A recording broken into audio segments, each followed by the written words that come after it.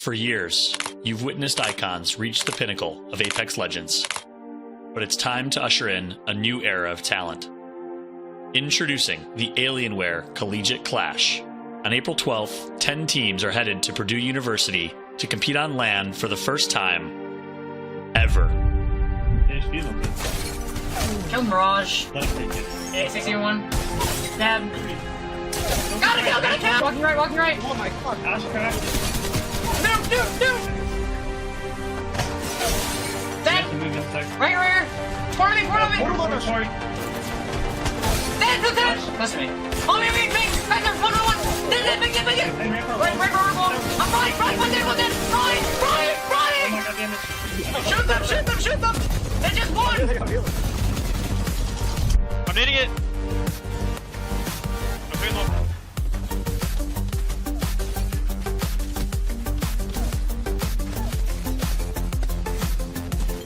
Let's go! I punched it! Oh my goodness! There's only one question left to ask. Who will win?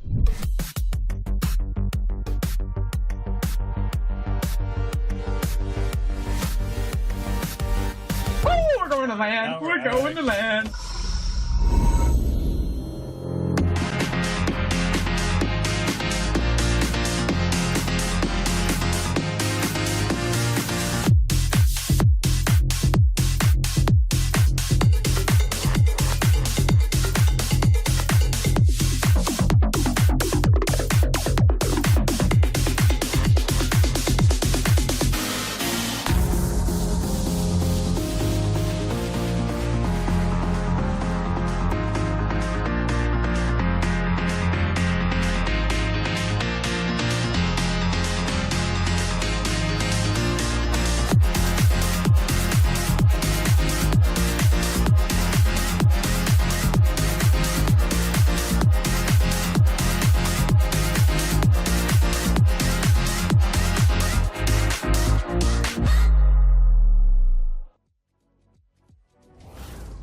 Hello, everybody, and welcome to the inaugural Alienware Collegiate Clash live from Purdue University. My name is Fallout, your host and MC for the day, and I'm standing right outside the Alienware Purdue Gaming Lounge. We're just inside. We have 10 of the best collegiate teams in Apex Legends ready to compete for the very first time on LAN. Look, this is a meaningful event in the grand scope of Apex Legends history. This is the first collegiate LAN ever. This is an opportunity to shine a spotlight on so many talented and passionate players of the collegiate Apex scene, and I cannot wait for the action to unfold. 10 teams internationally, Canada and the US, will be competing to hoist the trophy for the Alienware Collegiate Clash for the very first time. Before I throw it to the casters, I want to take a moment to just highlight all the work that Alienware has done to spark some life into the collegiate scene, with 7 gaming lounges in Canada and the US outfitted just like this one, including programs and events just like this as well. This is the first one, but hopefully there's more to come in the future. Big shout out again to Alienware and, of course, their partner Intel for making this happen. Obviously, you see the players behind me warming up, getting ready. We're going to be, showing this beautiful, beautiful venue, these amazing personalities all day long. But we know why you're here. You're here for Apex Legends. And to call the action today, we have the 2 of the best casters in Apex, particularly the collegiate scene. They've been supporting the collegiate scene since day one. One of them's a part of the collegiate scene. It's hard to believe he hasn't graduated yet. I'm going to go ahead and throw it over to Zephyr and to Dia. Gentlemen, the kings of collegiate Apex, take it away. Thank you so much, Fallout. Zephyr, I would love to flatter myself and think that they don't know which of us is in college, but you do clearly look younger than I do, so... Some would disagree. I've heard some questionable things at this LAN, but you know what? I'll take the compliment to heart.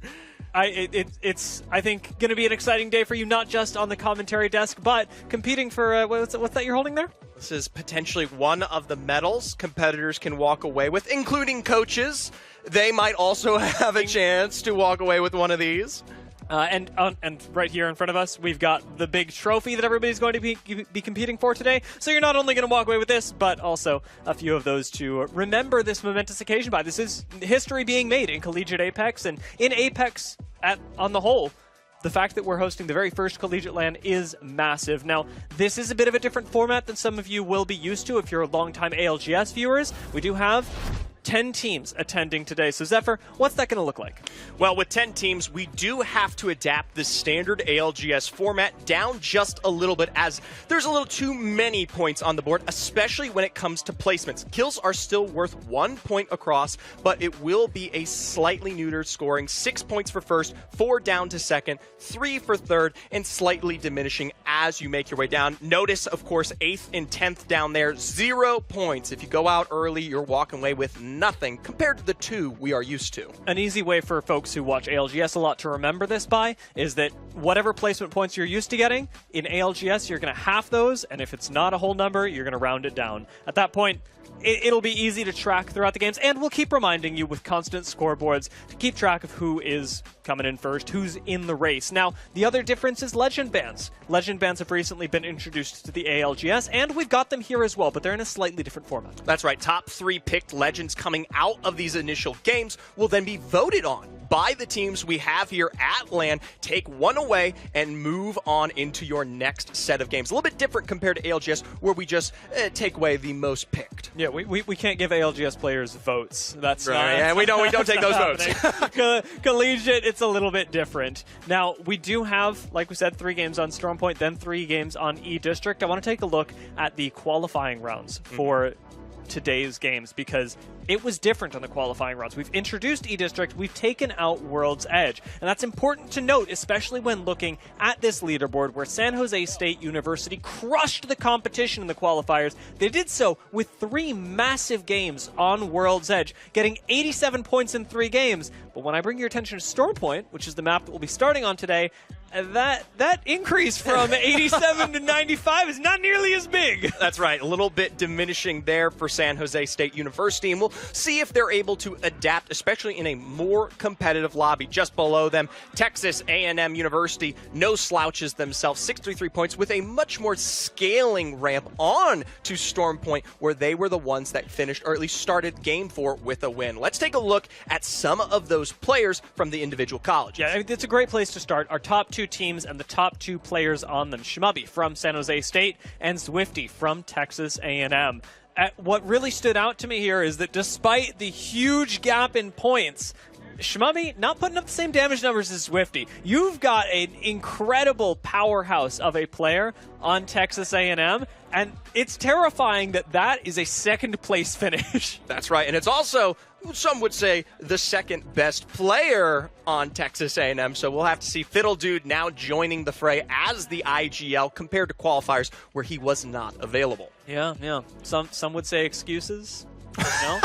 I don't know. Okay, all right, calm down. I am going to be making fun of Zephyr for bias basically all day, but it's also worth bearing in mind that he's supporting a top 2 team. Like, is it realistically, how much is bias, how much is just analysis? We're going to be finding out today.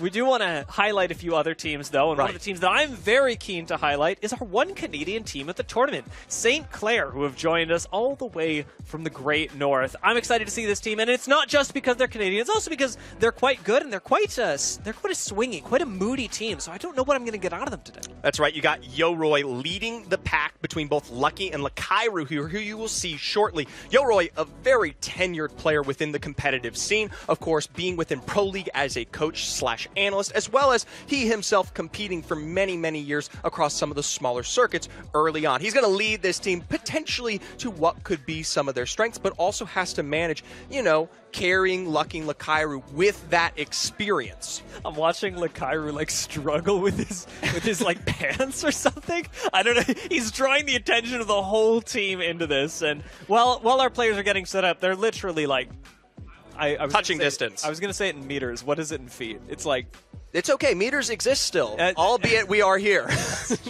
They're I don't know. They're 6 meters that way. They're incredibly close to us, and right now we've got all 10 teams basically in the 10-meter surrounding area. The energy in this building is electric, and I want to talk about a few other teams because we do have lots to get onto, especially with our Canadian team already having been highlighted. I've done my job.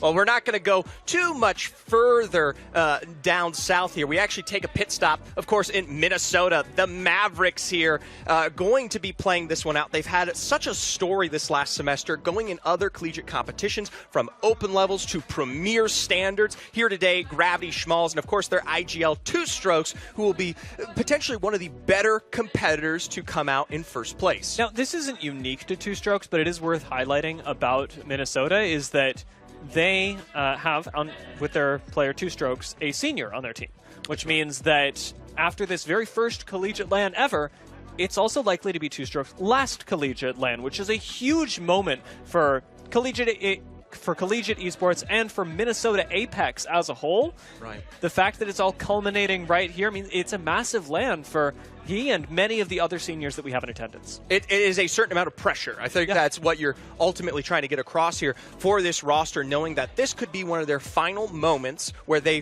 one, had to fight through qualification, break into that top 5, secure some major seeding, but then also now deliver on the day of in a completely different venue, completely different location, and ultimately back with their IGL. One of the teams that won't have to be dealing with that, won't have to be dealing with moving around, that do have a little bit of, we'll call it an advantage, is Purdue Gold. And I want to take a look at them since they're hosting after all. And not only are they hosting, they're a really good team as well. They were just out of the conversation for the top 2 highlight earlier, but sitting in third, Purdue is a far side away from being a bottom team here. They are looking to be competing for the very top of the leaderboard. Right, we talk about obstacles on the board today and not having to deal with the major transitions, the practice, the warm-ups could put Purdue University Gold on their way forward. Of course, you saw that Dreamer, Sushi, and Psyker. I will note that Psyker will potentially be going as Debo in-game, so if you do pick up on that, that'll be a slightly different name there. Ultimately, those are your co-IGLs and Fragger to go alongside that. That could work into that top place. Very, very likely, and I'm actually expecting a lot from them on E-District, just because I was talking to Dreamer earlier. It looks, or it sounds from the way that I've talked to them that they're actually very well prepared for that map, but we got a lot of folks that are going to be competing for that spot. And that means, Zephyr, it's time to actually predict who we think is going to come out on top. So I guess I have to ask who you... I mean, I don't know why I'm wasting my time, but who are you predicting? Well, it should be to the surprise of absolutely no one that my prediction will be Texas A&M. And bias aside, this is a team that has come through practice now for over 2 years within that kind of unofficial Apex Legends collegiate space. This might be, yes, their first LAN, but they have some of the longest standing experience compared to a lot of the competition that we will be seeing here today. So even if you think I'm biased, go ahead, do your own research, fact check me, tell me they're not quite a favorite. Yeah, like I said, I'm going to be making fun of you for the bias. It's just real for this take. Realistically, Tamu are a big favorite to walk away with the trophy, but I haven't selected Tamu. I've actually gone with Minnesota, and it's for a bit of a different reason. Because we have only 10 teams here, I think Minnesota's playstyle should age really well. They've been very placement-oriented across the past couple of collegiate competitions, not LANs because it's the first one, and I think that at LAN, they should do really well. I heard some of their pep talks earlier, their preparation. It seems like this is a team that's thought out basically every scenario, and when they've already got a very risk-averse playstyle, should be good.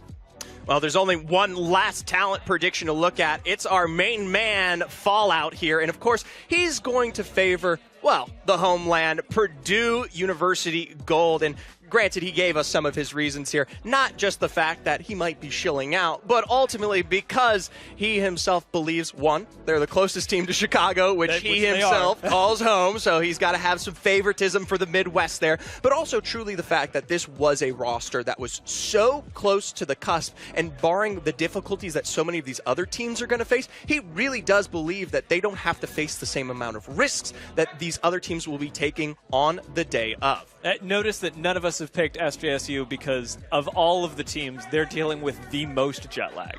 Yeah. Just like factually, they've got the biggest adaptation. Fun fact, they actually took a red eye to get to this event, so they were flying overnight to get here to then come in early yesterday and already start some practice, get some. I saw them over here in the varsity booth. By the way, they got a varsity booth here. I cannot continue to express how incredible this is, but that's going to be something that hopefully helps them here today now that they've got even just that little bit of an extra leg up. Yeah, there's a lot of passion in that, and I will say, if we're supporting like hometown, right? You're going with A&M, that's your team. Okay. We've got John going with Purdue, who are just the closest team to Chicago.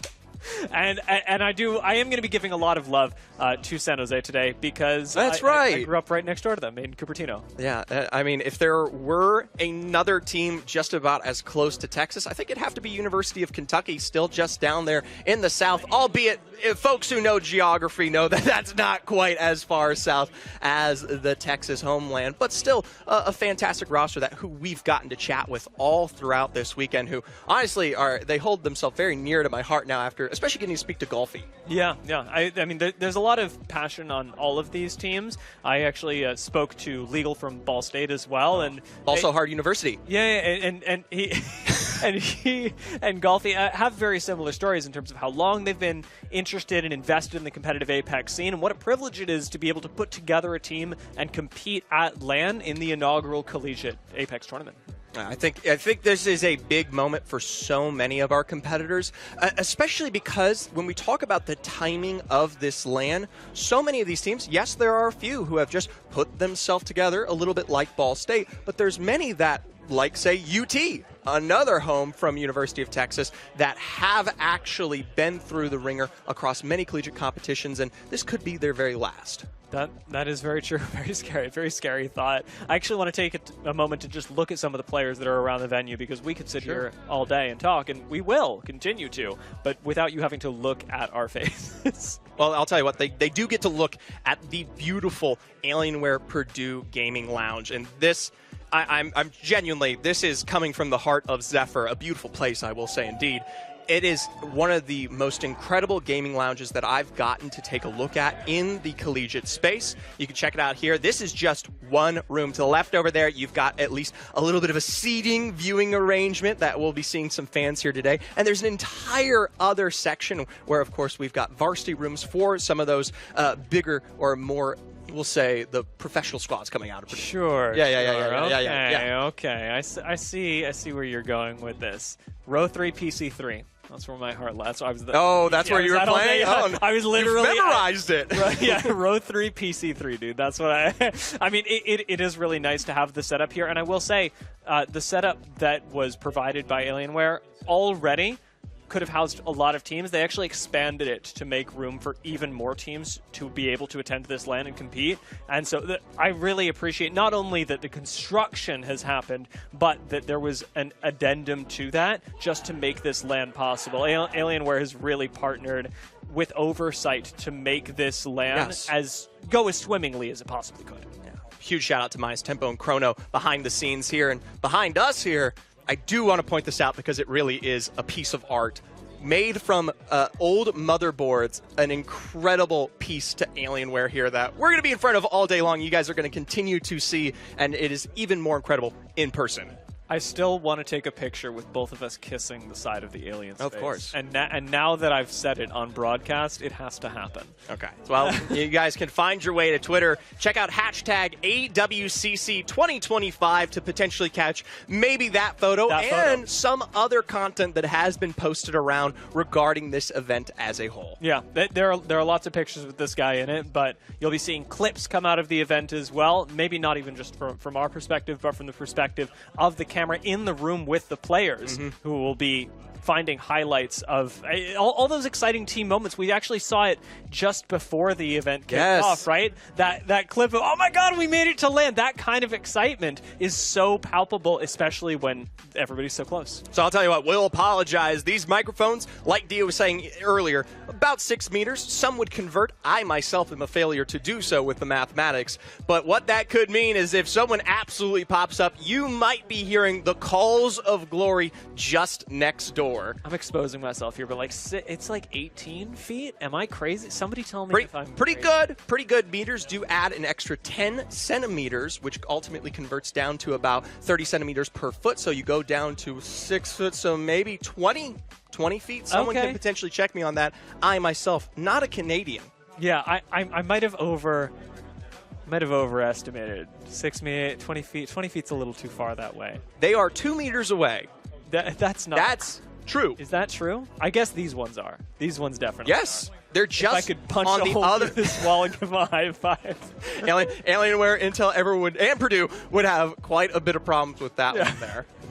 Yeah, fortunately, not something we're going to have to worry about for me. I do know that Yoroi likes to get physically antsy. I don't think there will be any holes punched in walls, but I do expect to see him get up and walk around after some of the games, especially because he's a player on St. Clair, for those of you who haven't been keeping track so far, that does need to get physically quite comfortable in order to mentally be there. By the way, we only bring this up because he's permitted us to say that it is, in fact, his kind of play style. Yeah, very true. We do have the first game on Storm Point loading up really quickly, so should be dropping in relatively soon. Crossing my fingers, Zephyr.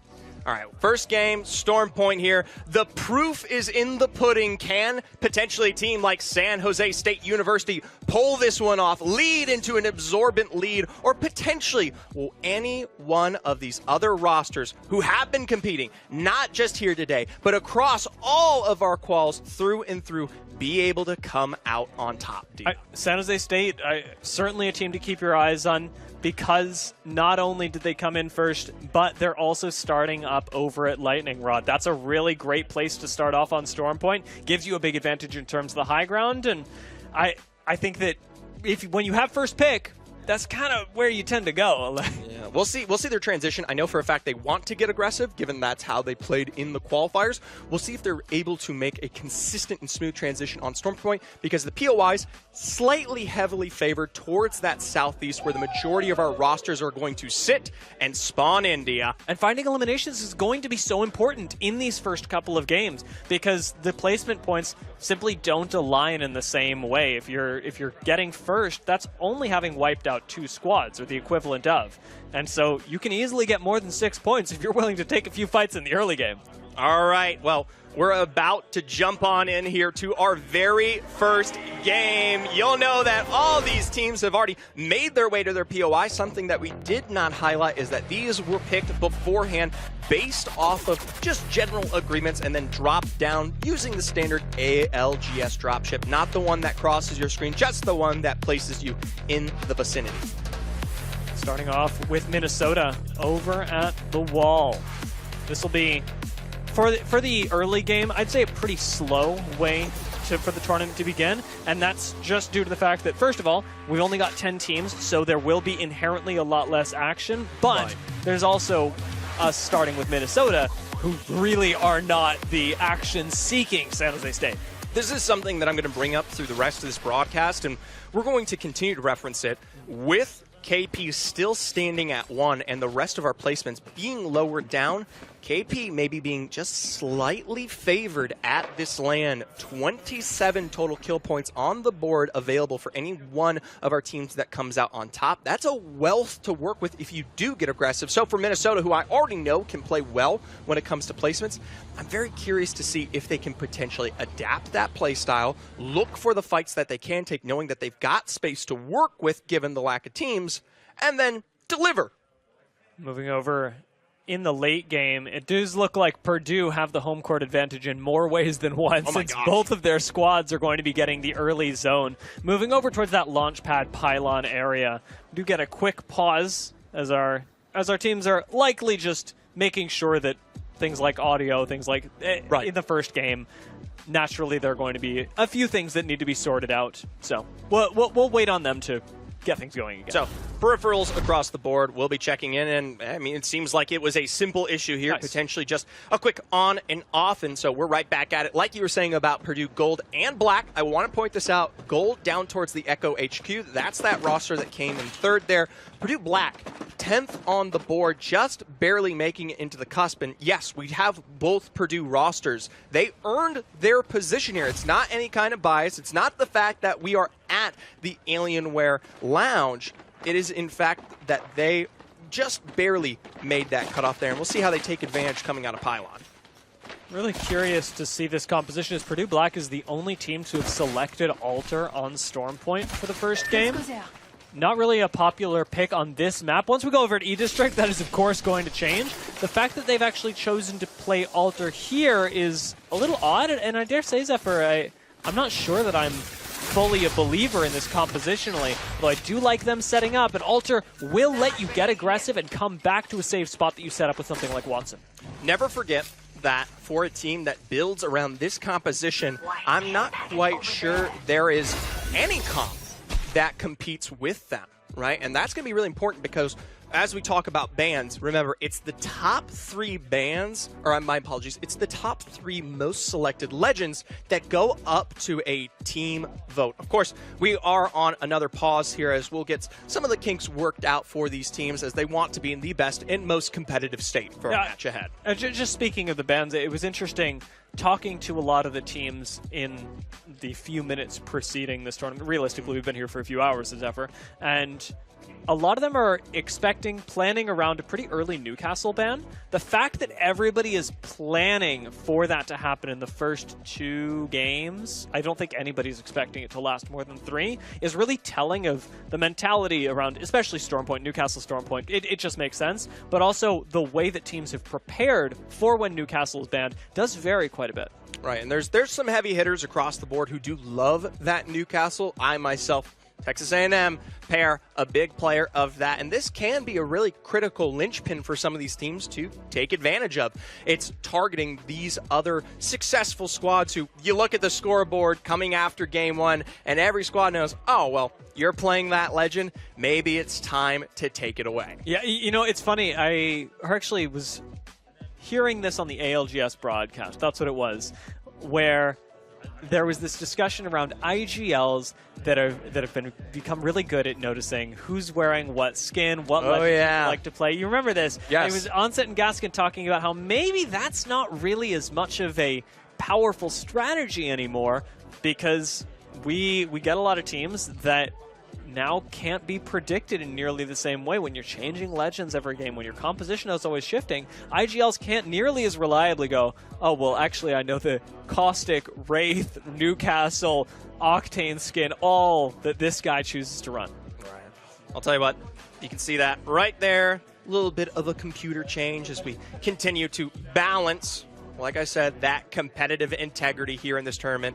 We'll have to jump back in. It'll be pretty quick. Is that for St. Clair? It looks like it's I don't want to pin it on anybody, right? I'm not pinning anything. I think that St. Clair is undergoing a PC change. That's what I think, based on the visual information that was presented. Could you imagine if it was like TSM on a PC change, right? And then we're all just, right? No, I don't know what you're talking Okay. All right. Well, with that like being a yes said, situation. we are going to go to a short break. When we come back, we'll build those PCs, put them together, and get these teams back on Stormpoint. Stick with us and stay tuned. And welcome back, everybody, to the Alienware Collegiate Clash live from Purdue University. Behind me, we got Minnesota State. Right across from them, we got the University of Kentucky. As a big fan of college sports in general, how awesome is it to be saying those brands, those names in collegiate esports? What a great competition and day it's been here live from the Alienware Gaming Lounge from Purdue University. Really excited for the opportunity to be here hosting. Hope you guys are enjoying the action at home. Well, I know there's not been a whole lot of action yet. Apologies for the delays, y'all. Slight technical difficulties, but the lobby's restarting. We'll be getting this kicked off in just a moment. I know Zephyr and Dia are ready to get things going. So with that, I think the lobby is just about ready. I see the players loading back in. Let's go ahead and throw it over to Zephyr and Dia as we get ready for game number 1. I'm not gonna lie, Fallout. I was like peeping Minnesota's monitors there. I was like, how many teams are in the lobby? Whipping out my spectacles. It does look like we're just about ready to go, Zephyr. But because we had that moment where we were dropping onto Stormpoint initially, it is funny. You talked about how SJSU do want to pick fights early and how Minnesota don't. Funny that they're placed so close to each other in the north end of the map. Yeah, we'll see how they have to adapt there. One good thing is it just comes down to the speed of rotation. For a team like Minnesota, if they cater themselves directly to zone versus, say, someone like San Jose State University, it's going to just basically come down to the 30 seconds or so that these teams are going to be taking in terms of their initial loot paths. Could be faster, could be slower. Remember, we've got spacing in this lobby. Something we did notice from just that inaugural game there is that it does seem to be a little bit paced out. I'm pretty sure the only teams we really saw going at it with a deep rotation was Purdue Black out of Pylon and St. Clair Saints, who were starting to head north and mirror towards, well, North Pad. Yeah, I think most of our teams are expecting this to be a slower game. Like, they're taking their time on looting, on planning out a rotation. Even watching the few teams in the South, Purdue Black, they were probably our fastest rotating team, and it's not like they went very far. Well, either way, I do want to confirm, with that PC reset going to be, yes, starting a whole lobby anew. Thankfully, no KP or any points were assumed during that, at least, initial part of our game here, so everyone will be starting back to basics. But of course, when we talk about that pylon, or at least sort of biased towards the Purdue rosters, it is going to shift around, which could ultimately change a lot of what we see. Closer towards the north, maybe San Jose and Minnesota rotate a little bit differently. Over towards the west, does Texas A&M actually look for kills, or do they stay in place? Yeah, there are going to be some rosters for which the game will change very little. I'm even thinking of Ball State here because they're landing over in Cedo. That's a POI that has a relatively you can rotate more or less whenever you want. It's going to be naturally quite quickly, but that's just because it's a small POI. Well, it'll be so hard for them to find their way potentially to one of these final end zones, and I'm most critical about seeing how they navigate, especially through, of course, to the north, Texas A&M, but also Kentucky, not super far off as well there, which, you know, they themselves felt very, very confident coming into today, albeit that roster super new. Do you have any? You're not going to be coaching them like live, so do you have any specific like zones or areas of the map that work really well for you guys on Stormpoint that we should be looking out for? It's very heavily favored towards the north side, you know, and not giving too much away. I'm not going to give too much away. Maybe we don't. Maybe that's the opposite. Yeah, you'll never find out. But don't lie to us. I'll say this. Very direct. Whatever path is taken, especially for my roster, it is going to be one that is accentuated by speed and, well, straight line ratios. They're going to be trying to find one of these teams as quickly as possible, or potentially a future roster to fight, especially on edge, by taking, you know, whatever looks the best to at least fight your way into zone. I don't expect to see too much negative rotating, not just from Tamu, but maybe anyone in this lobby. I don't think there's a need, right? Like, right. Just chances are if you walk in a straight line, you'll make it most of the way there without seeing anyone. Well, we'll see. I did think it was very, very funny. St. Clair doesn't start at North Pad, but by the time they had gotten there, I apologize, there was a team that had already made their way out completely, and you got to see this beautiful shift where we've got some dramatic irony on our end. We've got the map up constantly, basically like a clock ticking around. They had completely shifted, and you're starting to see that across the map as a whole here. Yeah, and that is really nice, is that a lot of these teams have been putting in time in scrims, not just TDMs, and so they are relatively familiar with each other as well, not just from the qualifiers, but for many teams just from playing a lot of Collegiate Apex outside of LAN. Yeah, I don't think folks realize Collegiate scrims are just as dominant as we would say even the pros in terms of how often and how much. These guys meet up on the weekly. They take time away from their studies to at least play in and play out, usually towards the afternoon in major collegiate entities like NECC, Octane, etc. Hopefully not an irresponsible time away from their studies. No. Yeah. Of course, that's after class with some time set aside. I get my work done, and I coach my boys. I tell them they've got to do the same here. And you know what? Turn around, end of the evening. Why not wrap it up with a nice bow of scrims? Yeah, it's nice. It's nice. It's a good way to bring everybody together. Yeah. I do know that a lot of the teams, we mentioned this actually before the broadcast, we have a fair number of teams that are relatively recently brought together. Right. And managed to put a team together in time for the qualifiers, and some were even almost surprised at how well they were able to do in the qualifiers moving into today, going, well, you know, we threw together a team wanting to make it in, and we were actually able to do it, and at that point, the pressure is on, you know? Right. It's not just the one-off where you're like, oh, cool, that was fun. You actually make it to something much harder and much bigger now. Which is really cool, too, because, I mean, this mirrors a lot of stories for some of the rosters that started 2 years ago with other major big events. And the best thing is, especially with this month-long gap in between the qualifiers and then coming into this LAN, a lot of teams had a plethora of time to put themselves together. You can see right there, Florida International University. They've got themselves, well, I'd say lounging, just waiting to get back into the action here. Shout out, actually. Well, I talked to Florida State earlier. Natita, who sat in the middle, previous women's comp player, played. You remember when we used to cast Celestial? Yes. Yeah. West League. They, Celestial. Celestial Cup. They're We've seen her play so much, and it's kind of a similar parallel story to what we've got going on with Yoroi, where you just have an incredible amount of competitive experience spearheading that roster. It makes me excited for what Florida State could achieve today. Yeah, Florida, definitely one of the bigger rosters that we're watching out for. We talked a lot about this top 3 scenario, top 5. They were right there. They were just on the cusp as well. And Natita, an absolute menace on this team. It was really fun, and we went into qualifiers, and I was kind of doing my research as a coach, and then it was really cool. My ears like perked up when I saw who was on that team. I was like, oh my gosh, that's crazy. That's a player that has been through the ringer, has practiced, and has shown a lot of strength already early on. Did very, very well in the qualifiers. I want to exaggerate that because truly, I mean, that is the difference maker for why they're here. Yeah, and it's really, for some of the rosters, a big data point that we have that we might not have for other teams, because Florida State is one of those squads that gathered themselves together for the purpose of competing in the Alienware Collegiate Clash. Right. Well, I believe we are going to be at least trying to get into this next, or my apologies, first game of Storm Point soon here. All players getting wrapped back up into it. As you can see them already picking out some of those legends there, and a Wild Crypto, I believe, appearing on Minnesota State University's monitors. I'm very curious to see how that one goes. Yeah, this was interesting because Minnesota State, like running Crypto, they also are expecting that other teams don't like them running Crypto, and I found that to be really funny. They were like, we know we like to run Crypto, we're going to get a few games out of it, it's probably going to be bad. And I don't know if that's true. I don't see people banning Crypto, although it could happen. It could happen. The one thing that is certain is that we are getting into our first game. We'll see how this one goes as San Jose State once again land up in the north end of the map. They have so much space to be able to cover here, and Shmub's even able to take more space, already starting to move down. All right, well, you've got plenty of POIs to work with here. We saw so many teams already extending what was Sonote became Sonote, and being now Stormcatcher and Lightning Rod, of course, as they I mean, if you got the chance to take as much loot as possible, why not? SJSU, more than happy. It's 1 POI per person.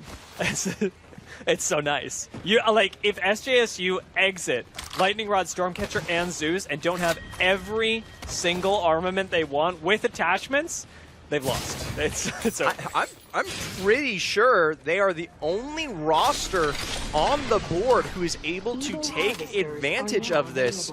Pretty sure, looking just down the map here, yeah, the only other major POIs that are fairly open down towards the south, Barometer, Coastal Camp, and then this big northern section, North Pad, Checkpoint, Cascade, albeit those more going to be your rotating POIs, and as a result, maybe not as good for that spread out loot scenario here. We take a look at zone, though. We take a look at zone here. I promise you, I have no impact. What did you do, Zephyr?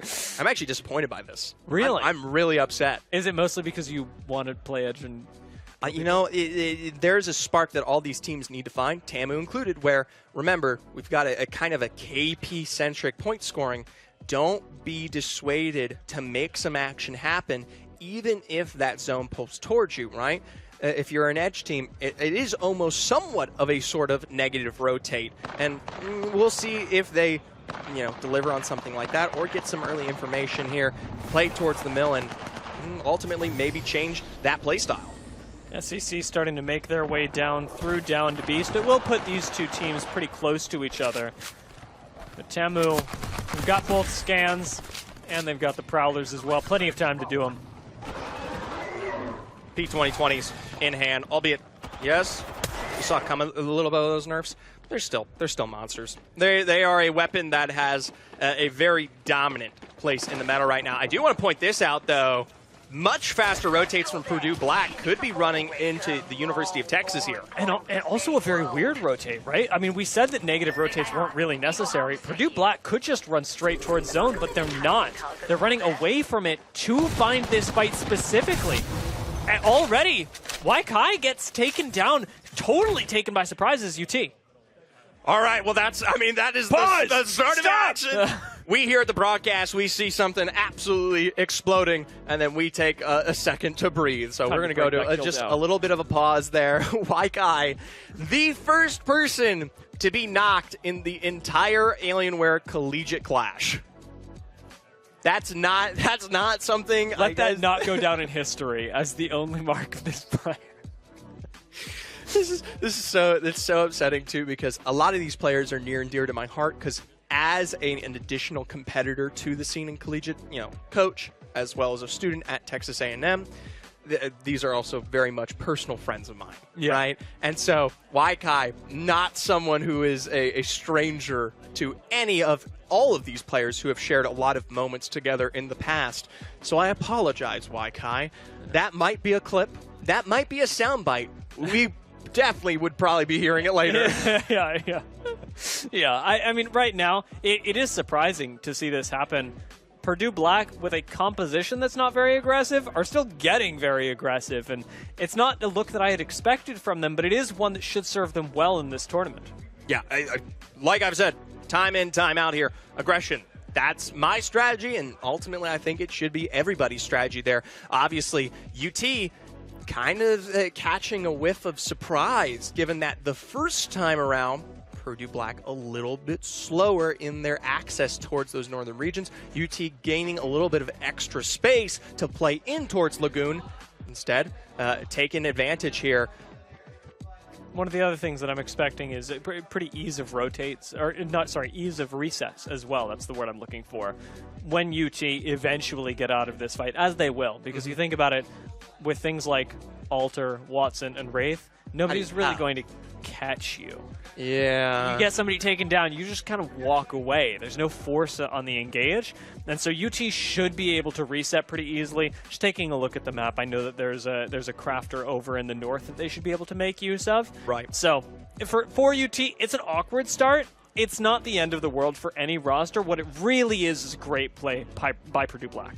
Yeah, I think already kind of showing here that Purdue Black is more than happy to put themselves in the driver's seat, learning even just that minor bit of information that we were able to gain from that initial game one there. So we'll see how this works out. Like you said, resets definitely going to be a big factor coming into the matches here today, because you do get a lot of time and space to make a rotation, find a crafter, look for one of those revive stations or a mobile beacon to then get everyone back into play. Yeah. One of the teams that, remember we talked about Ball State earlier, about how they were moving out of Cedo, so they had a lot of flexibility. Obviously, that's very true here. Another team that should have more flexibility than the average squad, since they're more centrally positioned, is Florida International. Since they're coming out of Command Center, this game will also be a really fascinating one for them, since I'd expect them to rotate relatively quickly. Command Center does lean towards that. If they do, they're still going to be, alongside Minnesota, the two teams that are in the path directly of SJSU to the zone. And so how you're able to play defense for both Minnesota and for Florida International as they rotate, how you're able to plan those out in a safe way, is going to be really their first trial to go through. I like that. Much like we're seeing UT be put through now. Yeah, first trial. Yes, it's going to be. I think no matter what game we end up, I like that you kind of highlight that you've got this sort of barrier between Florida International as well as Minnesota State. This is going to be something for both of these rosters where no matter where they go, whether it's west or east, you're either into the Lion's Den or you're potentially, on your way out, but just the cusp there. So for the likes of San Jose, I'm in no surprise going to expect them that when they sniff this out and they find someone, they're not a team that will slow down. They're not someone who's happy to share space, even though they do have so much of it. These teams could find themselves into Cedo, and then SJSU's, they're going to fight for this. Yeah, I'm expecting once we see the teams get closer together, even if fights aren't actually necessitated, we will have squads forcing them, right? Like, yes, even 100%. In Zone 2, once you get into Zone 2, typically in ALGS, you wouldn't see that many fights because there are so many teams around to punish. Once everyone's in close quarters, even punishes and third parties are that much more difficult. Yeah, I think there is a precedent that will be set as we make our way through the games today where it's going to be even more crucial when we talk about third parties and the proximity of these teams here, because hearing shots, that's waving a red flag in the air that screams, there is potential to work with here. And for those rosters who are looking to take advantage of the current score lines, they know they want to play around that, right? That is basically your go button if you are searching. Yeah, you mentioned something in the break, and because they got the first knock, we've mentioned the composition a few times. Let's talk about it real quick. From a Legend Band's perspective, what we're seeing from Purdue Black is really interesting. They're playing 3 Legends that are unique in the lobby. Nobody else is playing them. Right. Do you think that's mostly a Legend Band's thing? Do you think it's a meta read? Like, what's going on with Purdue Black?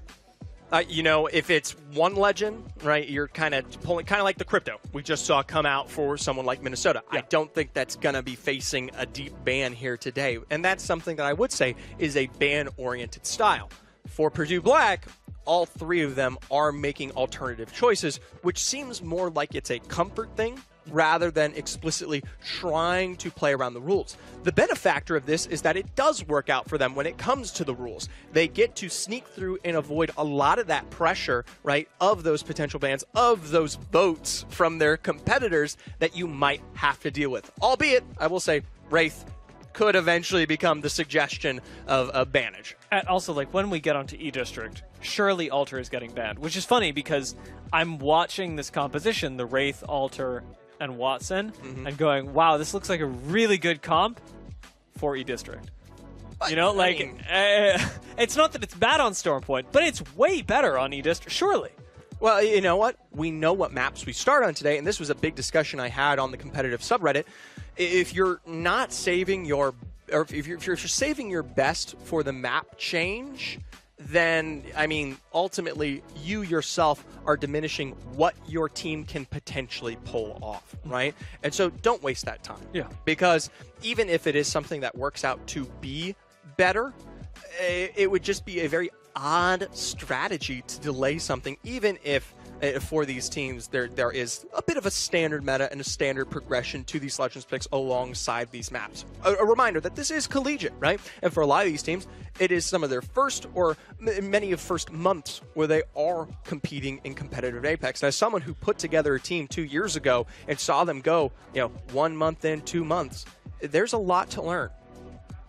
There is. You're adapting constantly, and that is something that we'll see showcased yet again as we begin in our very first is the first of the first of the first game of the Alienware Collegiate Clash.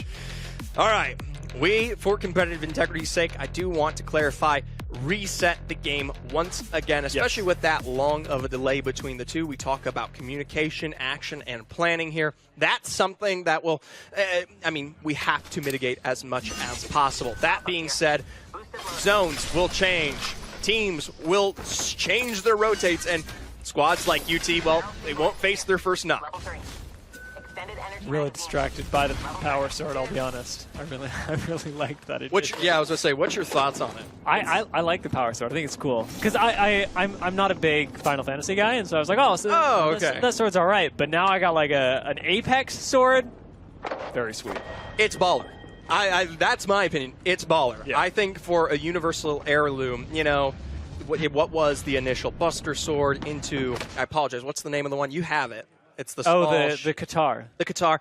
Not a big Qatar guy. I was not a big fan of that one. The sword, my wallet has struggled to defend itself here. Yeah. That's a difficult journey, but we'll talk about more difficult journeys as we take a look at this ring.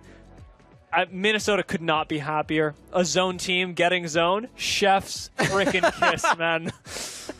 Well, you know what? This goes back to my point I made in the first game, where Minnesota State has the option to play hard zone, right? Where they are most comfortable in terms of their style. But that ultimately might not always be the benefit to your team in this lobby. If other squads like SJSU or TAMU or SCC are building up a wealth of KP, and then you show up in zone and only walk out with 6, you can be quickly eclipsed. It actually makes me wonder. I know we've been talking about SJSU all the time. Even Minnesota are looking at them. When I'm thinking of what SJSU is going to do, I don't necessarily want them to go on a super negative rotate, but I really wouldn't mind if they went from the Zeus Lightning Rod area and went down to Stormcatcher, tried to catch U of T on a rotate. Sorry, UT. That's my bad. That's my bad. All right. One thing I will say with that big split that they have in the start is it does take a second to group yourself back up. Think about a zone like this. If your objective is to head west, whether it be underneath Command Center or through all the way to Station, you've got to pull your entire team all the way back up from Stormcatcher, utilize some of those cannons, and then put yourself together, which, albeit the map is not currently shown, that's what they have to do in this game. Yeah. Purdue Black, another early rotate, this time not on U of T. They used the surprise attack. Interesting. I think chose not to go for it again. It would have been a little too easy to read this time. I do think University of Texas clearly it would be respecting the transition here, albeit making that exchange. Is it because you know that it's no longer a surprise, or is it because your northern rotate is dictated by the fact that that's SJSU, right? Yeah. You don't want to walk in, like I said, the Lion's Den. Yeah, you don't want to walk into a team going, we're going to jump up and surprise U of T, and then have it be SJSU. We really build up this team, They're going to die because no. We really build up this team based off of the incredible labor they put into qualifiers here. When, respectfully, there are a lot of squads that can hold their medal. We have been seeing these, at least rosters, compete through many TDMs and some early practices with each other to get acquainted with the lounge. And you know what? It's not always so clear-cut and dry. It's not always SJSU on top. Yeah. They are one of the teams that favors LTMs, so like we said, rightfully hyping them up, but still some variability here. A lot of teams have started to rotate in. Ball State are actually making their way towards the wall and have a reasonable spot to play for now. SJSU are clumping up towards Zeus Station, and we got Tamu, who recently took a small engagement with Purdue Black and did lose some HP off of it, but don't seem entirely concerned. Yeah, taking themselves away from the action here, and Cito clearly prioritizing either what will be a rotate or maybe this high ground here, right? Trying to play with the advantage of, you can already see Nemesis. I heard that 30-30 on the other side, what I can only assume might be pair. This is something to work with, and now an evac. I'm really curious to see what they're going to opt to play around here in terms of this engage, is this a rotate. They're still pinging it.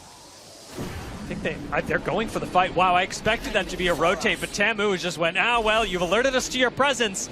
Let's get in here. Fiddle Dude gonna land on top of the roof. Remember, there's no ultimate on this Ashe. Has already been used. Arc Star, very early usage just to keep Tamu at bay, but they're all sticking together, and unfortunately, they're all getting fried. Fiddle Dude's down. Swifty's down as well. It's just Pear who's got to pull off the turn of the century. He tries to stick the res, puts the mobile shield up, and Pear gets wiped out. It's Tamu at a 10th. Texas A&M, they take the risk here. They try to send for the aggression, and you've got to understand playing into height comes with apparent advantage that they just weren't willing to take. That is a massive name now eliminated from this roster. A huge congratulations there to Purdue Black. We talk about defense. We talk about these heavy hitters, these aggressive teams. That's about as good as it gets. You're feeling on fire now. I could not be more hyped for Purdue Black having pulled that off as well. When a team evacs on top of you, you start sweating because they think they can take the fight. The fact that you're able to turn it around, man, that must feel so good. Back to Ball State, who actually started in Cito, so we just saw a fight where they began the game. They've already made their way well into wall. Are super chilling here. Catalyst up. They're fine. This, however, is interesting. SJSU haven't made the early rotate. They also haven't negative rotated. Instead, they're waiting. They're setting a trap right outside Zeus Station. Yeah, Ari trying to sniff out whoever might be coming back here. UT Shmub, TP out and away. Getting back on that roof there. Spicy Boy did take a bit of damage on that peak. Now clearly identifying the 3v3 that can come through here. And that's big damage. Thankfully, Waikai going to avoid initial knocks here. It's Tamu who represents that one, but albeit all this damage, that just gives SJSU maybe the clearance to send on this. Yeah, there's so little peeking going on from UT. They're not monitoring the angles, and it gives SJSU lots of time to walk up. I'm watching Neko, actually, who's gotten a lot closer to Zoo Station this time, but SJSU still playing pretty carefully as well, looking for a little more damage on UT, and I don't think they're going to get it. UT seem pretty keen on disengaging. I think that's smart. They know they rotate north. They know it's SJSU. They're already facing a ton of damage, and there's so many other paths to get involved here. We'll tune back in over towards the wall where it seems the majority of our action is continuing. It is still at least Ball State and Minnesota, but now St. Clair Saints also in the proximity there, west end. We do tune over the map. Florida International just holding out on the height there. They will be forced to rotate in, as this is that far northern pole that we talk about on Storm Point. Most of these teams, even Wall, they're going to have their difficulties if, well, it's SJSU who hold the height. Yeah, this is... It feels weird because, again, we're talking about SJSU, but just textbook Apex says that they're going to have an advantage here. And it's going to be, interestingly, they and UT that still get smushed together, despite the fact that UT disengage. Realistically, these two teams will be clashing again because UT don't want to fight somebody on the low ground like Florida International for a spot that's realistically going to be out of zone. Yeah, you can already see those shots coming in there from Florida International. That pushes them back into the northern side towards this choke. And while they can hold on to it for quite some time, it is going to be something where they have to make that critical decision. Do we take the fight against SJSU, who have height advantage, or do we just maybe slowly peter out? It has to be something. They can't just not pull the trigger, potentially working around that ballistic ultimate, crossing distance, a good Ash TP after potentially just an initial crack. Something has to break, and it could potentially be a further rotate by Purdue Gold here. Yeah, I don't know. It's tough for UT. When you say something has to break, I'm looking at this as the squad that is under the most pressure right now. Everyone else has got a building, but we've got another fight going on. Purdue Black, they've already slain one team. Can they claim another? Some big verts there, all coming up short. Notably, it will be a difference in armor. Purdue Black's Ren just barely hitting the perp at the intro to this fight. It's up against University of Kentucky. Threatening with the dual altar portal. They may choose to enter this at the same time. Will Purdue Black actually go for it? They don't have any damage just yet. Dragon actually gets just a little bit, but not even a crack. Doesn't seem like enough to actually start the fight off of. Purdue Black are playing these angles very patiently. Taking their time here, watching the height. They know this will always be a risk. They're already leading out. You can hear that portal underneath. That's going to be something where, yes, they've opted to make the cross towards Command Center, trying to play potentially for a gatekeeping moment here. He gets to make that play without expending the tactical as well. It's just interesting to watch University of Kentucky not really punish this. It's not a bad thing. It can just mean that University of Kentucky don't want to fight. They don't want to... Right. You know, if you take down the Wraith, you have to fight. And if you just let the Wraith portal, that's something you get to pass on to another day. So both teams are going to just let each other be. Not two ships in the night, because those would be unaware of each other, but two ships in the bright light of day going, well, neither of us really wants to sink here, do we? Meanwhile, UT, we talked about just barely. Purdue Gold were on this far eastern rotate all the way from that southeast, who have to force their way in. UT now in a real tight linchpin where up towards their north, SJSU. Down towards their southeast, Purdue Gold here. One of these fights has to be won because also, a dramatic irony, Florida International moving into the caves here. Yeah, I mean, it's the right time to move for Florida International. It's the wrong time, unfortunately, for UT. I'm also curious what will happen with Purdue Gold, who don't seem to want to fight either. Notice they're not applying pressure to UT anymore, and that's let Florida International walk up till they're basically eye to eye with UT. These teams are within touching distance of each other, and this could get very scary very quickly. Gotta wonder with the increased, or rather decreased TTK, and the T2 could be in a lot of trouble here. Has a Havoc in hand. Red armor. This is a big moment. We've already got that initial ballistic ultimate coming out. This should be the go button, the send, but no initial cracks, no nades found. Gonna see if they can get the alternative angle here. When I spoke to Natita earlier, she mentioned wanting to find opening frags. Even though it's not the role she's trying to take on the team, it's her instinct right now. You can see those instincts working on a critical level. Florida International are doing so much damage to UT. Big bang grenade right there. Urche gonna have to reset real quickly, but Florida International still have the advantage and they lose it so quickly as the first knock goes down. We're gonna see this turned around. Florida International now have lost 2, and it's just Bendy left. P2020's in hand, but the autoloader about to go down. It's a lone ballistic who gets away. Just not taking the initiative there in the moments where you had to. And meanwhile, Purdue Gold, full reset here, able to put themselves back up to health. And with Purdue Gold now taking this position, Purdue Black have come up behind them on the minimap. So approaching from the north, we've got Purdue Gold, Purdue Black, U of T, and SJSU all having to cram to a very small space in the next few seconds. They've got time here. UT, that's the one I'm most concerned about. Caden now just getting back into the game off that soft reset. I like the fact that they are prioritizing holding the choke here. Still have to be so respectful of this height. They don't know if SJSU have moved yet or what other features might be ahead of them. Facing out into the open, they got to figure it out. Oh God. They're surrounded by 2 Purdue rosters. This cannot go well. It is not nearly as much cover as they had previously. There are 3 teams looking at it. It's double Purdue and SJSU looking at UT. Still trying to at least get themselves some health. Purdue That's Black, not a good spot. They've got little space to use, but it's cover against the rest. Sliding down from behind. Ren already putting damage where it counts. Gotta go for the Butch Spicy Boy down. A nice shot from above with the Peacekeeper here. Chase Waikai down below. Now with Purdue Black pushing this, Purdue Gold could very well hear it. It looks like Purdue Gold still engaged. They've got another fight brewing for them. Admiral Macron almost takes down Waikai, but gets shut down themselves. Meanwhile, in the caves, it's Purdue Gold up against Florida International again, and this time, Florida International will not survive. They will go down in 9th. Already cut to pieces from the initial engagement and now slaughtered here as our 9th team eliminated. I remind you, no points from placement gain. And out of nowhere, we miss it. St. Clair Saints taken out by Minnesota. That is a crazy fight to have happened, especially when Minnesota are on the aggressive end of it. Picking a fight on low ground from zone, not what I expected to see from this team, but it's a big shift of momentum for the St. Clair Saints, who have now lost out in a huge way. 7 teams left. Purdue Gold, the Purdue squad's winning big today. Yeah, already with that 4 KP there for the points on Purdue Gold. Or maybe I believe that's that additional placement there alongside it. Gonna drop the Rolling Thunder down. Debo looking maybe for some further splits ahead. I like this priority, but remember, just below them, you do have that University of Kentucky squad playing the rocks you might want to share.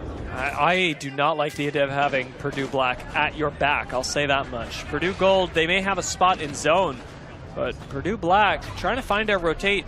And it looks like they, despite my weird enunciation there, have actually found one that puts them right in the arms of SJSU.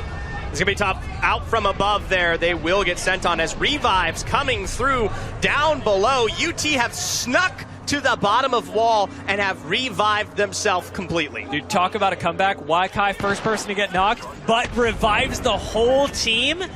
This is huge for UT. It's another chance at life. And behind BSU, who don't have a lot of health, you could very easily pick up a few KP. UT maybe struggling with how exactly they want to rotate. Well, BSU have no choice. Droid ends up finding a knock, but inside this zone, it is a losing battle for the Ash, and will be Ball State that go down to University of Kentucky. A fantastic defense from University of Kentucky there. We talk about the low ground. So many of these rotates above carry big name teams like SJSU and Black out of the way, gives you the full inkling to fight that one out. Big updates though. SJSU, Purdue Black, they get into a huge engagement over towards the north side of this zone. Now down to 1 player individually. Yer, Schmub, the last 2 members left alive. The team that sits above them all, Purdue Gold. That is wild to see how much this has changed up. Purdue Gold having the best spot in zone and high ground on top of all of that. Havoc P2020's in hand, and Debo doesn't have a whole lot of ammunition, which will need to be remedied in the next few seconds. But Purdue Gold's focus is also on keeping other teams below them honest, something that SJSU in their position didn't do. Purdue Gold have got dialed in. The win condition for them is to keep height away from everyone else.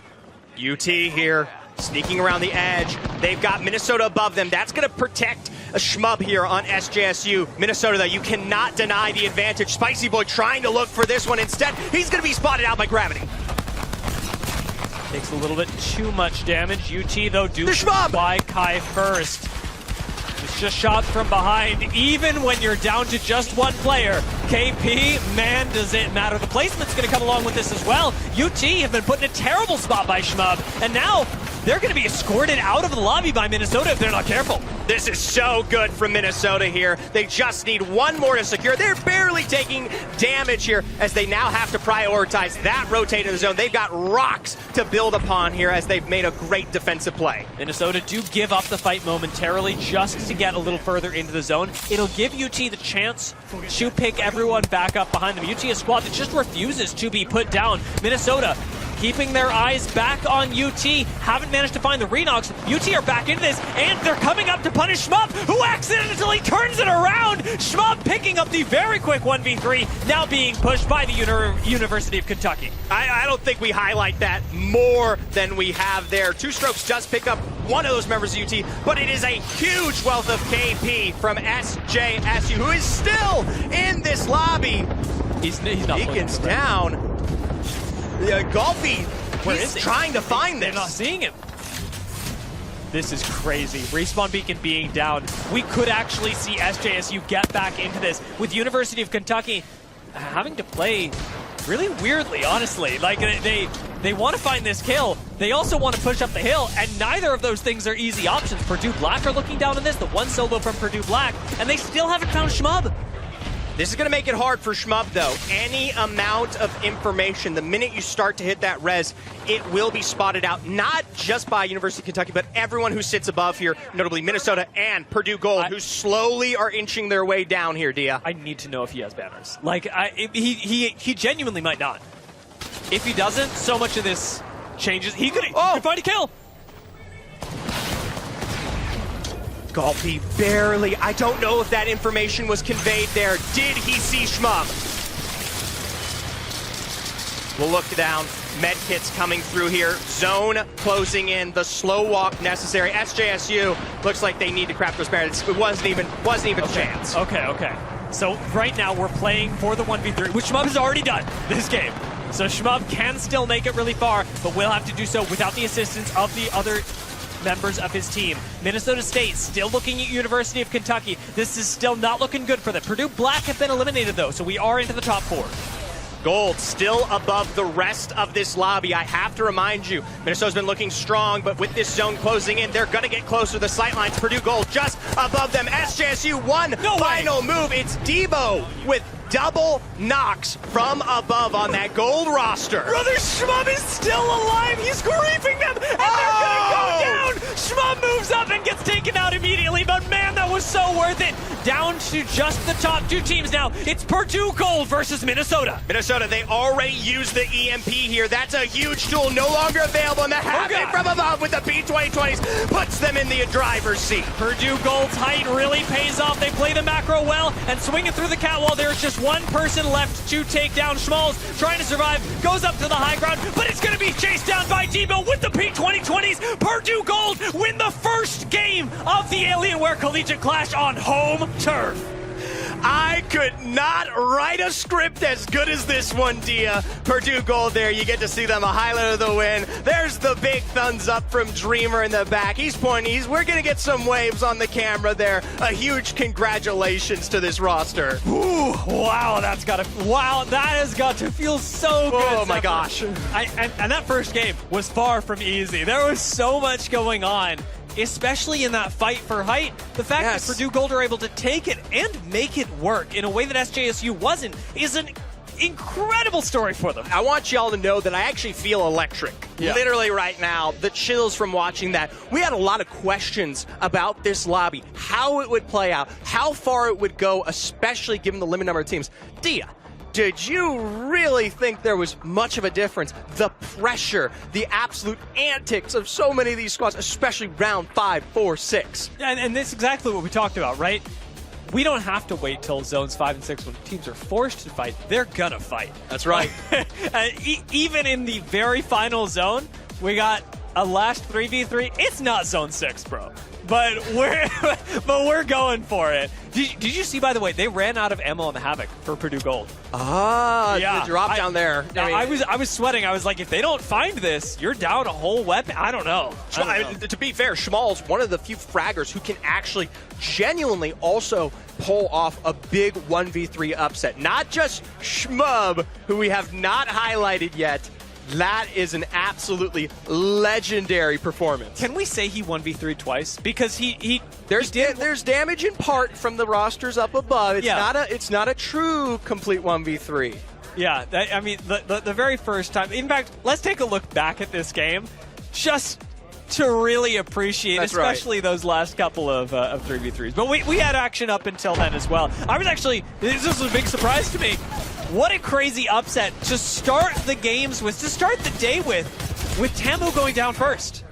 Big, tough scenario there. We'll see if they can come back from it. I have my hopes, but this cave, this system, it really spelled out how the game would go here. You had Florida International, you had both Purdue rosters, you had UT, who we didn't make much mention, incredible recovery throughout this game, all the way down to Wall getting themselves put back together. I can't believe UT was able to pull this off. And I mean, speaking to it, a team like Florida International actually had a really good reset themselves, just still weren't able to make that climb. Yeah. The Purdue rosters doing such a good job, both black and gold, of retaining height and making so much pressure, or putting so much pressure down onto the low ground. Okay, well, I'll tell you what. We take a look for the first time at this match, seeing how the scores are working out. Purdue Gold in the lead with 18 points, 12 KP taking advantage of from their high ground. That high ground that you saw SJSU was trying to play into. The next closest, of course, the Minnesota State Mavericks, 8 points, 4 kills.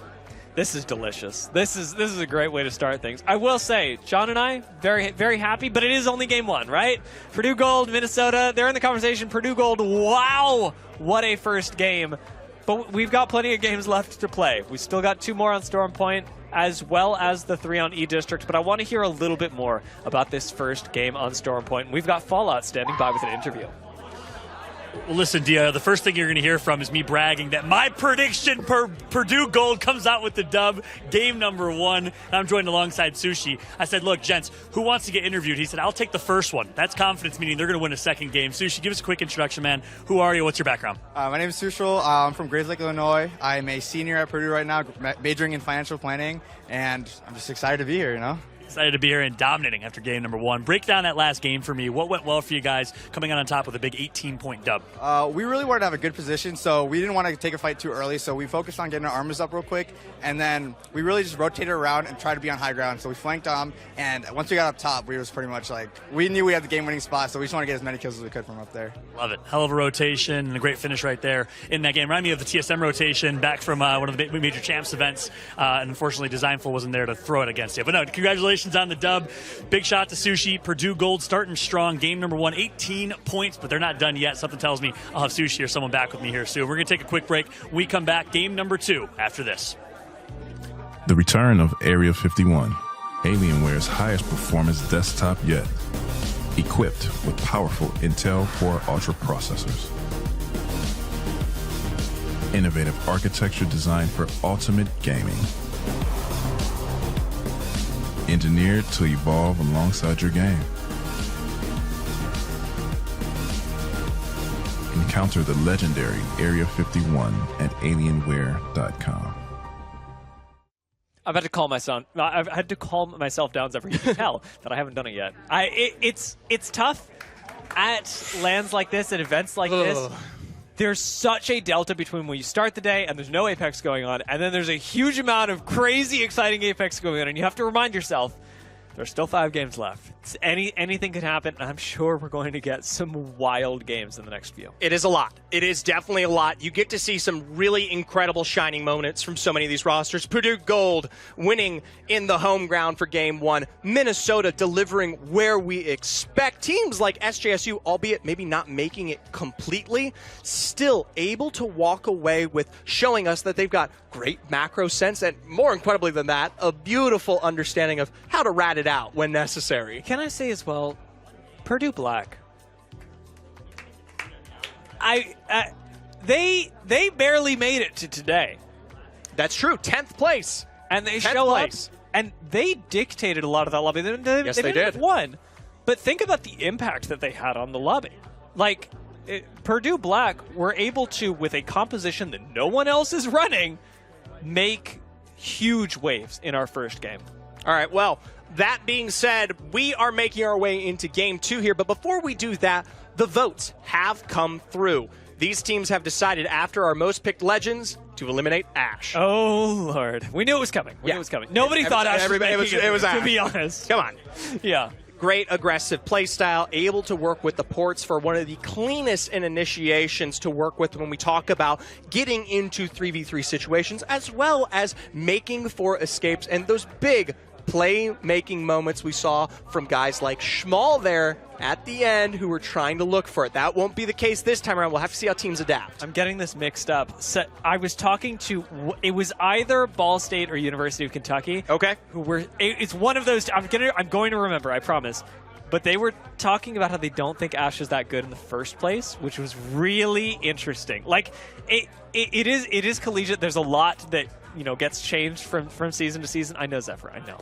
But seeing how teams, with their own read on the meta, are now going to benefit from this, right? Once Ash is taken away, if you're already not practicing with Ash, I want to say that you'll have an advantage. I know. You can talk about how Ash is good. It's okay. It's okay. I don't need to talk about how Ash is good. I think we all understand how Ash is good. Either way, 5 games to go, Dia.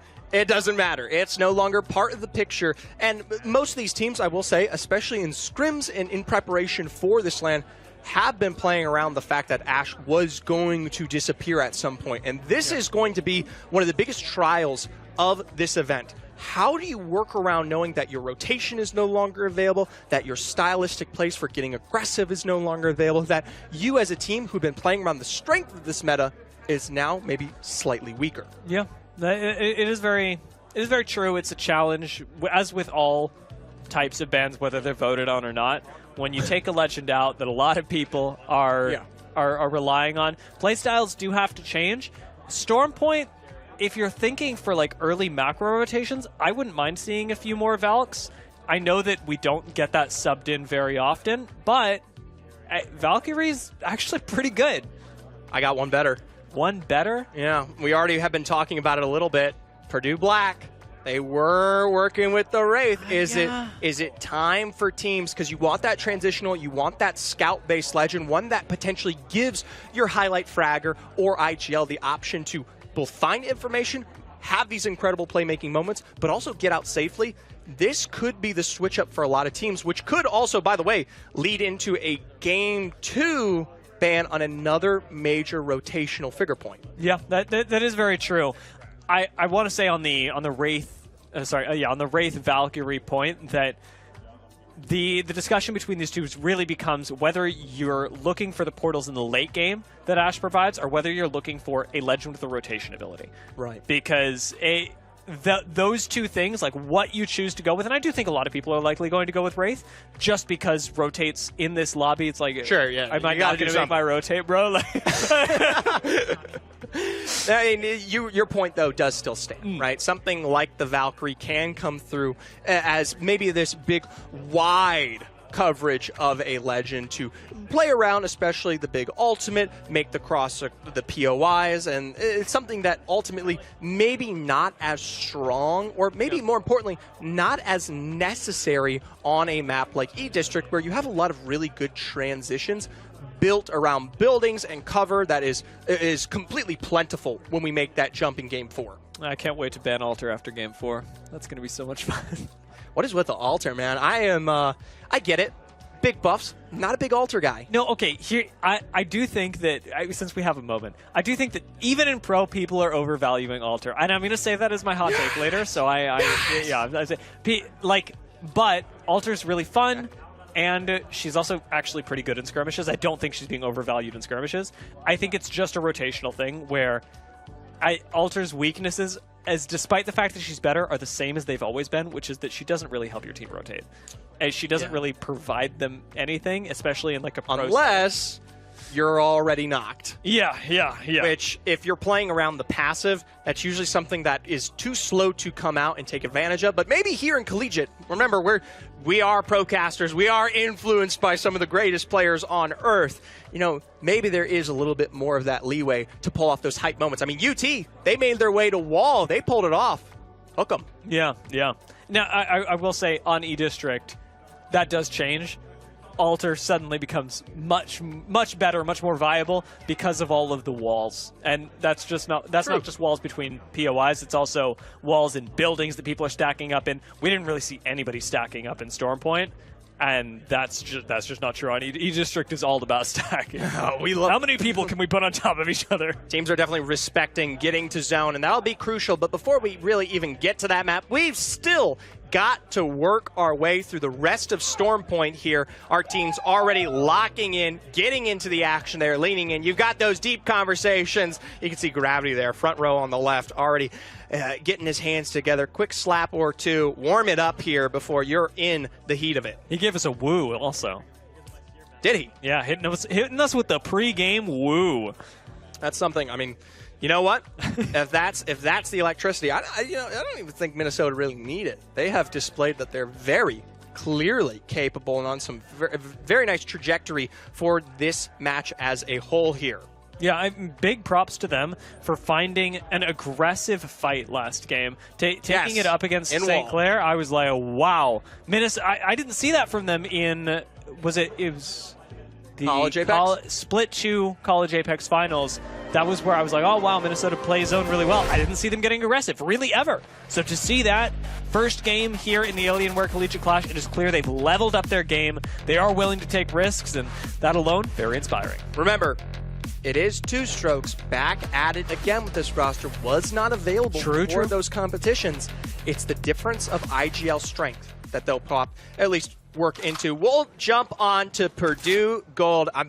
It's incredible to see the 18 points there on the board. Far and away leading currently. We mentioned the Wraith as well. Purdue Black, of course, still running the Wraith. We have a few other teams that have picked that up. Ball State going to be running Wraith this game. I'm noticing SCC running Wraith, and we've got Tamu, Zephyr. Tamu mentioned running Wraith. Honestly, I feel like I want to mention them less. They've got to earn Papa's respect back, because now they've lost it for the time being. We'll see how it goes. That being said, Purdue Gold, incredible starts, but it didn't just begin here today. We got the chance to talk with Dreamer before the matches began. Let's take a look. Hello, my name is Masahiro Suzuki. In-game name is Dreamer. I'm IGL of Purdue Gold. My teammate is Kevin and Sushi. Since it's my first time to play in the round this kind of event, so I'm a little nervous, but I'm so looking forward to play this event. So basically, we focus on the 2 point. Our first point is the balance of the key KP and the placement point. And one more thing is it's just after the update, so like we couldn't concrete our comp, so we focus on do our best. There you go. Focused on doing your best here for Purdue Gold. I think if Dreamer had any idea that the result they were able to procure in Game 1 was coming, would have possibly had a lot more confidence in that interview. Yeah, I mean, clearly doing their best has worked so far. It is interesting that you mentioned not really being able to fully adapt to the meta, the update so far, and so despite that, you're still learning in quite a few ways. Purdue Gold have mostly finished their loot, are going to start moving up towards Launchpad as we do again have a northern zone, and once again, I have to say, Minnesota, very, very happy babies. We'll see how they fare, as this time around, Purdue Black are opting to send the same rotation that we saw against UT. Waikai playing this small, doesn't give themselves away. Red walking right into this, no knocks. And he still finds one. Imagine swinging that. What a crazy guy. Purdue Black find another, and it's just going to try and take this altar portal, and will do so. Likely finding a few reses here. as the rest of his teammates will be taking this as well. That's going to be mirrored on both sides, however. UT also finding pickups.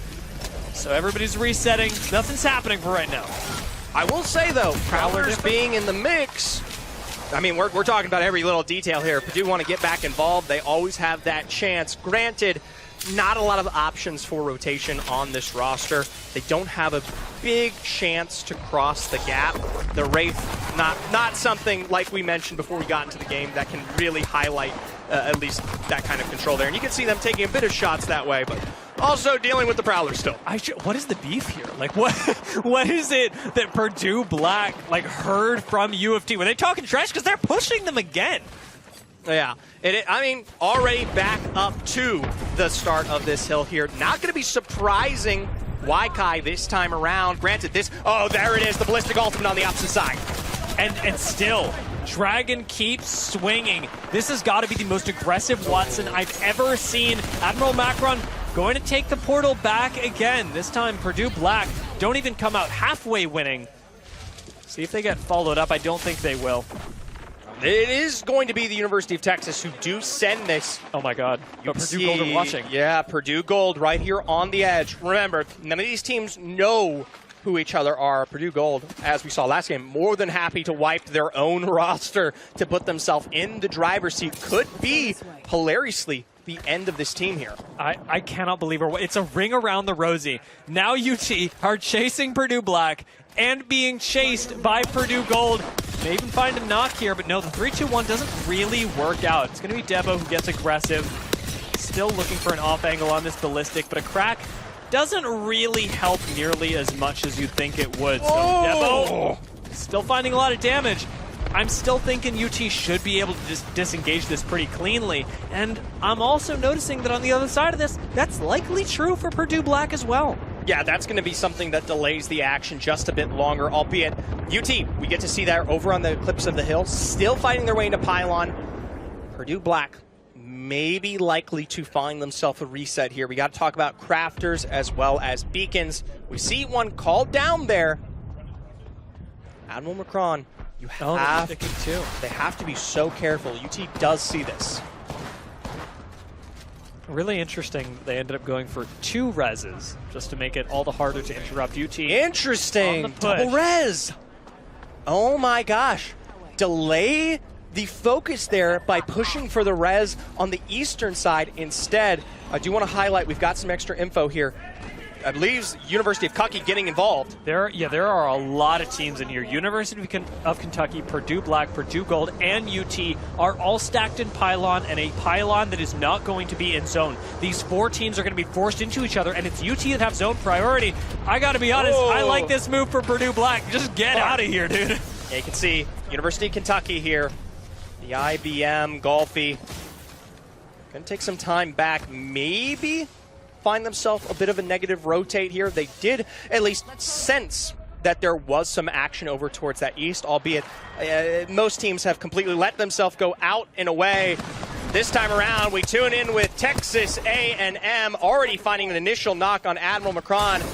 And another shot from afar from Pear to take Ur out as well. This is a, well, much more successful start to this team. I'm feeling for Purdue Black right now, looking for their second res of the game. They're still in it, but by very little. UT and Tamu still both hold up in Jurassic, though, so we could see another fight kick off, and we've got another one going on over by Launchpad, where University of Kentucky are being hunted down by Purdue Gold. Already double knocks found here. University of Kentucky, remember, they're the ones that were chasing this out. It was not Purdue Gold that were at least the hunters. SJSU also getting into an engagement with Florida International, and actually that engagement concludes. SJSU take out Florida International just as we see the last remnants be taken down here. Purdue Gold end up taking out yet another squad. University of Kentucky down there. It's a big win. Purdue Black, I want to highlight, still in the game. Texas A&M were unable to find that last remaining member, and given the space that there is within this lobby, probably going to put themselves back together. Albeit this time around, Dia, things are progressing much quicker. Last time we saw teams really competing for space towards the center of that zone, allowing for a lot of squads to exist. This time, with Kentucky's removal, with Florida International already being out of the game, there's going to be a bit more freedom when we talk about the end. Some things change. Some things, Zephyr, they stay the same. All right, Fallout. Minnesota sitting right there in the center of zone, SCC right next to them, and Ball State the third to show up. This is exactly as it was in game number 1, with these 3 squads really prioritizing the rotate up towards north, playing a safe spot in zone. The big difference here is the acceleration of the early game. Outside of that, and the fact that Tamu are still in this. We've got 2 squads eliminated, and Tamu are a big player to have entered. We tune in directly the heart of this zone here. One thing you don't see is the opposite side. SJSU sneaking their way in through that very, very far north choke over towards these nut buildings will likely present themselves a spot as well here against MNSU. The Mavericks will they'll have to open the stables and take in another horse here. I don't think Gravity knows he got shot in the back. I think he thinks it came from North Pad. So we might actually see Minnesota overextend just a little bit. Once more, Purdue Black running into Purdue Gold over in Command Center. Not very pleased with the, at least, fight they might have to face. Black now a lot more scared given their initial setups, but Dreamer taking a chunk of damage could build their confidence back. Gonna get the totem back in play. I love that you call it the totem. Yeah, I think it's. I mean, it is right? appropriate as a age-old Apex caster. I mean, you got to pay your respects where they're due to Revenant every once in a while. Somebody look, if you're confused, if you're a youngin' of Apex Legends, look up Old Rev Ultimate. You'll see what Zephyr's talking about. Now Purdue Gold and Purdue Black, despite laying down the aggression earlier, do disengage from each other. It's totally understandable, especially on the side of Purdue Black, who really suffered earlier. Tamu, though, this is that trademark aggression they showed us in game number 1, being placed out once again. Fiddle Dude getting close. Lands the shot. Lands it when it matters. Gets the knock. Sushi's going to go down. Difficult reset in zone. Fiddle Dude gonna push this. Debo sticking for this one. Remember, they have to prioritize the heals here, albeit the zone is not on full wipes just yet. It is going to get very, very tough now, starting to try to take more further north angles as Pear. Another knockdown on Debo. It's getting real hard for gold. Just a lot of pressure being applied by Tamu. Nice shots by Pear, but realistically, this is a war of attrition that Tamu have to play. Nice knock. Big vert somewhere there for Zwifty. It's been a highlight of him thus far. Going to continue to look for success against this roster. No zone is going to tick out that quickly, so going to have to hunt down this last kill, albeit 50 seconds on the clock. Yes, there are teams that have been killed out, but you're extending a lot of time here that you might need to be prioritizing towards that rotate. It's interesting that Purdue Gold do just completely abandon ship. They've already lost the 2 knocks, and so they have a member that splits off and goes towards the south. Unfortunately, Zephyr, that's right into the pathway of Purdue Black. And these 2 squads just keep rocking up against each other. Sushi could be spotted and taken down any time, and I'd imagine actually that Purdue Black have seen that there is a rat from the fight previously, now rotating ahead of them. Tamu going to have to move into the zone as well, and we are going down into the Black Sands, over by North Pad, between there and Wall, where Minnesota State hold up earlier, where SCC currently hold a spot. There's not a lot of positions safely that you can exist in that are left. Purdue Black here making their way through the choke. You've got a bit of spires to play around. Texas A&M behind them.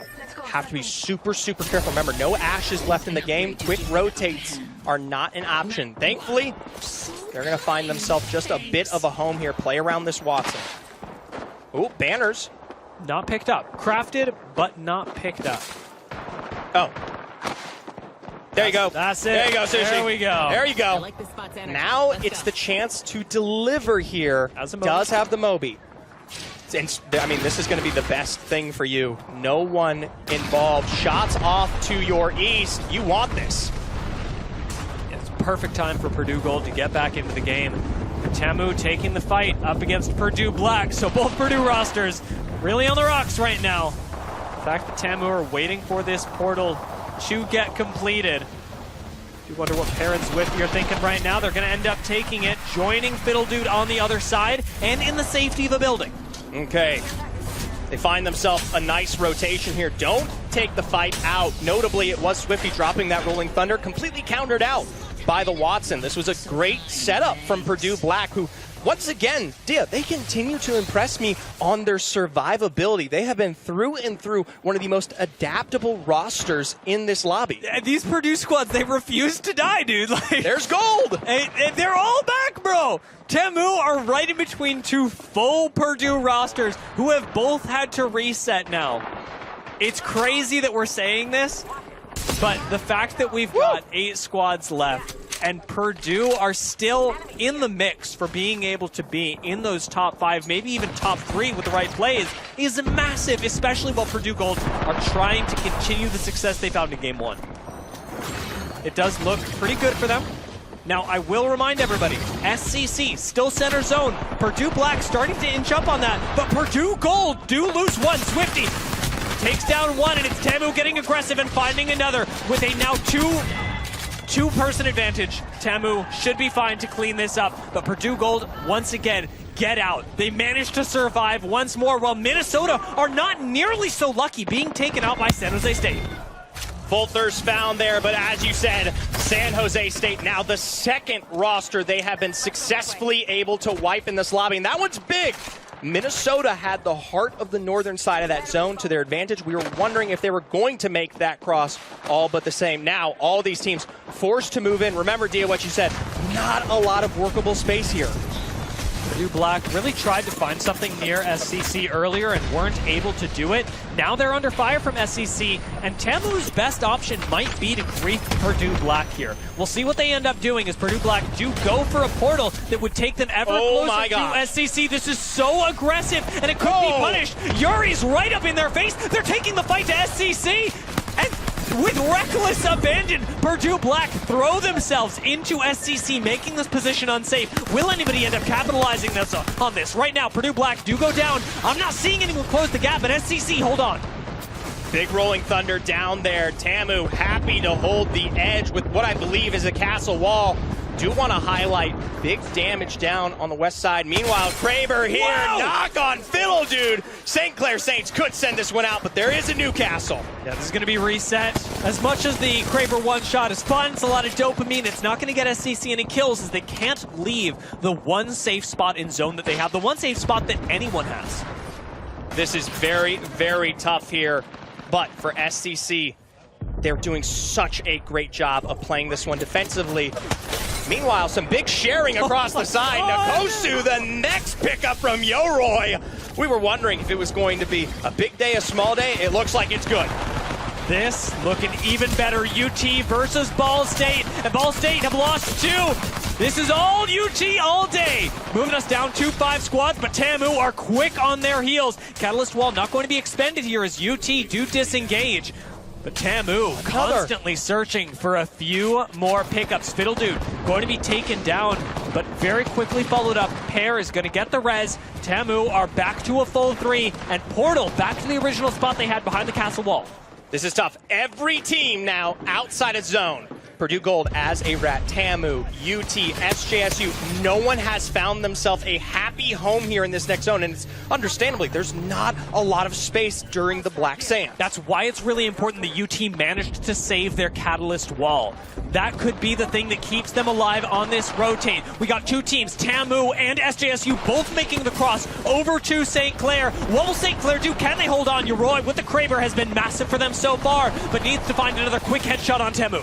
This has got to be the difference maker here. Out with the thermite, down with the bombardment. Tamu on the other side. Lakairu picked off as it's going to be a double swing from both angles. It's just Yoiru and SJSU are getting into. SJSU and Tamu now head to head. SJSU back off real quickly as they realize the fight has just ended. 4 squads left, and one of those is a solo from Purdue Gold. How far can they make it? SJSU still picking the fight up against Tamu, but it is a war of attrition, much like it was before. Pear gonna go down. Is that the push for SJSU? Yes, it is. They take the inside. Purdue Gold go down. It's 3 squads left. SJSU looking to make it 2. UT on top of everyone, firing down on top of Tamu, making it impossible for the reset. Will SJSU take their reset on the outside? Tamu go down. It's UT versus SJSU.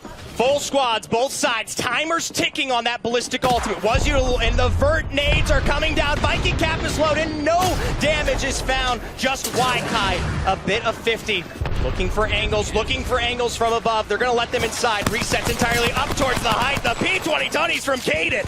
SJSU, if they had an Ashe, how different would this be? But they don't, and instead, they're struggling to get on top. 2 taken down, it's UT large and in charge. Game 2 is for UT.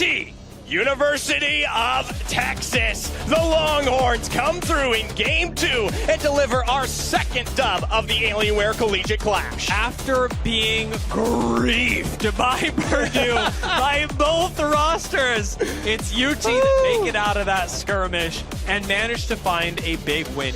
Having Roof in that endgame was so huge for them. It is a sigh of relief for the UT roster. Remember, time in, time out, like you said, forced to play around such an aggressive reset. Purdue Black, Purdue Gold, constantly on those ego aggressions. And then remember, having to defend themselves against Ball State to be able to play out of that western side. Good pacing, good timing around the final building there allows them to have a very dominant position. And keeping the cat wall. I know we didn't see it because we were in the fight between SJSU, TAMU, and SCC, but that was a very clean rotation that was made up onto the roof by UT. Right. And that was only made possible by the fact that even in their engagement up against Ball State, and while fending off the third party that TAMU attempted, they managed to retain this huge rotational tool of Catalyst Wall. Yeah, and I think that's critical here. Ultimately for them, though, a great chance to play around the timings. Yeah. Right? It's not just the utility there. I think that specific zone is one that we do see very often when we talk about Pro League and other Apex competitions.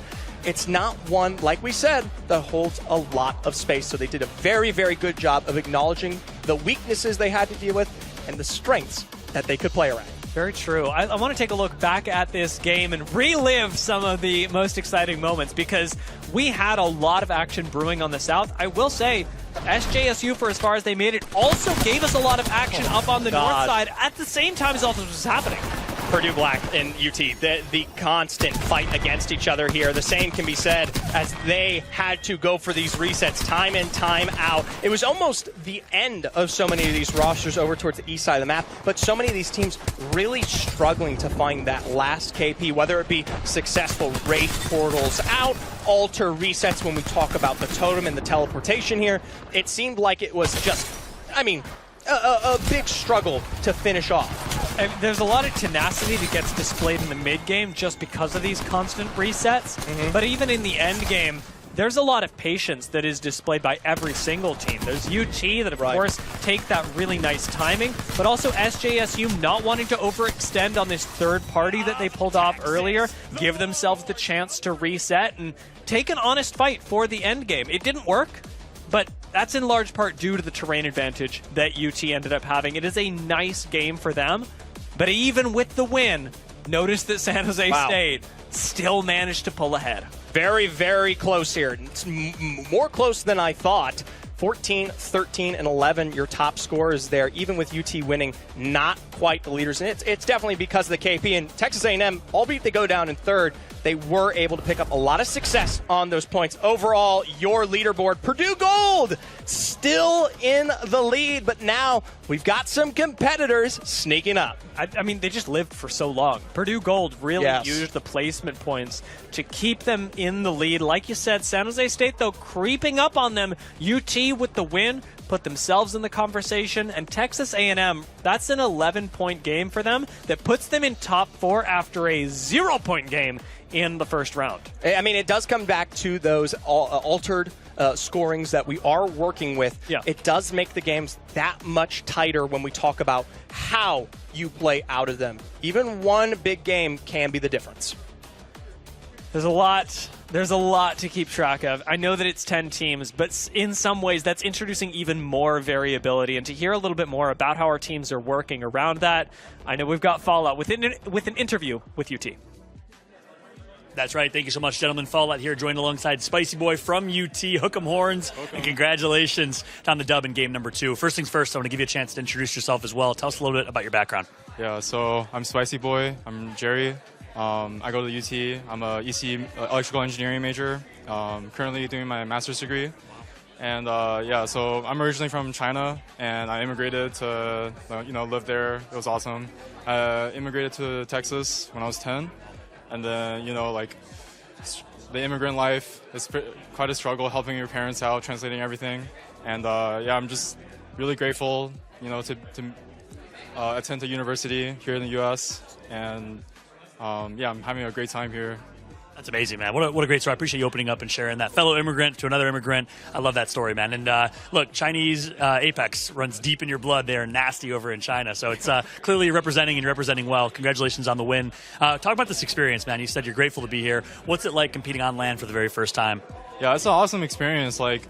Seeing everybody, run into these teams on playing online, playing some scrims and online tournaments, and actually putting some faces to the names is a really cool experience. And also just the atmosphere, everybody's out here giving it their all and just having a great time. So I really, really enjoying that experience right now. I love it. You hit the nail on the head with the atmosphere. The energy in here is electric. Well, congratulations, Spicy Boy. I'll give you some dap on the dub in game number 2. 4 more games to go. We'll see if they can continue to rock and roll, but that's going to be it for us. Fallout, Spicy Boy. We'll be back when we kick off game number 3.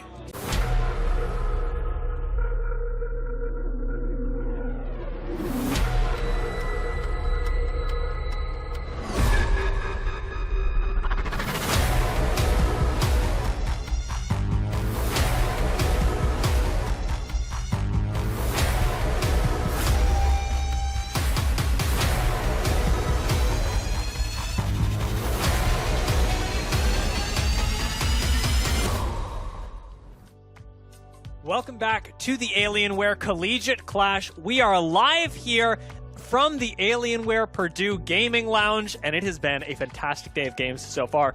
2 games down on Stormpoint, 1 left to go, Zephyr, and we're starting to, I'll say, accumulate some momentum here, You had some pretty good momentum last. Tamu started from a 0-point game. They got a few up. Zephyr, yeah. I'm sure, very happy with that. But also, Purdue Gold retaining their lead, getting some good placement points. SJSU kicking things into high gear for the next game. I mean, the games are starting to get rolling. University of Texas, want to highlight them, of course, their big dub in game 2. And now, plenty of other teams' opportunity to deliver the same. One big thing, though, does stand ahead here, and it is the fact that this is the last game of Stormpoint at this competition. No. This is a final, but it ain't match point. I know some of you big competitive fans are used to that analysis. What this means is we've got 4 explicit games left. 4 games where there is a limited amount of points to earn. I'm pretty sure that having college students participate in match point, which is like an indeterminate amount of time, yeah, it has to violate so many labor laws. It's like they're adults. Well, I don't know. There might be 1 or 2 that I could think they potentially. unionize. Okay. Yeah. Yeah, we get towards game 7 or 8, and Collegiate is already on our doorstep, asking for it to end and to make our way to do it. That being said, I don't think that's the case. They would be more than willing to compete. Granted, like I said, last match of Stormpoint here. Dia, final thoughts for what these teams need to do, especially what they might need to adapt to after getting some, we'll say, influence from the first 2 games. This one is tough because I really like the way that a lot of our teams are playing. There's a lot of different styles being showcased. One thing that I'd like to see a little more of, and this is for my prediction specifically, is Minnesota play their zones a little bit more tightly. They got caught off guard by SJSU this game. They got caught on the low ground despite making some pretty good plays in game number 1. I know this team can do a lot better, and maybe that's for E-District, but I'd like to see them do it on Stormpoint. I like that point. I do think Minnesota is a team that highlights their advantages, like you said, in zone, which is where we might see a potential resurgence of them, albeit could start early, but could potentially be more of a games 4, 5, and 6. Granted, though, we talk about those point scores, we talk about the changes in these lobbies. You need to start to kick up the pace. And that's where, with this 3rd and final game, you are going to see teams probably like Purdue Black pick a few fights. Purdue Black, for some reason, has a bone to pick with everyone, including Purdue Gold, but it hasn't stopped them. It hasn't shut them down early. It hasn't taken them out of games. They are continuing to make big waves, and I'm loving what we're seeing out of teams like Purdue Black. I'm also really enjoying what Ball State has given us so far. They've been playing zone right alongside Minnesota. They've had some really good games, and much like Minnesota, they are getting shut down a little early, but it's clear that they've got a really nice read on how they want to play the game, and they're doing it quite well despite getting a little unlucky. Yeah, this is, at least for them, going to be a learning experience as they now have to transfer their understanding of playing around the zone into actually delivering some of these more powerful blows when we talk about the fights, right? Which have been a true highlight of both Game 1 and 2. It was literally the end of that last match there, which was a cacophony of action between single rats from Gold, UT, SJSU, SCC, TAMU, all throttled into action. Yeah, there is weirdly very little space, despite the fact that we are working with teams that get very aggressive in zones previous. What I'm trying to say is that, we're not waiting until Zone 6, for example, to take a fight. Correct. But there are still a lot of people crammed into a small area, and I think part of that is due to the fact that our collegiate teams are really good at taking space. That's one of the things that you see a lot of teams in Challenger Circuit have to learn throughout the ALGS, and that is how to take a position, expand, and really make sure that nobody else is able to coexist with you. A lot of our collegiate teams are doing that really proactively. Maybe it's because there are 10 teams in the lobby. Maybe it's just because they're built like that. But it's working out in our favor as viewers who are getting to see a lot of action and see this endgame excitement even when we're not in Zone 6. Yeah, I think the big team to point out there is Purdue Black. Yeah. Big recoveries, and then right off of the cusp of having to play out of the Southern Chokes into the Black Sands there. Very, very good at absorbing, creating space with Watson, even in the open. That is such a big move for them that allowed them to present deep into that game, albeit maybe not on top of everyone else. Yeah, this is a constantly evolving meta that's in here as well. We did have the Ash ban from game number 1. This time around, it's Newcastle that gets taken out. No Newcastle on Storm Point. Those are tough bananas. Yeah, this is probably going to be one of the more decisive games when we talk about 3v3 aggression here. No safety, no recovery, and when we talk about playing space and making yourself more present in the end zones, I mean, you're going to have to be proactive here. And with no supports outside of Newcastle, if you choose not to run something to substitute in there, I mean, you are going to have a really tough game. You want to have the ability to reset quickly, even if it's with something like Lifeline. I know a few teams might entertain the thought of a Mirage or a Loba in here as well. Anything to get resets quicker can be a huge difference maker in this third game. Now, I do want to point out that in the bottom left isn't accurate. That is not Texas A&M. I believe Caden, Waikai, of course, they are part of that University of Texas roster and do, in fact, start out over towards Launchpad. So if you're getting confused why you see Swifty's name and we are on the opposite side of the map, that is the reason why here. Hopefully we can get that rectified in just a little bit. It's an API thing. You wouldn't get it. I probably would get it. Yeah, I was about to say Apex for 3 years now. I swear I read, live, and breathe the API. But it sounds cooler if I say you wouldn't get it. Same thing going on here with the larger map. We are just, running into a few technical issues on the broadcast side, and I'm proud to say that despite that, the game's continuing. We're still getting our players the best say that so far. What do you mean? The game. What I'm saying is, the Jinx potential is real. Oh, you're right. That's my bad. Actually. That was hands down the biggest flub of Dia's career. We'll be taking a break. No. Oh, God. Wow, the buzz. What is super interesting, and we'll have to take a look at it in a second, is the map. It did, like I said, pull down towards that barometer area. We were worried about the lack of cover from things like the Newcastle. This is something that a lot of teams are going to be very, very thankful for because you can really fit up a wealth of teams to work with. Now, I do want to take a moment. We talked to SJSU a little bit earlier, and I'd love to hear from them on their approach to the tournament, especially given the way that it's gone a little back and forth so far. Let's go. I leveled up. My name is Anthony, and I go by the Alienware of Viking Cap, and my team is SJSU. and my teammates are Shrubby and Nakosu. I think we did so well in the qualifiers was because we had a more zone playstyle, but since there's such little teams in the event today, we need to probably play more edge and prio, having more dominance of getting evos and getting the zone later. What we worked on Stormpoint was specifically trying to map evos out and figure out how we can utilize different characters more, since there's legend bans this time. There weren't any last time. We had a completely different comp. It's a new meta, so we're going to try to interact with new characters and figure out what we can do to improve it. I really like that. From SJSU here, definitely taking one of the more in-depth approaches that we've gotten to hear from certain teams. Especially, I love the highlighting on the legend bans here. This is even still an incredibly new concept for teams that are within the upper entity of Apex in Pro League.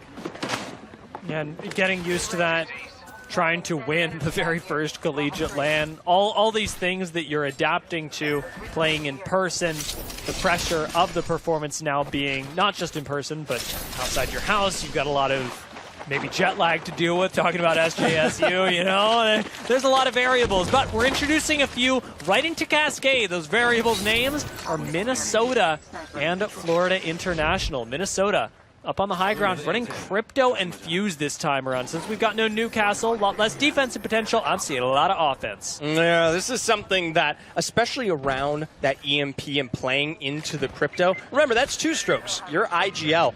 The go button to follow through with also that further damage and zone control, that might be one of the better times that we get to see Minnesota actually play into space here. Big problem, though, is that this is a barometer finish. Most of our teams already now within the area.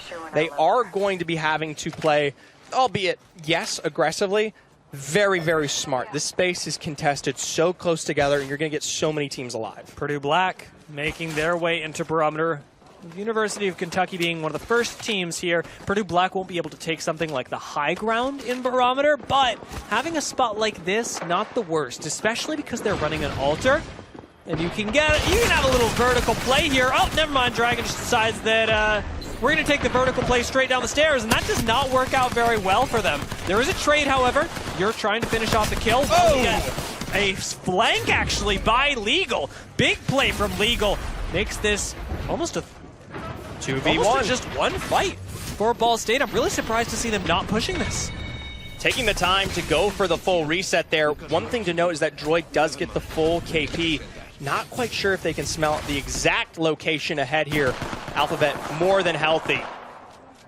And might have been it. Not quite sure. We lost kill feed for a second there. We'll have to tune in just a second as Map gives us the answer we're looking for. Purdue Black. Say their name 3 times and they will find themselves a spot to survive. Like, where is the crafter they're going to? Like, actually, they have to go all the way up towards Cedo, and I guess we're going to try and do it. Doesn't look very easy to me, and Purdue Black actually on that disengage run themselves right into the path of Minnesota. This could be Purdue Black going out early if they can't play small, can't play stealthy. Tamu, you also would have noticed, starting to make their way down into the zone, where again, we do have a lot of teams that have no real reason to fight. Purdue Gold right next to the Saints right now. Neither team really needs to get aggressive. You might fish for a knock here or there, but I'd like to play conservatively when you're a team that's made it this far. Yeah, Purdue Black, we tune in, of course, with the Admiral. Like you said, you've got Crafter, you've got the revive potential. You just need to seal the deal here. Big evac play potentially was likely to happen here. Ball State trying to move away from this building, at least concerning in that regard. Texas A&M have split the cross, taken away some big spots from the southern end, getting shot out in the distance so far and away. At least University of Kentucky play fair, right? Yeah. They shoot Ball State when they're on the roof. They shoot Tamu when they're on the roof. Everybody gets the bullets. And Tamu, for their part, really don't have that much to worry about. It was Ball State that I was a little more concerned for in the initial stages of watching Tamu walk up on this, that they were taking trades. Now Ball State should be fully aware. 30-30 for Pear actually gets turned around on him. It's a 30-30 that he takes to the face. But Tamu do close the gap. Fiddle Dude just continuing to get aggressive, making great use of the Wraith for the team. Just buying them a lot of space, fishing for these picks. We'll see if any of them actually work out, as right now Tamu are still playing with a lot of patience, and I like seeing them back off. Yeah. Shout out to Droid there. Takes the time, gets the Rolling Thunder, Fiddle Dude, and everyone just barely playing around this. Remember, you do have 40 seconds to play into the space, finding cracks, finding the knock on the legal. No, there it is. Shield swap finally available. Everyone is back into it, still able to play around the auto loader. Reset on the inside, but it is still a low legal. So Tamu brute force this, swinging in through the cast spikes and everything. Even with the mobility disadvantage, they've got the health, and it looks like that is all they need. Just Droid left in versus Pear and Fiddle Dude. This G7 simply does not miss by Fiddle Dude, and it's Ball State that get taken out by a very swiftly dipping and diving Tamu. Really respectful of the space there from Ball State. Ball State rolling Thunder back through the portal. Try to play into it once again. Couple of cracks. Try to play for the reset. Taking their time, slowly dissecting this fight from Texas A&M delivers a blow, but a very successful one at that. We do face one knockdown here. We are going to get to the point in these games where you don't have that kind of freedom in the future. This is something that could pose a little bit of concerns as we take a look more directly at where we see the majority of our teams. Kentucky, University of Texas, the Mavericks down below here. This is going to be the big spot to contest. I really like this from Kentucky, the IBM. He's broken out, of course, the one, the only Dia. I love the Rampart, man. I'm just so happy to see her getting playtime again. I mean, Rampart up on this high ground as well. So much value that University of Kentucky can get out of this. This could be a big breakout game for them. Whoa! Mills. From this distance, From that was an insane Rampart. I don't know if it's an assistant from Florida International on the other side there. That could have been, I don't know. I have no idea. What an impressive shot. Yeah, coulda, shoulda, woulda, right? If everybody was a little closer, maybe Purdue Gold gets pushed there. But the fact is that with only 10, I say now, 9 teams left in the lobby, you do have a lot of space to take extended 3v3s. And you mentioned this from Tamu earlier, being able to take their time on a 3v3. That's something that you just normally don't really have at all. And a lot of teams trying to adapt to exactly how this works in their favor, maybe against them, as a lot of our zone teams are the ones that suffer the most. They get to be besieged when normally they wouldn't. Tamu picking yet another fight. This one maybe not as extended up against Florida International. Already Fiddle Dude takes the shields off one. Might even take them down. Sends it onto Natita, but that's already a knock. They got finished off by Admiral Macron earlier. Tamu back away. And again, playing very conservatively, not overextending. Oh, but this is the perfect moment for Purdue Black. They know that this is a two-person roster. Pump on through the other side. Admiral Macron still has to be super respectful. That port can come back to bite you here. Betty and Cersei, even as a duo, run through the tides. That's going to be a full thirst here. 2 big pickups. Florida go for the... Oh, well, they do now. Yes, they will. Now that Purdue Black have just turned into boxes in front of their eyes, there's not much they can do. But you know that patient play was extended by Tamu, who ended up picking up the last kill. Of course, it's Fiddle Dude who's in first. Buys time for the rest of the team to show up. And now, Swifty with the R99 and Pear do sandwich together to crush Florida International between them. Now, something we did not pick up there is potentially that end of Purdue Black. I believe it was Tamu. We're wiped out from afar by Texas A&M, back through the port even before it goes down, covering the full western side of this zone. Finally, an incredibly active game from the Texas A&M roster, and most notably, I want to highlight the fact that you've got that Wraith Ballistic Bangalore composition forced into Pear, most notably, off of the Newcastle. You know, we were chatting with SJSU, and they were more than happy to tell us they're happy to destroy Pear on that Newcastle. They think it's a weakness of his. I like to see that we've got a bit of a response here. We'll see how it holds up throughout the rest of this game. And just in terms of momentum, Zephyr, I know you were a little concerned about Tamu coming into this game. Points-wise, what's it going to look like? We got 7 squads left. 3 squads have been eliminated. It's pretty easy math. You know what is surprising? Tamu have taken out all of those squads. They've been at least to the last kill on all of them. And for most, they've gotten like the majority of the KP, because they got 2, they got 3, they got 1. There's a lot of points that are being accumulated here. Still, though, we have to respect the lobby. Remember, you are an edge team just like SJSU here. Now it's time to fight for further position. When we talk about this zone, Barometer as a whole, very tough to play into, especially with that height we saw from Kentucky being played out on their side. And then when we talk about future zones here, not a lot of workable space. That is true. And when we look at those future zones, it is mostly going to take us out of buildings where we are going to see things like the lack of Newcastle punish people a lot. Even the University of Kentucky with the Rampart, who would normally be able to maybe survive in more of those scenarios, still going to be in a bit of a tough spot, especially given that Rampart walls, they don't really have that same anti-grenade potential that Newcastle does. Yeah, it's kind of the difference why we've seen things like the Watson rear its head a few times, notably Purdue Black, who did play around that one there. Still, shots ringing through either side of Barometer here. No one wants to give this one up, but hey, care package ahead here, potentially in the hands of Texas A&M if they're so daring to make the cross. The University of Kentucky already potentially going for it themselves. Yeah, up they go. Golfy. This is risky. Into his hands. Uses the Wraith portal so he can back away, but that's a Kraber that he can pick up. Oh! He gets taken down! Swifty with the bow! 2 shots him! Tamu, do not go for this. They don't find the push, but they do deny the Kraber. Still, this is a big concern there. We talk about timings on that portal. Kentucky can pull this off again here. It's the question if they are willing to do so. Meanwhile, for Texas A&M, they've changed their objective. They are now headed south. They went, oh, well, we got the pick on University of Kentucky. Let's see what we can make happen in that time. Whipping out the autoloader so early as well.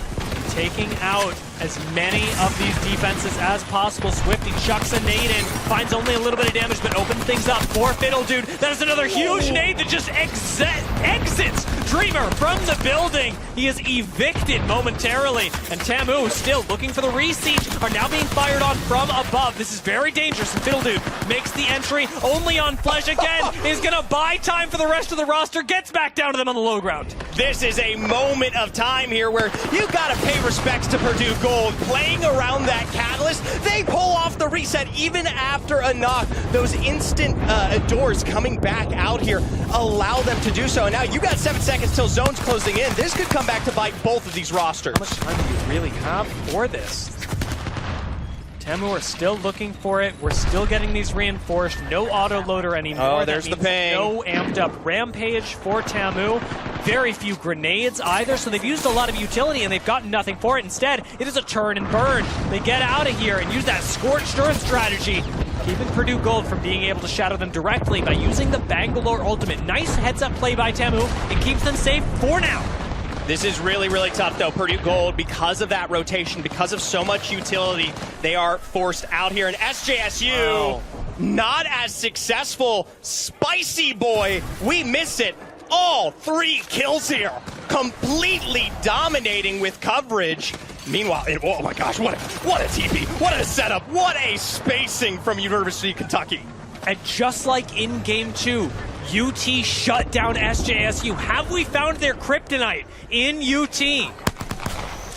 Ooh, big EMP, that's going to be Minnesota. This is the potential chance for them to make a drop. They've got shots from afar, though. Spicy Boy again! Spicy It's going to be the jump from Sushi up to height here. Debo and Dreamer trying to play this one, so they've got nades, they've got shots from across, they got nowhere to go. Golfy with the shot from afar. Smalls will go down. It's up to Dreamer, but he can't pull it off. The Swifty snipe. With the bow from afar, and now not so far. Swifty and Fiddle Dude close the gap real quickly on this fight, involving themselves with Minnesota and UT, who are all crowded up in the north. They know for a fact that this is some KP to work with here, and KP is everything when we talk about this game. Trying to see if they can spot out Minnesota. Spicy Boy with 1 knock. There's 2 strokes. IGL pinned by Fiddle Dude, down to 4 squads remaining. That is 4 squads now taken out by Tamu. It is their best game so far. Turning around, we've got UT pushing up on the University of Kentucky, who have rampart walls, but they don't have much else. First knock going to go down. It's Y Kai who takes out at least one member of University of Kentucky. Golfy going to go for the res though, and it's just as they lose their rampart as well. It is a slow bleed out for University of Kentucky as Tamu come up on this at the same time. Then UT, they head for the hills. Kentucky, they head for the hills. Both squads in shambles. It'll do it here, not quite sniffing out Waikai. Instead, gonna be playing around that knockdown shield, forced to utilize the tactical, as it will be UT finally picked apart here. 3 squads remaining. Kentucky, the bombardment a bit wide there from the St. Clair Saints. They're not so far ahead here. Yo-Roy split off, forced back. Golfy, the final remaining member from Kentucky. As these 2 full squads face each other down. It's University of Kentucky that are right between them. Full thirst on one. Oh my gosh. It's just a solo. We could see University of Kentucky go down real quickly. Roy's going for this, and it will be that last kill that gets picked up by Roy. Now it's time for that last 3v3. Swifty's back with the bow. Doesn't connect with the second shot. Looking for Lakairu there. They're potentially going to go for the wide swing. Fiddle holding off Yo-Roy, forcing this one back together. They are shot back into a small space under the bridge. And of course, Fiddle's up in their face. High ground belongs to Tamu, but the Saints can turn this around. It takes one good pick. Fiddle has been playing so aggressively. Can they punish that? Even on the Wraith, you've got a few seconds where you do need to reset. Takes those right now as Swifty covers, keeps putting on pressure. There is no arrest for the Saints. Lakairu goes down. Tamu, the pits are starting to happen, and again, we get that big space bot just in time for Swifty and Pear to smash him again. Texas A&M, their first dub, their win in Game 3. That's gotta feel good. Big laps from Pear as they have delivered expectation, Dia. I mean, maybe your expectation, but they have exceeded mine with that game. 6 of the 10 teams in our third and final game on Stormpoint were eliminated by Texas A&M. That was a dominant performance on Stormpoint. There's only one thing I can say, Dia. It is a simple gig 'em to the Aggies there. I get to have just a bit of bias, but it's not going to come without some incredible discussion regarding some of these other teams, especially, I mean, I got to pay homage to the other Texan natives. University of Texas on transition, on coverage, Spicy Boy especially. We're going to take a look eventually at the leaderboard. I guarantee you that might be one of the biggest hitters coming out of this lobby. That's true, and I'm going to give some love to my Canadians while I got it. St. Clair, they're doing really well. That's 2 games in a row now where they've been able to hold on to a position that is in center zone, and the third game looks even better than the second, where they unfortunately went out in, I think it was 4th in game number 2. Managed to hold on to second here, pick up a lot more kills, help escort yet another team out of the lobby. St. Clair Saints playing some really, really clean zone Apex Legends right now.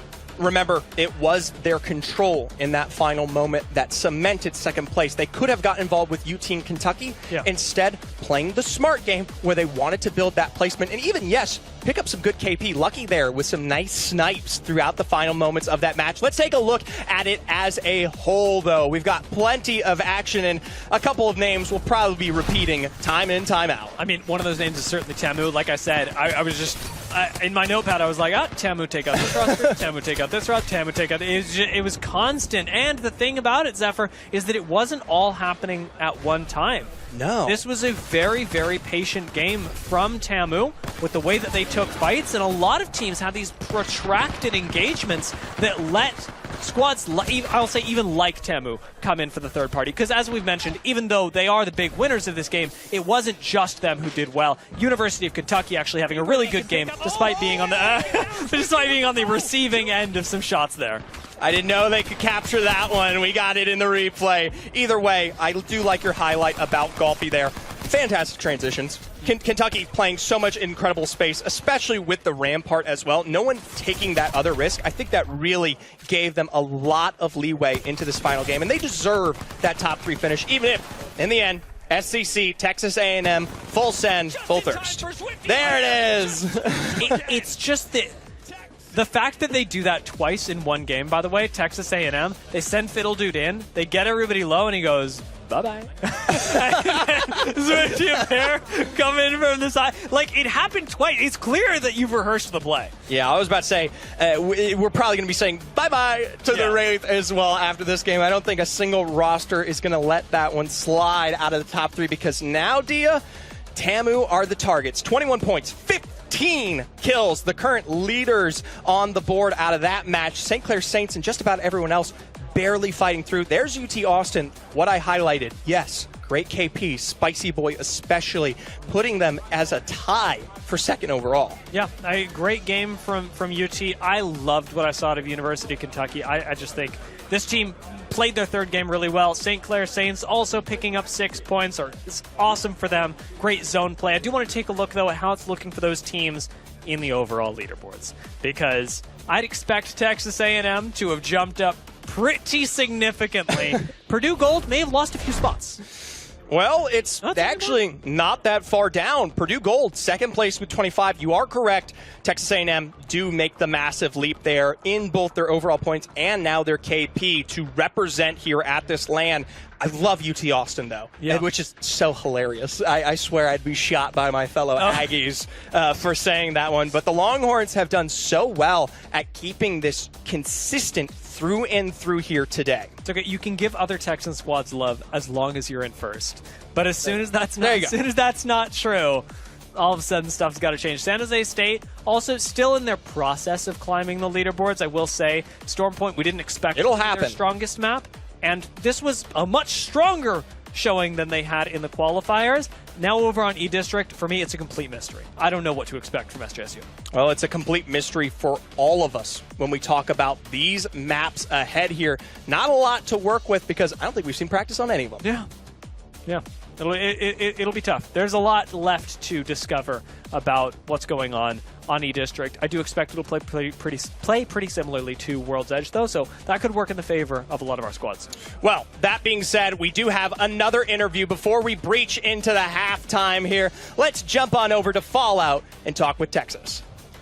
Thank you so much, Zephyr. And that's right, Fallout here, joined with a certainly outspoken member of the Aggies here. First things first, who are you, man? Give us a quick introduction.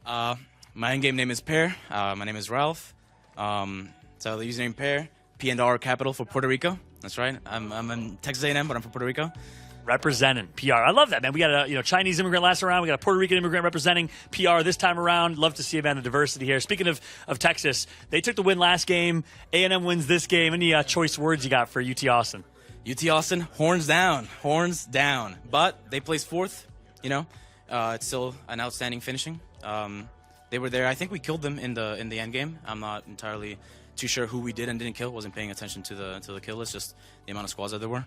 I gotta ask you, I've been hearing this whole thing. Zephyr said it. You said it when I walked in. Something about Giga Chat or gigging. So what's that about? Oh, gigging him. So we gig him. That's our slogan, kind of for A&M. It used to be an old rivalry with TCU, where they're the bullfrogs and you hunt bullfrogs by gigging them. So we gig them. I love it, man. Doesn't just have to be bullfrogs. We gig all of them. They're gigging every single person in this lobby as we'll see what's happening right now. A lot of gigging going around. Look, I love this event. This is the Alienware Collegiate Clash. We have all of the collegiate rivalries shining in this competition. We know UT Austin and A&M joined again in the SEC. You're seeing that in football. You're seeing that in esports. That's going to be it for us. Congratulations, Pear. And Texas A&M, the Aggies, win game number 3. We're going to jump to a quick break. A lot of Apex to go as we move on over to E-District. I cannot wait for these last 3 games. Don't go anywhere. And welcome back, everybody, to the Alienware Collegiate Clash for a little bit of a halftime intermission. Fallout here, joined with the one, the only, Asta, a.k.a. Ambush, live in the building from Purdue University. Ambush, how you doing today? Oh, I'm good. I'm great. After a crazy travel day yesterday, first time in Indiana, what's the experience been like so far? It's like the travel not so great. No, the travel wasn't that great, but I am having a good time here, so yeah. I love it. Did you tweet a picture? Does everyone know the flying experience that you had? I put it on my Instagram story, but I had to basically fly in a tiny little plane that seated 10 people, and it had duct tape in it and everything. It was crazy. It was a literal propeller plane to use to arrive at Lafayette Airport. But she's here. She made it. What's the event experience like so far at Purdue University? It's been really cool. I'm really impressed with the the quality of everything and like the production and just like seeing the kids and like seeing how excited they are to compete and everything. Because like this is new for me. I wish we had this when I was younger and in school. It's insane. You and I both. We were chatting earlier. I think the two of us are two of few, Apex people, streamers, content creators that went to university, went down that traditional path. It's safe to say this did not exist in your university experience? Oh my God, not at all. Not at all. This was like unheard of. Because like when I was in school, that was like when people just started kind of like doing stuff like this online and like recording themselves and just like streaming in general. So this is amazing. Awesome. Tell me, if you don't mind, tell me a little bit about your background. Obviously, some people are aware. Some people are not aware because you barely have an accent nowadays, as I was telling you earlier. But you're from Sweden, born and raised in Sweden, now live in the U.S. You're also an American citizen, thanks to your dad. But tell me a little bit about your background. Exactly. Your whole life story is there. Your background going to school and in Sweden, the difference between kind of Swedish university, American lifestyle. I'd love to hear a little about that. Oh God. Yeah, so I'm Swedish, but I've been in the US for about 3 years now. So it's very different. Oh my God, you start in school, like you do the whole like when you're 12 to 15 and then you go on and you choose like, kind of like what you want to study and stuff like that. So I did photography, so I didn't even do anything near to what I'm doing today, which is funny. And then I did graduate, and then I just started working and kind of fell into the whole Apex world and streaming. So after that, I signed with Liquid, and now I'm here. I live in California now, so it's pretty cool. One heck of a journey. She downplays it big time. It's crazy to think that like 3-4 years ago, she was just starting her Apex and her content creator journey, and here we are now. It's an awesome story. And speaking of which, she signed with Liquid. Tell me about what that's been like. They've flown you all around the world. What's the experience been like working with Team Liquid and Alienware? Oh, I love Liquid so much. So I've been signed for about 3 years now, and they met me first in Europe, and then they were like, hey, do you want to move to the US? Do you want to do this and that with us? And I was like, yeah, of course. So I signed, and I moved out to California, and oh my God, I've been everywhere because of Liquid. I've been to Singapore, I've been to Japan LGS for Apex was amazing. I've been to Amsterdam. They've flown me everywhere in like different states as well. I went to Colorado last year, which I loved. It was so nice. So yeah, I love Liquid. I'm so happy to be part of the Liquid family. That's awesome. And last question, through Liquid, you've obviously had a chance to partner quite a bit with Alienware. You've done some design work with them. They've flown you around. What's it like working with Alienware? Oh, honestly, everything in my setup is Alienware now. And beforehand, it was like something that I used to always look at. But Alienware to me felt always so like extravagant and so like nice. And, it was like, oh, it's a monitor that I need to save up money for because it's so like high tech and it's so nice. So now my whole setup is Alienware, and like you said, I got to work on some of their new products, keyboard, mouse, and everything, and it's an honor to be able to have them as my little family as well. So. That's a family indeed. And I like the word extravagant, prestige, extravagant. That definitely defines the Alienware brand, that's for sure. As we are live here at the Alienware Purdue Gaming Lounge at Purdue University. Hope you guys are enjoying the Alienware Collegiate Clash thus far. And again, major shout out to Intel for the support as well in partnership with Alienware. That's going to be it for us for now, as of course this intermission, this halftime break, giving the players a chance to reset, continues. But as we get ready for the players to enter right back into this room and continue the action, I want to throw it over to Zephyr and Dia to keep us rolling. Thank you, Paul. I got my snack. I'm ready to go. Zephyr, no snack. But you got your pep talk. I was about to say, Zephyr go the only coaching he can do during this event. One big halftime pep talk. And, I think the boys are in solid straits. And I actually think a lot of our competitors are in actually a really good headspace. It's funny because Fallout talks about rivalries before we go off from halftime. You've got Texas A&M and UT hanging out, chatting with each other in the player lounge during the halftime break, sharing the trides and the tribulations that they've gotten to at least deal with. So, I don't know. I love the atmosphere here. Mm-hmm. I mean, I'm really enjoying that. You come up to your team after you've won a game, you go, good job, guys. You crushed them. You're doing really well. And you hear players from across the room going, nah, we got you. Like it was U of T that was like, yeah, we're coming back. There's no confidence issues here, and I'm really enjoying seeing, like you said, the confidence, the positivity, the team play, like even between the players. A lot of them have been in the same lobbies for a very long time and are just excited to meet each other and spend time with each other. That's exactly the thing. There are so many of these players that have been competing, not just here at this event, but through so many of the collegiate events that have existed, that this isn't a fresh start for so many of these rosters. They go out to dinner, they hang out, they make plans, they just face the world here at the Alienware Collegiate Clash. And I think that's super great because Apex at least in comparison to a lot of esports, hasn't had that opportunity for 2 or 3 years now. And the fact that they're finally able to do so and at least make this happen is, I mean, it is incomparable. Bro, they move fast. When I left, yeah, there was no one there. There was nobody there. When I came back, nobody there. We're talking for 60 seconds. They're all back, ready to go, and already starting to get into the lobby as well. The lobby that will be taking us to a different map, Zephyr. Let's talk about E-District. Well, we've got E-District, a map that does offer a lot of stability when we talk about playable space. This is going to be the counter to Stormpoint in so many ways. And I think it's just in time, too, especially as we get into the length of these bans. You're losing so much of your protective legends here, and getting to play around the actual physical structures on these maps is going to highlight so much more of a macro importance and better decision-making. You mentioned that we're probably getting rid of Wraith. I also don't think that Alter is going to last a very long time. This was just a prediction that I had earlier. Like, once we get onto E-District. Well, you don't have Wraith, you don't have Alter. I know that... Bangalore. I know... They're listening. Oh, okay. I know some teams were thinking about pulling out Caustic on E-District. So that could be interesting. Yeah. It, by the way, was designed as a counter for a certain legend and a certain pacing that I don't think exists anymore in this lobby. So maybe not as strong as what might be suspected to happen, but... I'm trying to think about, what are you talking about? I can't, like you've said, we can't exactly spell out everything, especially given the fact that I think... We've got some listeners, just around. No offense, we're just so loud. I'm not picking on any team here. We are very loud. Yeah, it's really not their fault. I think rotation and strength regarding skirmishers and assault legends are going to be the focus all day today. Yeah, skirmishers and assaults. I don't think. I mean, Newcastle is strength within necessity, and that goes away. I'd be surprised to see what else goes. Yeah, maybe Cat. Newcastle. Yeah, Cat also. That passed me by completely. Yeah, big buildings, big coverage, able to hold out space. That could be the next band. Able to lock the doors, very helpful. We got to see that with phenomenal resets from Purdue Gold. Yeah, big shout out to Purdue Gold in that last game.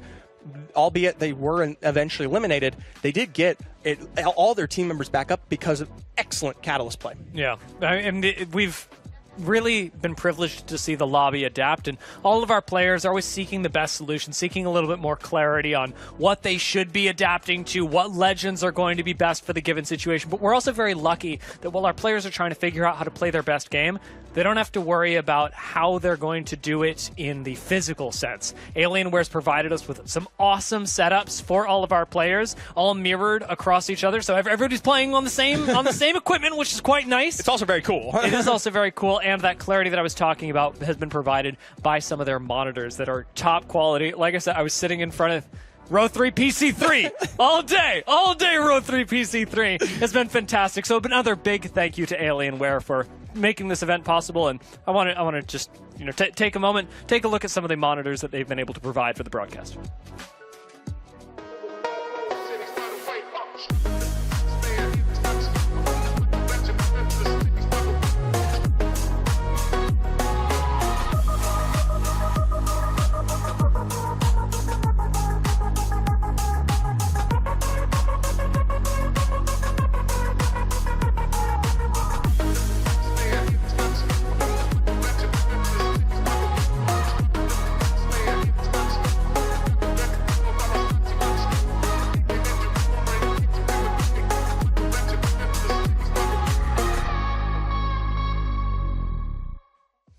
Really lucky that we've got our players able to have fun, enjoy the games, get competitive on these setups. And again, big thank you to Alienware. Now, Zephyr, we were talking about E-District just before we went to a very quick break. We were talking about Catalyst, the potential for Legends, all of that. What teams do you expect to do well on E-District?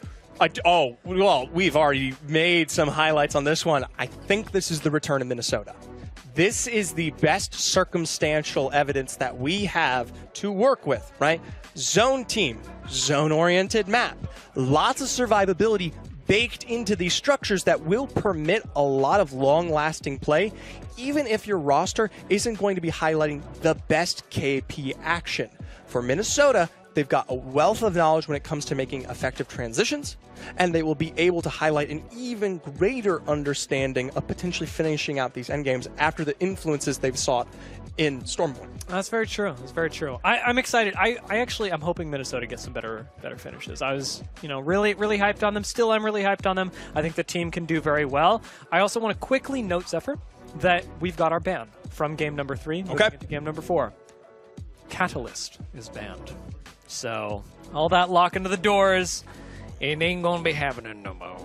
Oh, the premonitions are absurd. Yeah. Some would say, I've got this on lock. I would say, I've watched a lot of competitive Apex. You should coach a team. Oh, yeah. I think it'd be super funny. Ultimately, this is a ban that hits at just the right time, which is a little scary. It's fun for us. Terrifying for so many of these teams. Catalyst is structure where you want it. Now we might see a shift.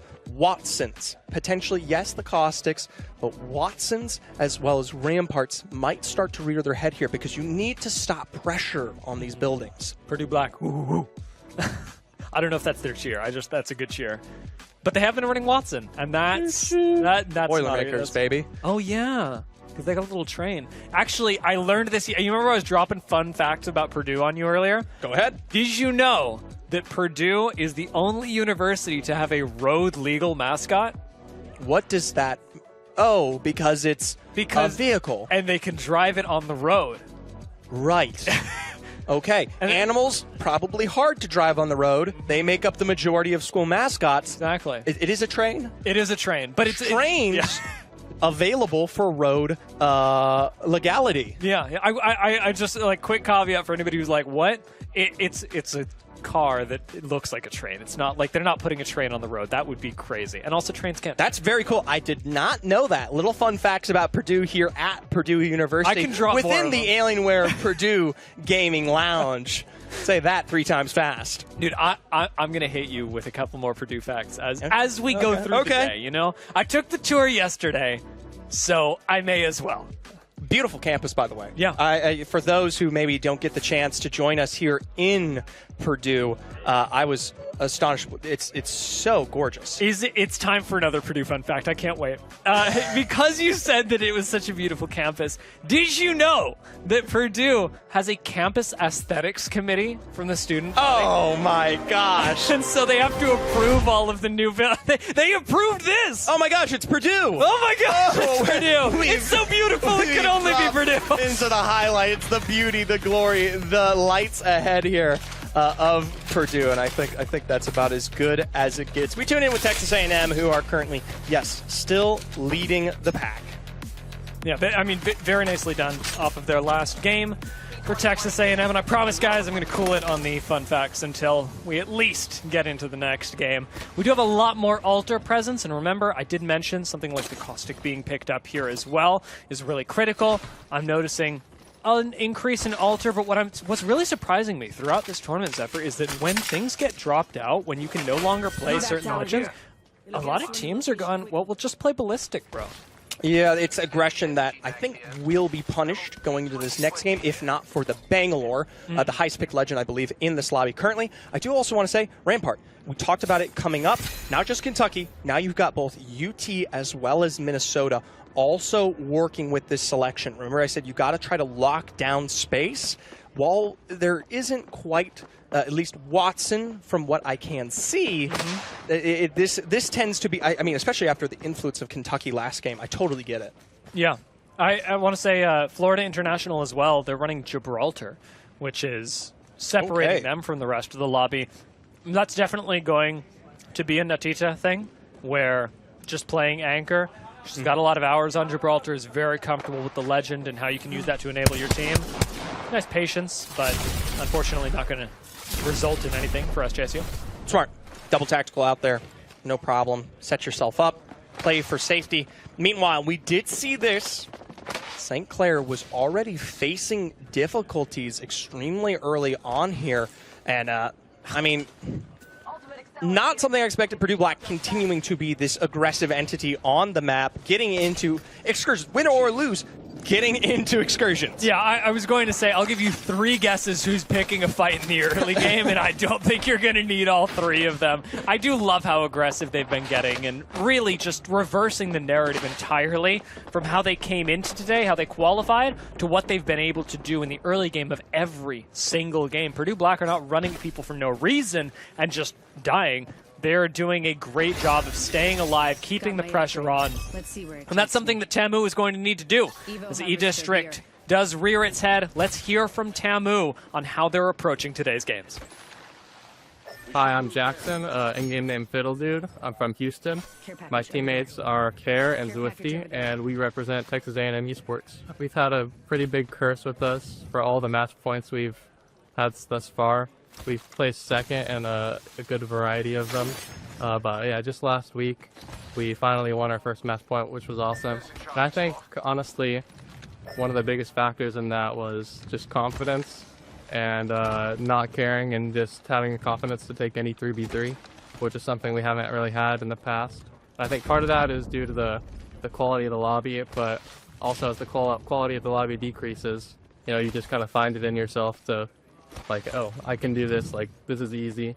And I think no matter how good the lobby is, if you have that mentality, you can do a lot of good things. Because the lobby is smaller today, we're really going to focus on taking isolated 3v3s and try to get a lot of KP. Placement points don't matter near as much in this, and also every team you kill, you're that much closer to first place in this format compared to the normal format. So I think KP is really the way to go. I mean, it's great to see that focus from Tamu, even after we've identified it in their Storm Point game that went so successfully last game. Now, this time around, it's a bit of a slow rotate, still playing Edge. It totally makes sense. E-District is much harder to pick fights on, although God knows Purdue Black are going to do it. Everybody else, for the most part, is chilling, making their way into zone, and we've seen a couple of teams do that successfully already, where teams like St. Clair maybe taking their time a little bit more. Yeah, we'll have to see how they make these transitions here, given that there's still a lot of space for these teams to work with. I would say squads maybe moving a bit slower. We'll see if they pick up the pace. Granted, it's still very early in the game. I know we've made some impacts thus far, but there's still a lot of room for at least teams to start making coverage here. Texas A&M getting into some action. Zwifty looking for some of those verts that have been so successful. Doesn't find any purchase right now, but one thing that Tamu has been good about, we saw last game, picking up a lot of grenades, making sure that they prioritize the utility that those give you. A few seconds left for this high ground as they try and decide which way they're going to go, as there are a surprising amount of teams in the area, among them Purdue Gold and SJSU. The top 3 from the qualifiers all crammed into the northwestern side of the map. This is really dangerous, and you can see the investment, especially Fiddle there on the Evo. Thankfully, the Wraith, not the ban this last time around. Instead, going to be the survivability for this team, albeit SJSU, really nice send there in terms of pressure. This is going to force Texas A&M back for the time being here. Gives away that height, which could really come back to bite them. Instead, though, Nexus open, portal out and away. SJSU, they don't want to quite give up their strength of zone coverage yet. And, wow, there are Rolling Thunder back on the TP. They are really covering their bases. It could be because they heard Purdue in the area. I'm not sure how to mind read this one. Some things, they're just going to have to remain a mystery. Maybe we'll catch it in a post-game interview if, in fact, SJSU do come out on top of this. They've been waiting patiently. SJSU have yet to win a game. Well, big fights a happening, a buzz. FIU here now for SJSU. Just finding a tickle of damage there. Autoloader engaged. They want to full send this.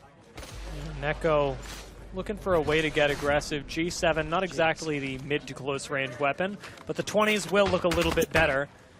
The nice thing is that when you're running something like Ballistic, even the threat of having the auto-loader already engaged, hearing the ultimate pop behind you, can be huge. Now, Tamu take an aggressive swing that maybe they didn't mean to quite so early on. And Fiddle Dude will again be forced to use the tactical, not aggressively like they were in the second, or rather third game, but to back off from SJSU, and even that is not going to work. Swifty now heading for the hills on Bangalore. No smokes, no cooldowns, 50 HP left. We could see Tamu exit the lobby at any time. Texas A&M just not hearing that one out on the corner cross. And while, yes, there is some wipes here, I mean, they've got to take the time for recovery. Meanwhile, University of Kentucky, we knew they were there.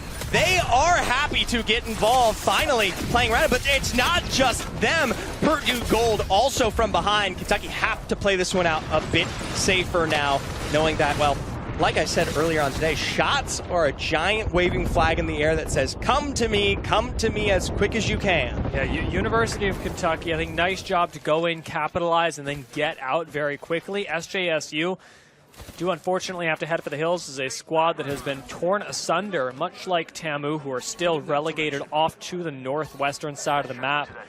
Team like Purdue Gold, who were in the area for all of this, ultimately forced a lot of teams to disengage, but didn't get any value out of it. They didn't get Evo, they didn't get kills, they didn't get loot. Nothing really came up for Purdue Gold. Fortunately enough, they're close to zone, but that's not really going to help them out. I'll say this, though. They cover their bases defensively. Yeah. And that's important because remember, who was in their position just previously? That was SJSU. This is going to be such a highlight now that they are the ones in control here and able to make this transition.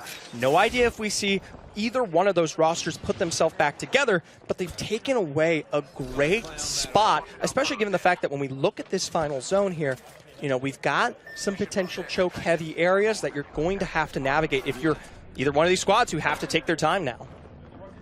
I mean, just watching the way that the few teams set up in zone are securing the area, it is a little bit I like for this. Somebody like UT who have Rampart to make that work. But even so, these buildings just incredibly hard to besiege. Gosh. I cannot believe you get the scan off there. There's no way that goes without punish in this situation. It has. Still trying to look for that one as Minnesota. I never realized Chicken Beak had a Huh? You know the Chicken Beak, the restaurant? Yeah. It has a Mozam in its hand. It's a chicken with a Mozam. Okay. I've never seen that before. That's my bad, guys. That's enough of, well, maybe not quite the picks that we'll see. Love this. We talked about them starting to make an impact here. Gravity has been a menace. We've seen them with Sentinels. Now we're seeing them with the charge rifle. Purdue Gold, they face difficulties defending Heart of Zone. Minnesota are like having an identity crisis right now. They're like, do we go for these kills? And they don't even have to. Purdue Gold get taken out. I think that's University of Kentucky that contributed to that one. That is absolutely massive for them. That is one of the top leading teams in this lobby. Now forced to defend for a future game here. University of Kentucky, we highlight the Rampart. They were the first team to move to it. Might be just at least meaning they're one of the most comfortable rosters to work with it here.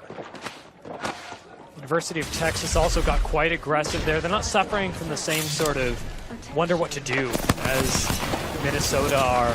Maybe a little bit of insecurity, some nerves so far. Tamu, having gotten back up to 3 again, forced that defensive usage of the phase out of Fiddle Dude, and he's going to get taken down regardless. No Phoenix kit to be popped for him. Tamu are just waiting this out, letting SJSU take the fight for them, as if you play small enough, maybe SJSU will just take out the lobby for you. SCC going to go down, 8 squads left. Tamu surely resetting meanwhile.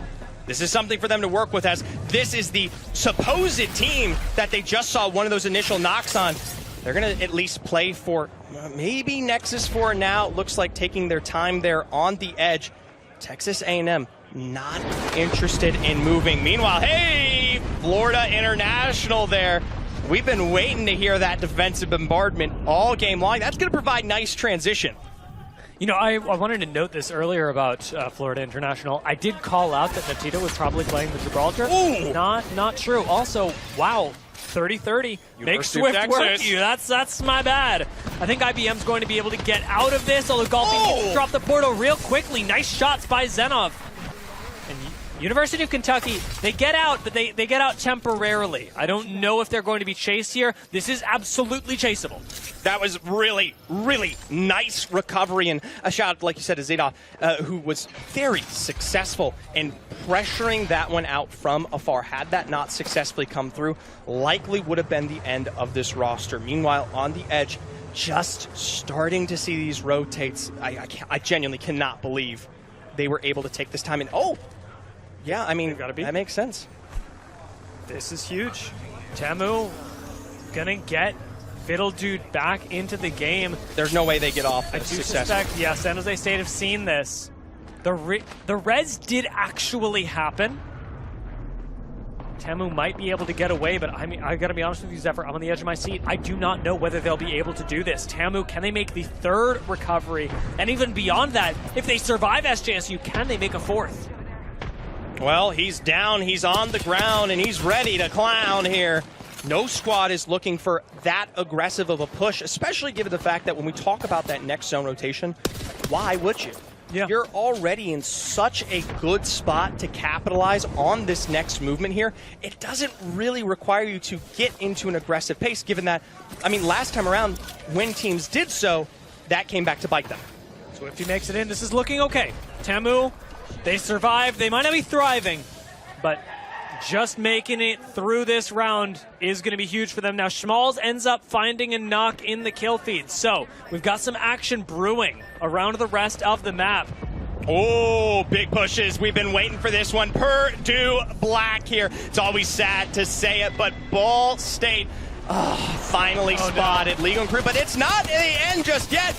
Out of nowhere, Texas A&M getting involved. Rolling Thunder portals away, but Purdue Black have to find safety somewhere, as that's another knock.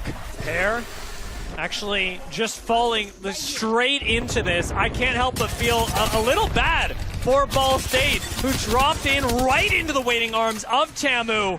I think they're going to be able to finish this kill as well, and yes, Purdue Black go down. University of Kentucky, meanwhile, are going to fall, and what a recovery for Tamu. That is a phenomenal, phenomenal game to at least continue to fight your way back into it here, but you don't capitalize on Ball State just yet. Still out ahead of you. Could be KP, could be a blockade waiting to happen. Notably, very, very split here. Meanwhile, SJSU did just drop the ultimate, looking to try and play around, I mean, maybe the tail end of some action where they were against Florida there, likely ticking down, no longer available. Ball State's pretty split up right now, but Florida, they see the altar port getting activated, turn around, and should be able to find these kills. Yes, Ball State will go down. It's 2 strokes that ends up falling there. But Florida International, they're the ones that are laughing at the end here, getting the pickup on Bendy and being able to fully reset inside this building. I wanted to call this out earlier, but I didn't get to because we had action. I said that Natita was probably playing Gibraltar, but I also had mentioned earlier that she was trying to shake that I need to be the fragger mentality. That's not true anymore. 3 games in, Natita has totally shifted. The pace of this squad is on Bangalore, has left the anchoring to somebody else, and is playing aggressive. Maybe this is the fix that Florida International need. This could be big for them here. Meanwhile, rotations ahead make this a tough fight, but granted, one of the faster endings we've gotten to see. Shout out to SJSU. Best position in the lobby currently. Love the height to work with there. We'll have to see if any of these other rosters can make it work, because no one's in zone, Dia. No. Tamu right now, I want to say, running the bow check. Surprised to not see that given to Swifty, given what Swifty was able to do with the bow check. But again, we've got SJSU fighting up against Tamu right now. And it's always Nkosu getting so aggressive on this altar, threatening the portals constantly. I think that is a force of the Rolling Thunder there. A great utility to pick apart. Have to be super respectful. Swifty unable to get much back out of that. Arcstar is going to at least give them time for now, but they don't have much of an area to play around. Whoa! Nakosu almost overswings there. Really powerful G7, but you can't argue with angles. That's JSU. Get aggressive, but it's always Fiddle Dude that is getting in there and backing out. Shmup's going to fall. Swifty's the one that takes him down. And in the middle of 3 squads, it happens. They're successful. They are knocked. FIU looking for action. Buildings ahead. They're trying to hold space that was covered on all sides. Sadly for Minnesota, pick apart whether they like it or not there. University of Texas have been so excellent. This Rampart has been such an incredible moment for them to at least get big damage out. You can see how that's highlighted on Swifty there. Finally, rotations across here. Bendy with the damage, the Nemesis. They are in the driver's seat. Florida International, this could be the fix they needed. This could be the big swing in their tournament. Florida International have the chance to climb these leaderboards, but they've got to get through U of T and Tamu so far. U of T and Tamu have both won a game. Can they double up here?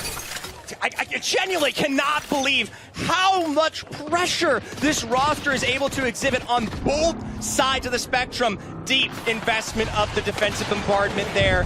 I don't know if it's going to make for much purchase. Finds a bit of damage on the back, but they are going to be able to heal through it. Remember, Rampart, just a bit too hard to push. Trying to see if they can source out Nate. Spicy really looking for this one. Yeah, this is realistically just a lot of pressure being put down by Florida because they are in the pinch spot.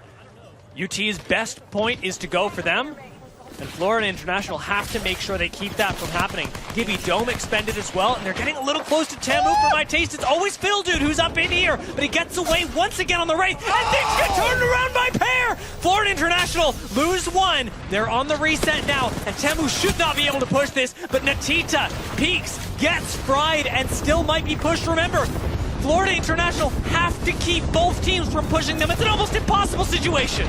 Insane, and this is where it counts. A massive dome down will give them their safety when they need it. I love this from UT, already expending now the autoloader. This is their moment to shine, coming late to the action. Tamu and University of Texas frothing at the mouth to take out Florida International, but they just can't do it. Bendy's going to go down, and finally, the dominoes start to fall. It's 2 of them now. Tamu getting aggressive. They go for the push. They know this might result in them going for second if they somehow mess up their angles, but they retreat just as quickly. UT start to pull the sandwich off, but Fiddle Dude spots it out, keeping UT honest. UT have high ground, and it's just 1 member left for Florida International. Gibby Dome starts the resets, but it's going to mean the end of Florida International. UT rained down with the Sheila, but Tamu, they've still got all 3. UT got to get aggressive, and they're going to do just that. Huge nade out of Kaiden, and UT sweep in to take their 2nd win of the Alienware Collegiate Clash.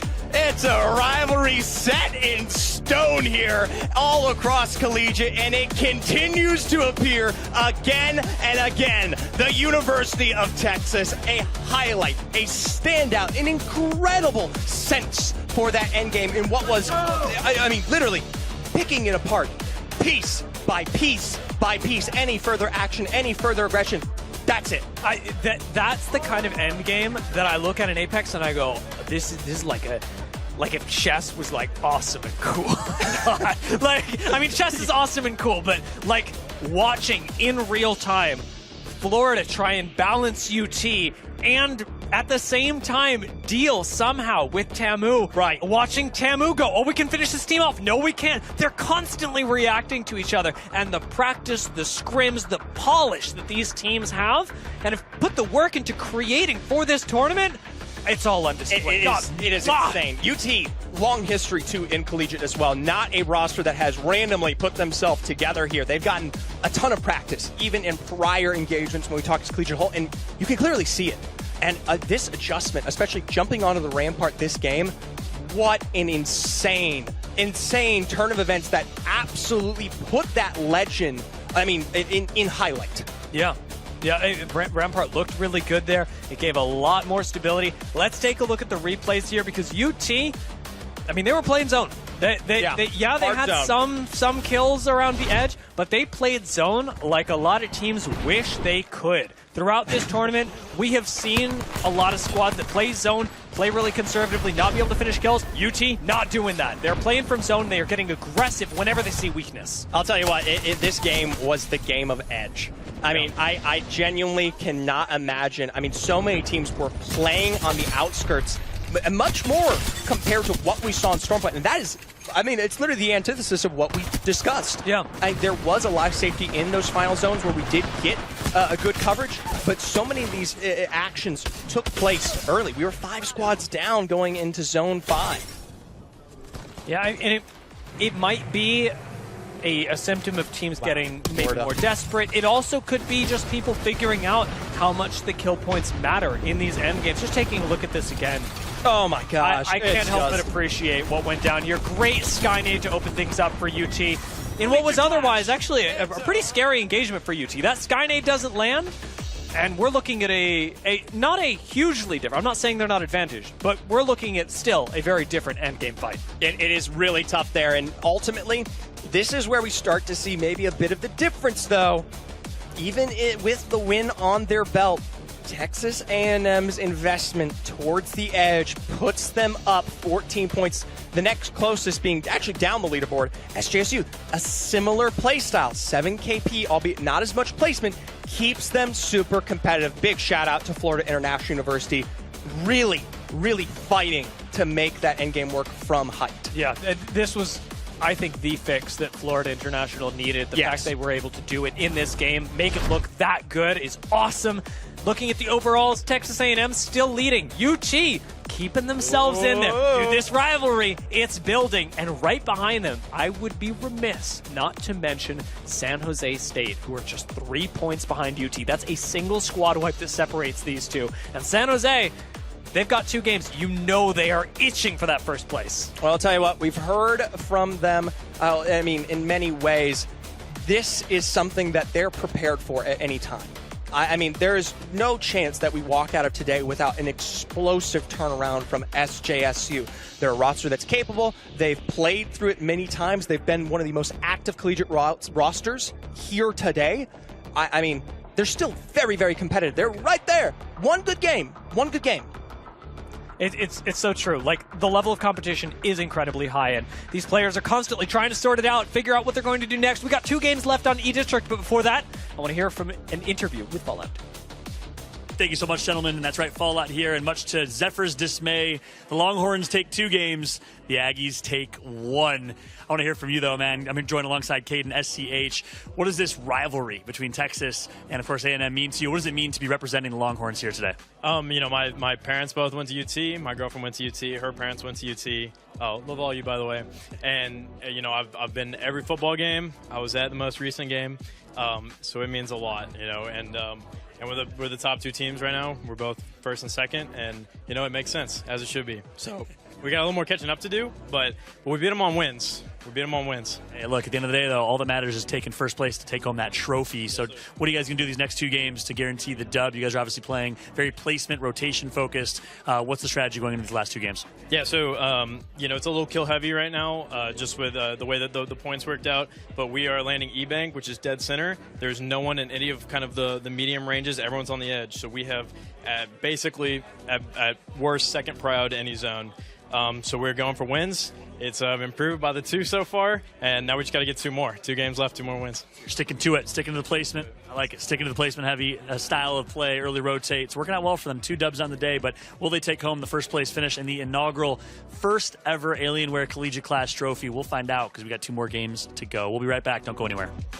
Welcome back to the Alienware Collegiate Clash live from the Alienware Purdue Gaming Lounge. I'm still Dia, that's still Zephyr, but everything else is changing. We've got 4 games done now. We got another 2 left on E-District as the leaderboards, they always be shifting around, and the rivalry between UT and Tamu just took a step up. Tamu still in the lead overall, but UT, they're chomping at the bit to get them. It's okay. It's okay. I respect Caden. I like the rivalry. I like the call out there. Remember what I said, though? What did I say about how many wins on the day are Tamu going to find? Oh, yeah. You said 0, didn't you? 1?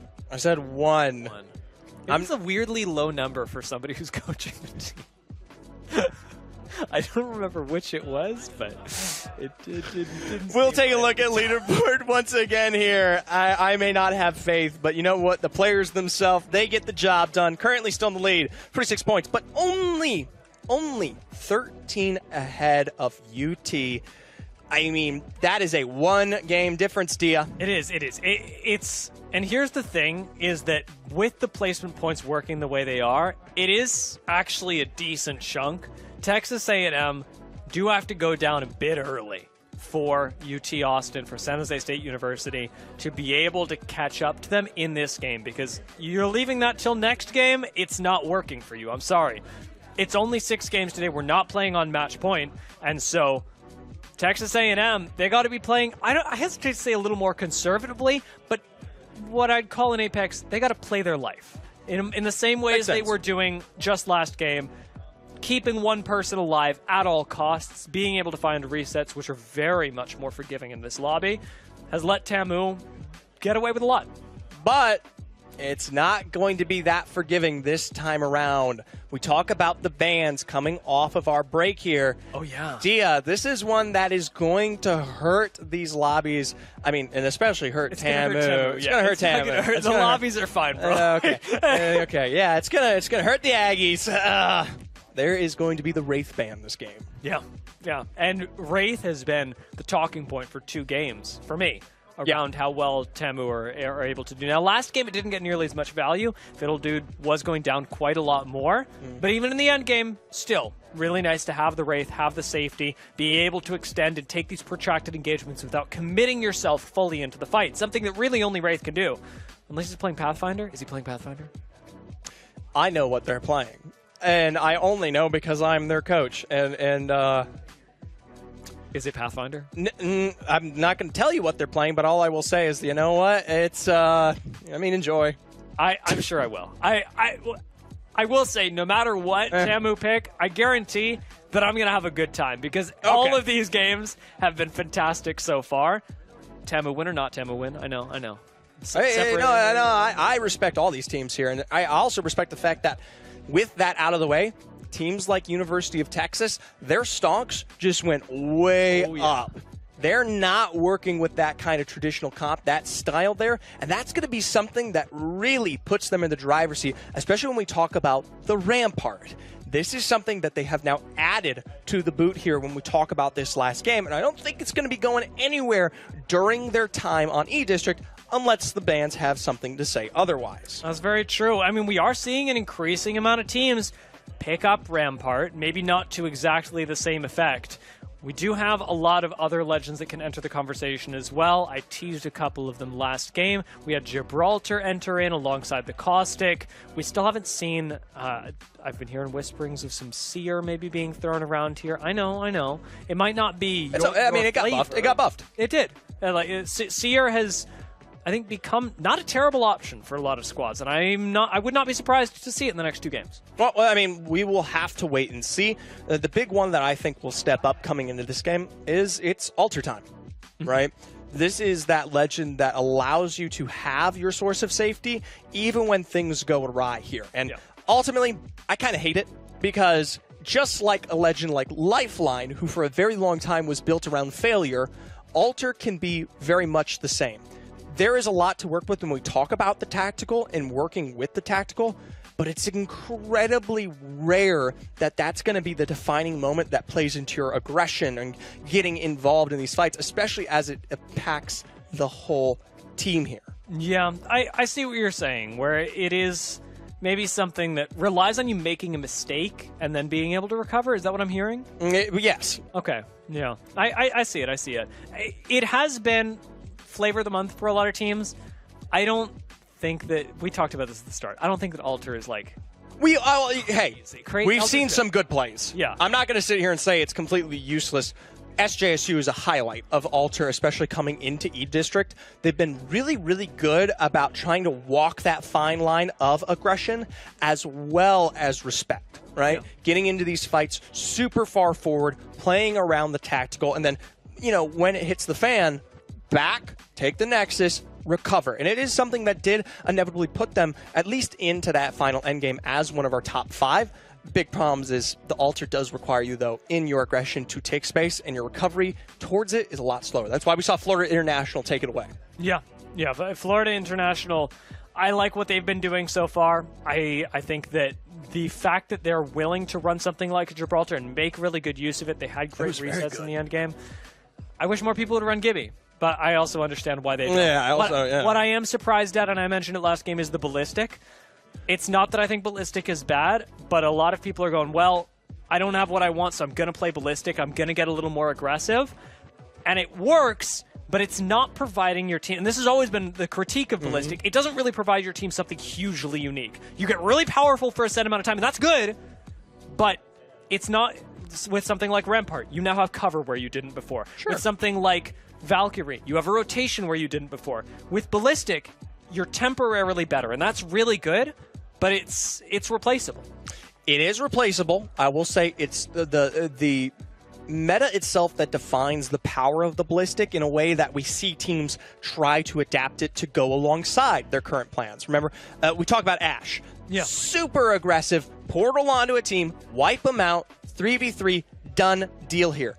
The Ballistic, albeit it isn't the perfect response when that goes away, it's one of the very few legends that adds to the additional aggression and speed that you can work with in this meta. And if you're a team who capitalizes off of the fighting, you have that very short window where you can get just into the action faster than any other squad, 3v3 express freight train straight into some KP. Yeah, that is very true, and it's been really fun watching Ballistic be played so far. So much.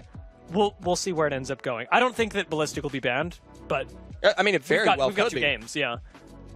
Yeah. Remember, it is Assault Legend based as well. Yeah. Don't forget the big buffs to those Assault Legends, albeit tempered, are still a really major impactor on at least why we see teams kind of lean towards still picking that class, even if it isn't the perfect pick. Yeah.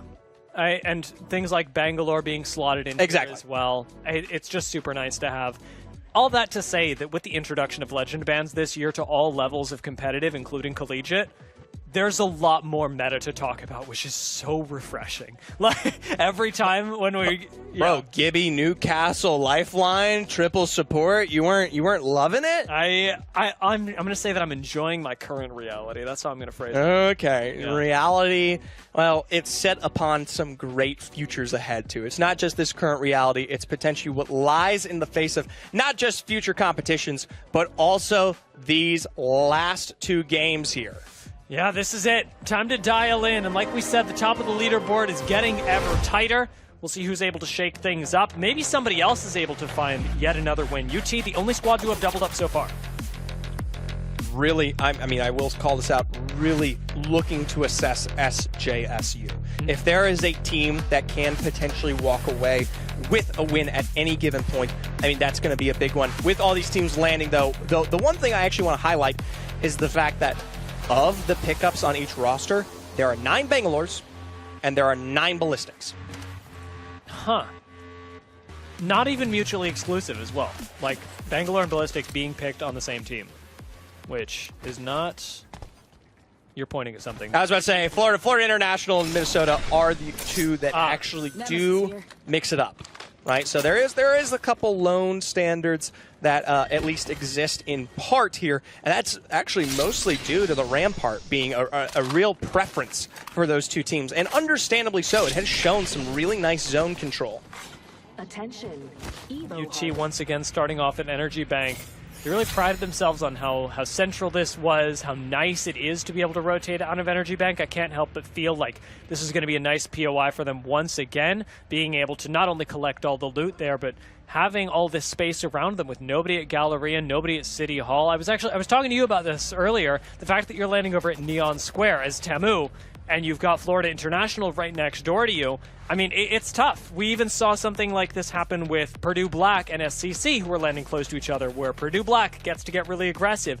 UT, they have a lot of space. And it's also the loot, too. Yep. Right? We talk about being able to transition away from the bank and make yourself, I mean, apparent at whether it's Galleria, Draft Point, City Hall. This is a team that can set themselves up so nicely before heading to wherever the zone fares here. Yeah, and in this particular case, it does look like we'll have a couple of squads that are making early rotates in, especially teams like UT that are coming from the center of the map that are always going to have a priority on the ring. I'm noticing that we've got ring scan over at places like Lotus, City Hall as well. Even over at Electro Dam, where University of Kentucky end up landing, which could be really beneficial to them to pick it up early. Minnesota, this is going to be one of their toughest games. And it hits at just the wrong time for them here.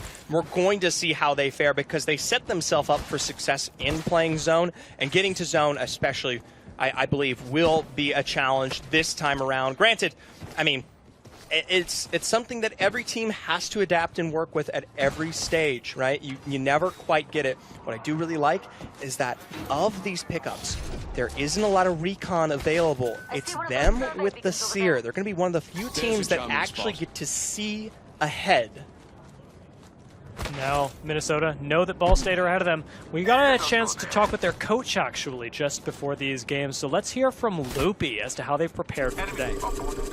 No, Dia, this is a live interview, not before these games. We're doing this right here, right now. Fallout here, joined alongside the one, the only Loopy. And I'm going to hear myself in the background because the audio's echoing here, so get ready for that. But anyways, Loopy, real quick, former coach of Optic Gaming and current coach of Minnesota State. Tell me a little bit about yourself and your background. Yeah, absolutely. I just kind of fell into Apex and met with a lot of really good players and kind of found my way through the collegiate space that we're in right now and developed that. And then, you know, recognized skill, I guess, and I made it to the top. It's crazy, man. Awesome background, awesome story. Speaking of the collegiate scene, you've been a part of the collegiate scene since the very beginning. You told me a story earlier. It's a great one. Give me a concise, kind of wrapped up version of one. Yeah, absolutely. People see this right here and right now, and they think that this is the beginning of Collegiate Apex, but it started at the very beginning when we were doing Q-Snipes in Discord. So the more amount of teams that we got in the lobby, the more points. And then it kind of evolved into Apex Spark Series, which took a hiatus, and then Octane picked up, and now we have ECAC and now NECC, and right here at Alienware Collegiate Clash in Purdue. So it's amazing to finally be here on a collegiate land. It's the first one, so it's epic. Awesome, man. Took a long time to get here, but here we are now, our first ever collegiate land. Something tells me the first of many, thanks to folks like Loopy who are making the collegiate scene what it is. That's going to be it for us for now. Let's go ahead and throw it back to gameplay and our casters. This was a really nice interview. Thank you, Fallout. I do want to very quickly pay some verbal homage to the fact that while you guys were killing it on the mic, Tamu was killing it in the game, taking out BSU. Now, Minnesota, due to their recon, were able to avoid that engagement. Remember, they saw it coming with the recon scan and were able to just steer clear of the whole Tamu Ball State shenanigans. We do have a couple of other teams in the area, though. Tamu still right next to Florida International, and weirdly, Zephyr, this south side of the zone is packed. It's packed, and they might be getting involved. Dropping Nexus down here. Haven't gotten to really see how they play around this success and around the back-ended recovery, but more than happy to pump out a couple of verts ahead here. Little dude not quite finding, but it is going to be Swifty instead. Swifty's the one who always finds those. Just a little bit of damage, just a tickle. Swifty does have the option to get away with the Ultra Portal that he placed just on the bridge, but Pear's not going to take that. Pear's going to jump off. Tamu getting fired on by two squads. There's Florida International, there's Purdue Gold, and Minnesota have actually come back to this. So the back away by Tamu, the full reset to go back to the Void Nexus could not have come at a better time. What an insane separation, but it's not going to be one without stress here. Schmalz in the perfect setup, finding Pear. That's not the man you want to see go down. That is your go button for the roster, and MSU now set up to potentially walk it down when it comes to the rest of this lobby. Have to wait and see. Can they sniff out Purdue? Can they sniff out Florida here? Tamu, even as a duo, still looking. Yeah, this is a solo from Florida International, not the last member of Florida International, but it is a 2v1 in the favor of Tamu, and it'll be another kill going down for them. Finisher for Fiddle Dude. Yeah, it's a tactical finisher. He's refreshing the shields. Horrible. I'll have to, we'll discuss that a bit later, but for now, we're going to discuss Purdue and Minnesota. Like I said, I was just waiting for them to sniff this one out. Gravity set up on height here. This kind of cross is bad, but that kind of Seer information is even better here. Sushi down right off the bat. Schmalz has been on fire talking about this game. Two strokes climbing up on top, still looking for an angle here with the Seer. A little bit of extra information gives Minnesota a direction to point in. Throws gravity at the squad, and it's Purdue Gold that's in trouble, heading for the hills. Debo manages to actually use the Void Nexus again, retreating them all the way into the dead center of Neon Square. I mean, We've gotten more Alter in this game than ever before, and so you're going to keep hearing this non-stop. Meanwhile, for Florida International, yes, they can pull away. Yes, they can pull for revives, but they can't escape the lobby. St. Clair Saints, we haven't gotten to discuss them very much today, but they're finally here. They had some great zone play earlier, and now oh my gosh, starting to whip out the aggression. Lucky doesn't quite make it up onto the high ground. Yoroi looking for an angle here as well. Skynade may find a bit of purchase. Yet to be seen. I'm not seeing it actually net them any damage. This Rampage, though, it's a very different story. Nice climb up by Yoroi. Uno reverse card takes down another, and this should be a clean squad wipe. SCC, though, very low, and it's got to be the Yoroi clutch up, and he finds it with the G7. That got a little too close. I was about to say, sitting at just a fraction of their health there. St. Clair Saints pick up a big win where and when they need it most here. This is a team that can accelerate. We talk about the kind of swinging nature of this roster. This is kind of the best setup for them, and you know what? I love to see that just as much as anyone else.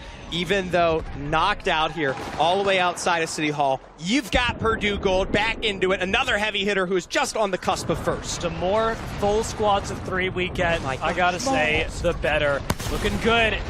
Like you say, Schmalz has been going off for Minnesota today. Ever since he's been swapped onto the Ballistic, his killer instinct has really been unleashed. I really think this is the highlight of the Minnesota roster. It's not the zone play. It is the aggressive tendency of Schmalz. When put in his best fact, I mean, I tell Tamu, I say, respect him.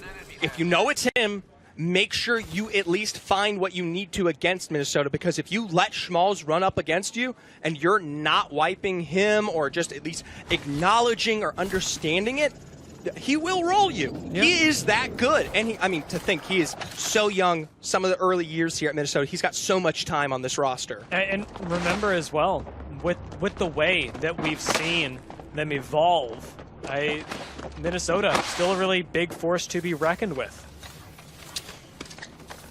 That being said, we are slowing towards the rotation zone. Let's pop on over real quick, listen to SCC, given their success. We should journey there. Hi, I'm Tyler Yoroi Reed Lincoln. I play for St. Clair Saints as the IGL from Windsor, Ontario, Canada. My teammates are Lucky and LeCarrot. Being the only Canadian team, it's a great honor to come to Purdue and be able to compete against all these other teams here. And I'm really hoping we can show some Canadian pride for the rest of the regions and help more schools get invited. Being a coach in Pro League has helped a lot with our macro and as well as developing strategies and our micro and how we kind of move around the map and work together and communication, as well as just generalized discussion when things go wrong in between games. Another interview, another Tamu team wipe, this time on Purdue Gold. I think we figured it out, Zephyr. We need to run the interviews, and then your team goes off. Yeah, I promise you, there's no impact from me here. I'm just doing my job as well as Texas A&M are here. Now with double wipes, most importantly, it is the fact that it is Purdue, right? This is a team you knew you were going to walk into as a competitor, as an issue within this lobby here. And the only other team that sits beside them the only other two teams that sit beside them as potential upsets, SJSU and UT dead set in the heart of zone here. We'll tune on over to UT. The Longhorns getting involved. These long-distance shots, especially around the Rampart last time, were such a big factor towards their knocks. And if UT are looking for first place, they got to get a few more kills. We do still have 7 squads left. The majority of the lobby is up. But none of these kills belong to UT just yet. Even with the Rampart walls down, they're not actually finding any aggressive shots in their favor, and that's with the zone closing behind them. Yeah, they're not in. This is a very dangerous spot for them. They need to seal the deal here. It's not just UT. Purdue Black and Kentucky coming up from behind have to seal it. I like how they position. Spicy Boy just keeps his eyes on the high ground. Nade, not going to work out for them just yet, but why? Kai doesn't stop him from continuing to try to force this portal to be taken. Woo! Takes his own grenade, unfortunately, and UT now gets shot in the back as well. Oh, jeez. Not looking good for them. UT making a critical misstep. Yes, it is a full squad wipe now on Purdue Black, but now Kentucky going back up onto the high ground. Still could take out the last single member of UT. This is a huge issue ahead for them, racing away, but it doesn't get better for either Texas A&M. Oh my gosh. They've been on fire all day long. Two-stroke Schmalz. I told you, you leave him alive. You leave him alive. He will deliver. He will find purchase. He will send it. And you know who's going to come up just as quickly? SJSU here. Big things to note. It is wipes there, but with two strokes and gravity falling to pair, SJSU only pick up 1 KP from that. Now granted, closer position to first, but that's going to bite when we talk about those final bit of points that they need to surpass. It's true. SJSU at this point need to pick up every single kill, and that's looking pretty difficult. Oh, no. When University of Kentucky and SCC are fixated on fighting each other. 1 minute left, and I'd rather see SCC just go the other way. University of Kentucky, they've got all the time in the world to make their way into zone, and SJSU have positioned themselves perfectly to take advantage of a late rotating squad, firing down onto University of Kentucky. SCC are late on the rotate, and it gives SJSU the perfect time to drop down. Schmub takes down the first kill, and it's IBM that ends up falling here. Gonna go for the full thirst, set the numbers advantage in stone. There is chances for revives. We've got the opportunity. Meanwhile, for SJSU, they've got to continue to defend these further rotations. SCC getting involved. It's a big split from SJSU. I think they can at least sustain with the altar here. Schmub still, okay, I was going to say Schmub still involved. I'm waiting for that Nexus. Definitely had to come through, finally does. It has to be every kill for SJSU, and take a look at what University of Kentucky are doing. Having found the craft and the reset, they're going to get both their team members back, and that's 2 extra KP that's being created in this lobby. Really important. I mean, obviously they could. You're right. They could win the game. I don't mean that to be BM. I just mean like it's 2 possible. Any KP for any one of these rosters is critical here. Double up for Kentucky. Pay your respects. Meanwhile, in the background, as this revive comes through, Yoroi almost peppered to the end. It's going to be a bit of a slow end game, D, I think, because you've got probably the most wide cover possible here. I mean, the Lotus, all 4 towers are in play for this end game, and I don't think anyone's going to be risking it anytime soon. No, University of Kentucky got no reason to push out anywhere crazy. SJSU have a Void Nexus and essentially control 2 towers right now. And St. Clair, they've got low ground. Why would they get aggressive? They don't have to. This actually might be the only game where we go all the way to Zone 6 then. Zone 6, mind you, no one currently in it. No one knows exactly where these buildings are going to fare here sometime soon. SJSU still looking. I mean, things have grown very, very quiet. They know both SCC and Kentucky understand that there's been so much pressure from above that it's just so much smarter to play it small and slow. You got to imagine that University of Kentucky probably have the biggest advantage here because they don't have to drop on the low ground. Whoa! SCC, move up onto high ground. This isn't the craziest thing in the world. It is just one member of SJSU that's left defending that, and they end up using the Void Nexus to get back to the rest of the team. So everybody now in their separate towers, everybody now with their separate high ground, if they want it. SCC don't seem particularly keen on taking the risk, especially with the next zone revealed.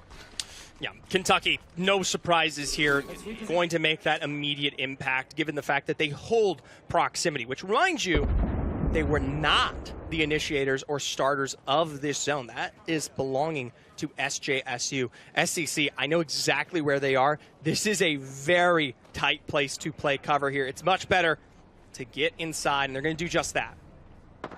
Playing on the door right now. Remember that we've got quite a lot of defensive utility here and vertical utility in the form of the altar. This can really change the game, especially when it comes to how you're going to siege these high grounds. SJSU even thinking about sieging the inside of a building. Not seriously, mind you. But for them, it's always been about maintaining that threat, something that Neko is so good at. Reminder for SJSU, plenty of points still on the board for them here. They need, like you said, to find just about every KP immediately. Nakosu down, the IBM here, finishing the deal or finishing this fight would be massive. Evac ahead, there's the auto loader. Can they find Golfy? SJSU, they played the initial siege really well. They've taken all of the look advantage at this. away from University of Kentucky, and they are sending it. SJSU, you give them an inch, they take a mile. That is 2 down, 3 down for SCC. And SJSU, they continue collecting the KP. Remember, they need to get every single one. University of Kentucky still gone fishing for them. This is absolutely crazy. I'm pretty sure Kentucky, yes, sitting on just barely a chunk of revives. Oh, this is so smart. Portal back, altar in play. Gotta stick a revive sometime soon here. It will be a full 3v3, but Dia, look at SJSU. Already starting to posture out on this one. I think SJSU are playing for the end zone. They're not even focused on how University of Kentucky are playing. They're just grabbing height and betting they can win the 3v3 when it comes down to it, with the incredible advantage that they're going to have from the high ground position. I like the play. I do acknowledge that it is a bit risky here to let University of Kentucky full reset, but in its own way, it also gives them a weird amount of safety. Remember, they have to figure that out, though. That's information that they don't quite know, especially as SCC really threw a wrench into their plans, at least to solidify some of those wipes. Talk about this, though. Triple red, Dia. Been a while. Been a hot minute.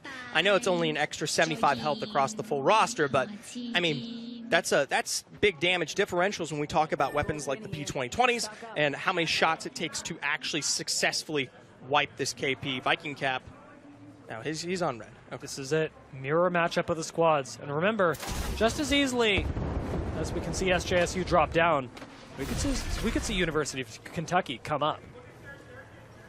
This is really, really tough here. Have to remind you, there's not a lot of exits to this building. Hilariously, right underneath them is going to be maybe your best angle.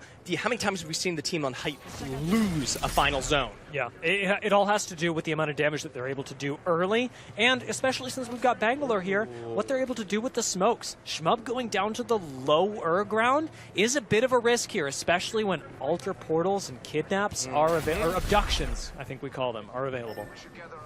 Still, I think ultimately really, really good angles ahead here. No matter how you cut this one, no matter how you cook it up, SJSU, the minute we talk about rotation, someone's getting shot. Oh, they're going to have to come out one door, maybe use the portal here, and they do. Remember that there are shots on them from above, but almost no space to play inside. University of Kentucky, they got to take a fight.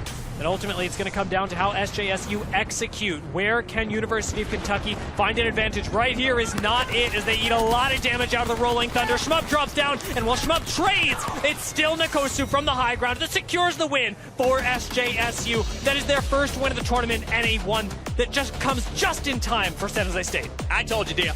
It was going to happen at some point here today. We were not going to walk out of these lobbies without an SJSU win. Yeah. No chance. Not even a single chance here. Now on top of the world, this is going to be the biggest success when they needed it most. This roster has been a little bit slow to find the aggression, and what was even more funny about this game is that they were in zone from the get-go. It pulled directly to them.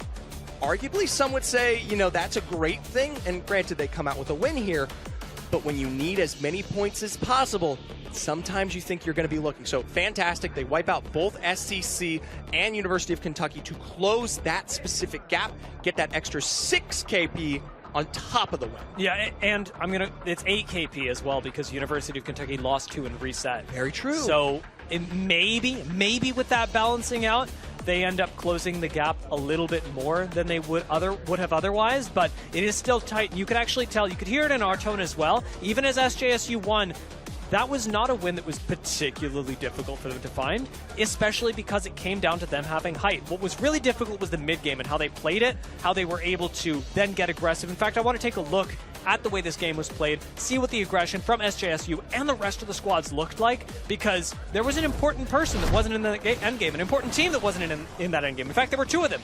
UT and Tamu both missing. Right, literally right at the same time, too, I might add. Both of them facing their end. A huge shout-out to the Minnesota Mavericks.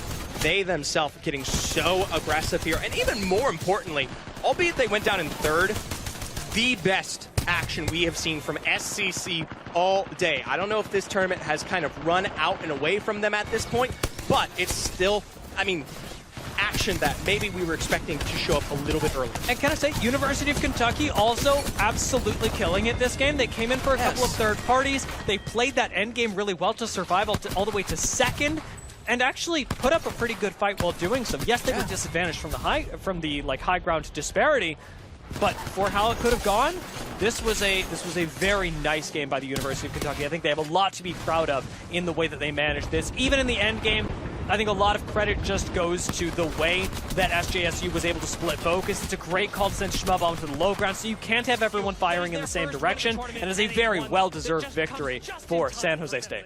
Absolutely, and you can see their final points on the board. This is what I meant when we talk about how important it was for SJSU to be literally perfect in their final moments of that game.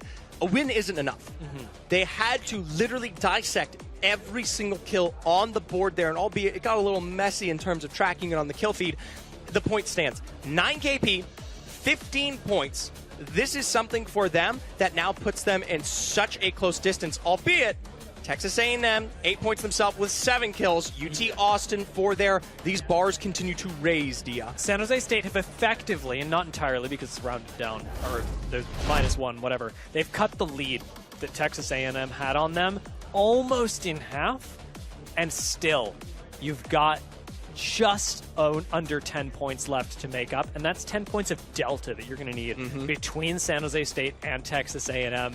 This last game is really going to come down to a focus on these two squads. Yes, we've still got UT Austin sitting at 37 points. Yes, they've technically got a chance, but you look a little lower than that with things like Purdue Gold, Minnesota State. They're going to have a really tough run to first. In fact, I'd say almost an impossible run to first. I'm looking at them, but really, it seems to be about what San Jose State can do. After that win, I want to hear how they're feeling as Fallout's got an interview with San Jose State.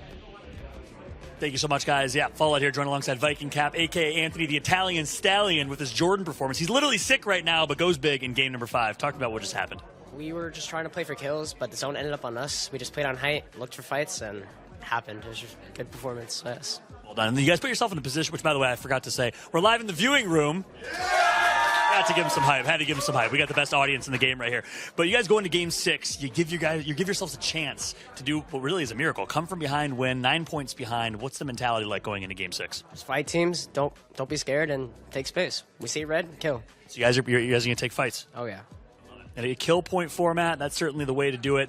Best of luck to Viking. Any final words or shots before I let you go? Tammy, you're going down. Oh, I like the energy. All right, well, that's it for us. Me and Anthony here live in the viewing room. Once again, viewing room, best group in the area. Can you show up? Give a little camera view. Make some noise in the viewing room. The best audience in collegiate esports, because it's the only audience in collegiate esports for Apex. That's going to be it for me. I'll go ahead and throw it to a break. We'll be right back after this.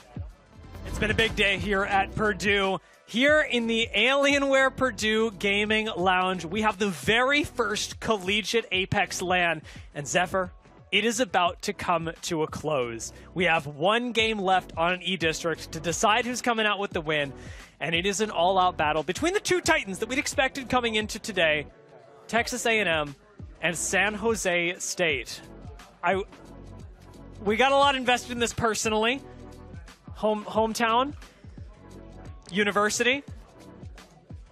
There's plenty more to discuss, and I think separating ourselves from this is going to be a difficult task. Yeah. But let's give these players the best shot possible, because this game is going to be one for the history books.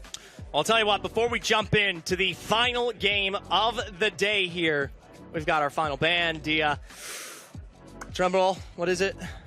Oh, you're drum rolling. Drum roll. Ballistic! Okay. A bit surprising, but at the end of the day, this is going to really turn a lot of the aggression on its head for some of these teams. Like I was saying last time around, there's so much they work within when we talk about the autoloader, playing the ultimate, going for these fights, and just being in a position where they can dominate. Now we're back down to standard Apex. We talk about strong utility with pickups like Rampart starting to thrive, Seer starting to leak in there in terms of information. Of course, Bangalore, that is a pick that I did not expect to see, and one that will continue. No. Welcome to Texas A&M. What are you doing, bro? Did you approve this? Sorry, for those of you who may not have been watching the player screens, Conduit and Revenant were locked in. Just to be very, very clear about what I'm experiencing right now. We talk about aggression. You either leave it on E-District or you leave it at home here. There is no difference that separates these teams now at this point. We're going to get some chaos on the board in terms of setup. Already, we're seeing some of these initial drops down, and I'm now getting the chance to check out every single team in the lobby. Brother. Oh my gosh, we've got just about every single legend picked up here in some format. It is completely sprawled. And you're not the only ones running Conduit either. SJSU also running Conduit, but of course not going with the Revenant because only, well, I was going to say only crazy people do that. Actually, we've got Purdue doing it, and it's Purdue Black. Purdue Black, bro. It's Purdue Black with the advantage as well. I love this team, man. Something super crazy is that Horizon also making a bit of an appearance here. Yeah. Not something I would have expected, especially this late. You gain a bit of access between these two rosters, Ball and both SCC, but I mean, I'm curious because there's not a lot of action and coverage you're allowed to make, speed as well. If any team had grown adjusted to one another before this game, it has been completely turned on its head. Yeah, and we do know this, especially in 6-game tournaments. Last game does tend to be a little bit of chaos, and that's why I love it so much. Because you do get teams that go, you know what? We are just going to throw everything we have at this lobby, and we are absolutely seeing that. Purdue Black certainly giving us a new look. I will say Vantage, maybe not my favorite pick on a map like E-District, but if you are looking to dial up the aggression, can help you finish a fight really quickly. You know what? It's not something I would have expected in terms of the word aggression, but information alongside maybe some access, the sniper's mark. I guess you've got yourself some guaranteed knocks if you follow through pretty quickly, Pathy and Rev aside here. We'll have to watch. They're never the slow ones to the fight. I've yet to see them slow. And they don't even care about Evo. They don't even care about setting themselves up shield-wise. They're more than happy to just whoop. Dude, they're running straight into UT. UT is going to be so tilted. Like, no matter what happens, even if UT win the fight, they're going to be like, man, I can't believe we got pushed by Purdue Black in the first, 60 seconds of the game. Already sniper's mark hits you. Oh, brother, you are... They know the shield health. Not something that we typically get to talk about here. Before they even adjust or look to set up for a push, they already know what they're working into. Still, though, Purdue Black, it is something that borders on insanity or just pure aggravation. I think they're still going for this. They certainly are. Ooh. One not quite connecting. Admiral Macron gonna need to lock it in a little bit more on that Vantage with the Gibraltar-sized bullets. But Spicy Boy still was missing quite a bit of HP. Ended up popping a Phoenix as Ur looks for a push, but ends up getting shut down. Still on white shields. Even on the Pathfinder, you got to play extremely careful. Admiral Macron goes for the Skynade. Not going to find anything just yet, but Purdue Black, not ones to give up a fight, not ones to back away. They've got Revenant Ultimate available as well, so a single crack, a single knock goes their way. You know they're going to go for it. I genuinely cannot believe this continues, even with the damage that, of course, UT are able to put into return, especially with amped cover coming out as well. They still set themselves up. Forged Shadows here, a big play around when we do talk about shielding, but if you get pushed like that, you're not really coming up Millhouse. Nice movement on the Rev, but it is weird to see the Forged Shadows actually popped as early as they were. Purdue Black now on the low ground and on the retreat, as they've always had the shield disadvantage since the beginning of this fight.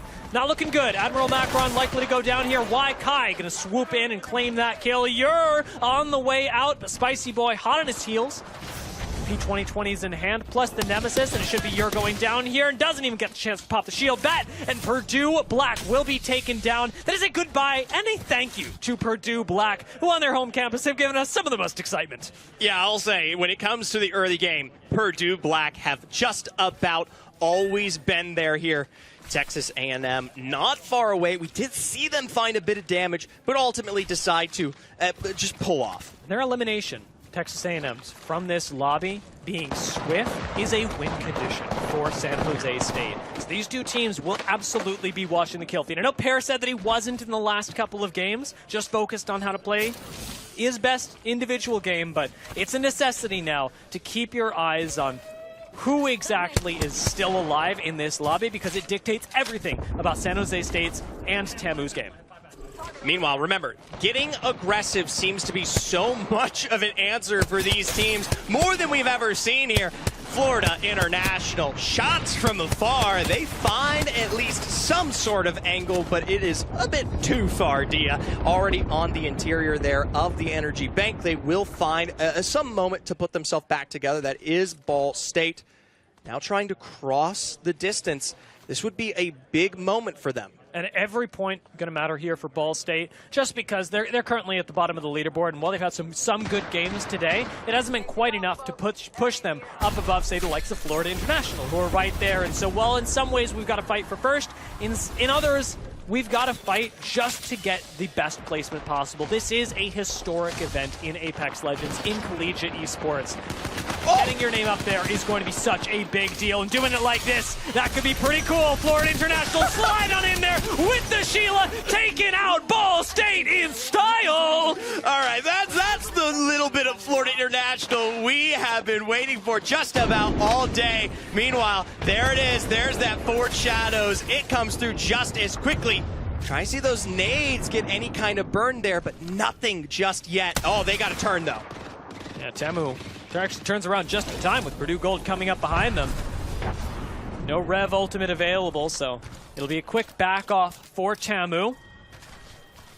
Right now, I think you're mostly picking fights around cooldowns with the way this composition functions. Yeah. When you have the ability to juice them with the conduit, get that Radiant transfer. When you have the Forged Shadows, that's when this composition really comes online. When you're not, you back off.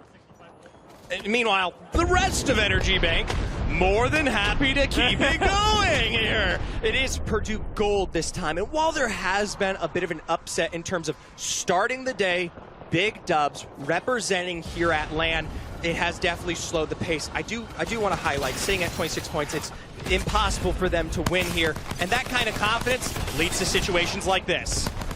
Debo almost actually finds the knock. 2 more bullets on the P20, but Dreamer's not able to finish this off instead. Now we're eating a Gibraltar ult, and that suddenly turns the flavor of the fight around. And quick disengage, I like, from Purdue Gold. There is no reason necessarily to pick fights this early on, but at the same time, Zephyr, I can't lie to you, there's no reason not to, especially when Nkosu's opening fights like that. So aggressive on the altar. One of our best altars in Collegiate right now. Watching him get aggressive, go on the chase. We could see SJSU finishing off the University of Kentucky, who have managed to find a good hiding spot. This is really smart here, already with the recovery playing around at least a bit of the portal. They do stick for it. Nkosu immediately popped back. This is a moment where they have to play it for safety. They have to play this one back. It could all end here. Remember, they're just a bit too far away from the portal. University of Kentucky, they got that killer instinct in them. Will they be able to catch up here? Oh my gosh, they know. Gets the scan, and we're going to see Viking taken down. That's 2 members of SJSU now gone, but the third one, Zephyr, long gone. This is what we talked about that every team needs to be doing, playing their life. SJSU, more than most teams, with being in the conversation with Tamu, they keep themselves there for now. This is really a struggling moment for San Jose State, especially given the fact that they decided to rotate so far and away from a zone that was catering towards the north here. Remember, they have to pick up KP to build into this win. Without doing so, they set themselves up, well, at least for struggles ahead now. St. Clair Saints popping in towards the edge of choke here. A choke that Tamu are currently looking over. Tamu set a trap. We could see SCC go down very quickly. Not a lot of defense here as they've been running the horizon. Oh, jeez. Trap is set. Will it be sprung? Tamu wait. Both teams have already found each other. Not exactly the setup you want to see. Horizon in the air. Yoroi looking that one out. Big damage on the P2020s from Fiddle. They will find the first knock here, and Lucky and Lakairu, the young guns, they have to defend for their lives. This is a Fiddle P2020s all day. Weighs him into a corridor, and as soon as Yoroi goes down, SCC jump on in, but right behind that fight, Purdue Gold heard what was going on. Will they be able to capitalize in time? See the shots land. Temu instead trade back. Demo almost goes down. 75 HP and a dream. Shield battery going to be popped just in time, and Swifty doesn't end up finding the Skynade this time. Remember, this is going to be the split here when we talk about that next zone. Purdue Gold, yes, looking for coverage into it. Tamu more than happy to play Gatekeeper because it could always result in more KP that bars results here. Remember, every point they pick up continues to exasperate a lead ahead. Every point, every placement, every staple of this game. Purdue Gold still looking for it, but nice job from Fiddle Dude. They can rotate around this. I mean, I think this is more Purdue Gold wanting to kill Tamu than it is them needing to rotate through this corridor. Well, they can hear me somehow, some way. They're actually, fun fact, one of the few rosters that is not within direct earshot of myself and Dia here. They get to play in the varsity room given their seating. Fun fact, they got to pick where they sat based on that in the qualifiers. But they still at least have a premonition about where to go. SJSU, though, they are back in full force here, getting ready to make their appearance. Thanking their lucky stars. A nice getaway, maybe some KP, but Seer turns all that around. I believe this is the second Seer that they have run into, or at least the second Recon Legend, being that University of Kentucky, that's right, on the Bloodhound. This is something when we talk about safety, you worry about, because Legend pickups like the Bangalore become that much more less impactful. Purdue Gold sitting in a really good spot after they've taken that last rotation away from Tamu. Very happy with how they've ended up in the ring as Tamu look for a few more KP. It's important to note, though SJSU don't actually know this, the 3 KP on Tamu is pushing them further ahead in points, making that difference between them and SJSU all the more apparent. It's all about the placements right now, especially at the point that we have gotten into people actually collecting points for having stayed around this long. Every single squad that Tamu outlives makes the game harder for San Jose State. Especially when you're dealing with this. SJSU are constantly being bombarded by coverage, not only from the Seer scans of Minnesota, but also Kentucky. Getting involved from afar, remember, still playing around what was, their knocks against them. What a bit of revenge from University of Kentucky, getting shut down by SJSU last game, and this game being able to shut them down. Now, it may not be kills, but having already forced SJSU to reset, making their push onto Minnesota all the more difficult. University of Kentucky certainly making life tough for the very same team that knocked them out of the first place finish last game. Tamu, cooldowns popped, playing aggressive, but just for a little bit of height. Oh, and SJSU right into the aggressive. They've already lost Nakosu, but here it is from behind. They've got to defend against the world. In through the tactical, back to the Nexus portal. They're going to have to try to set themselves up to go for the full reset. That's why you've got the pickup. That's why you have the conduit. Meanwhile, on the other side, this might be the end of Tamu.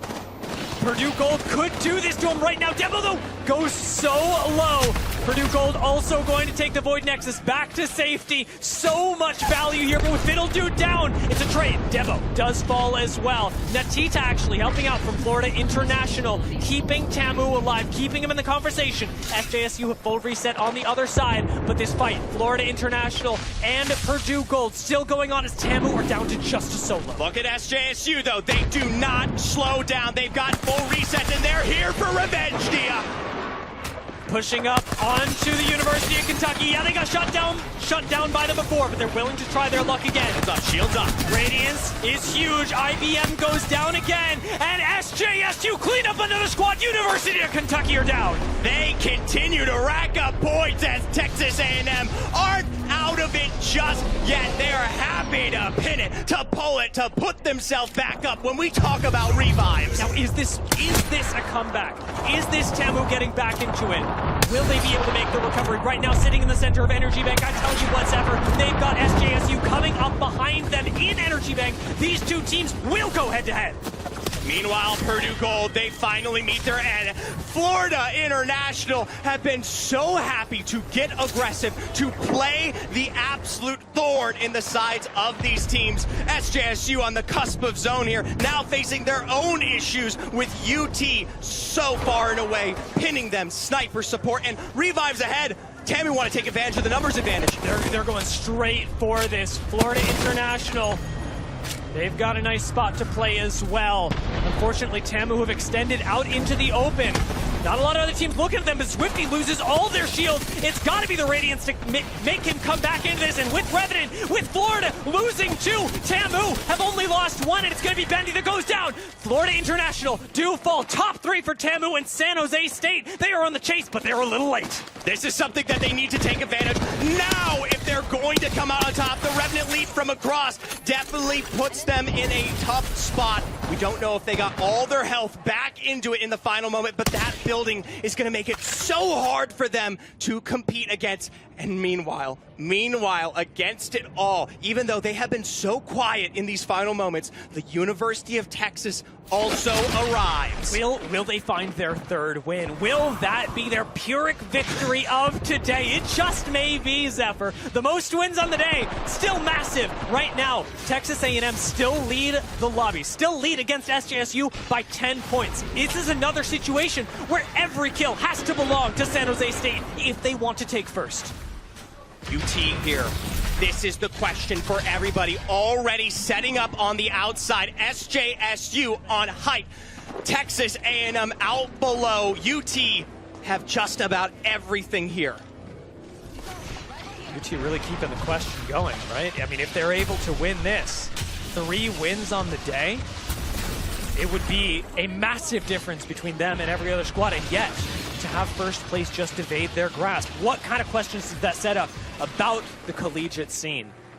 A lot of them going to be answered here, but so many already being posed for the future with the way that this squad has been able to control many lobbies. Maybe, I say 2, maybe even 3. I worry for both of these rosters because in the end, neither in a strong position here, especially, once again, a shout out to Caden. No one expected the Rampart to be such a prevalent thing here for their composition, for their macro. And at this point with Sheila laser pinned on both of these teams here, it is fear incarnate. Yeah, SJSU and Temu are looking at each other going, well, one of us is going to go down. I'd almost rather take this into our own hands.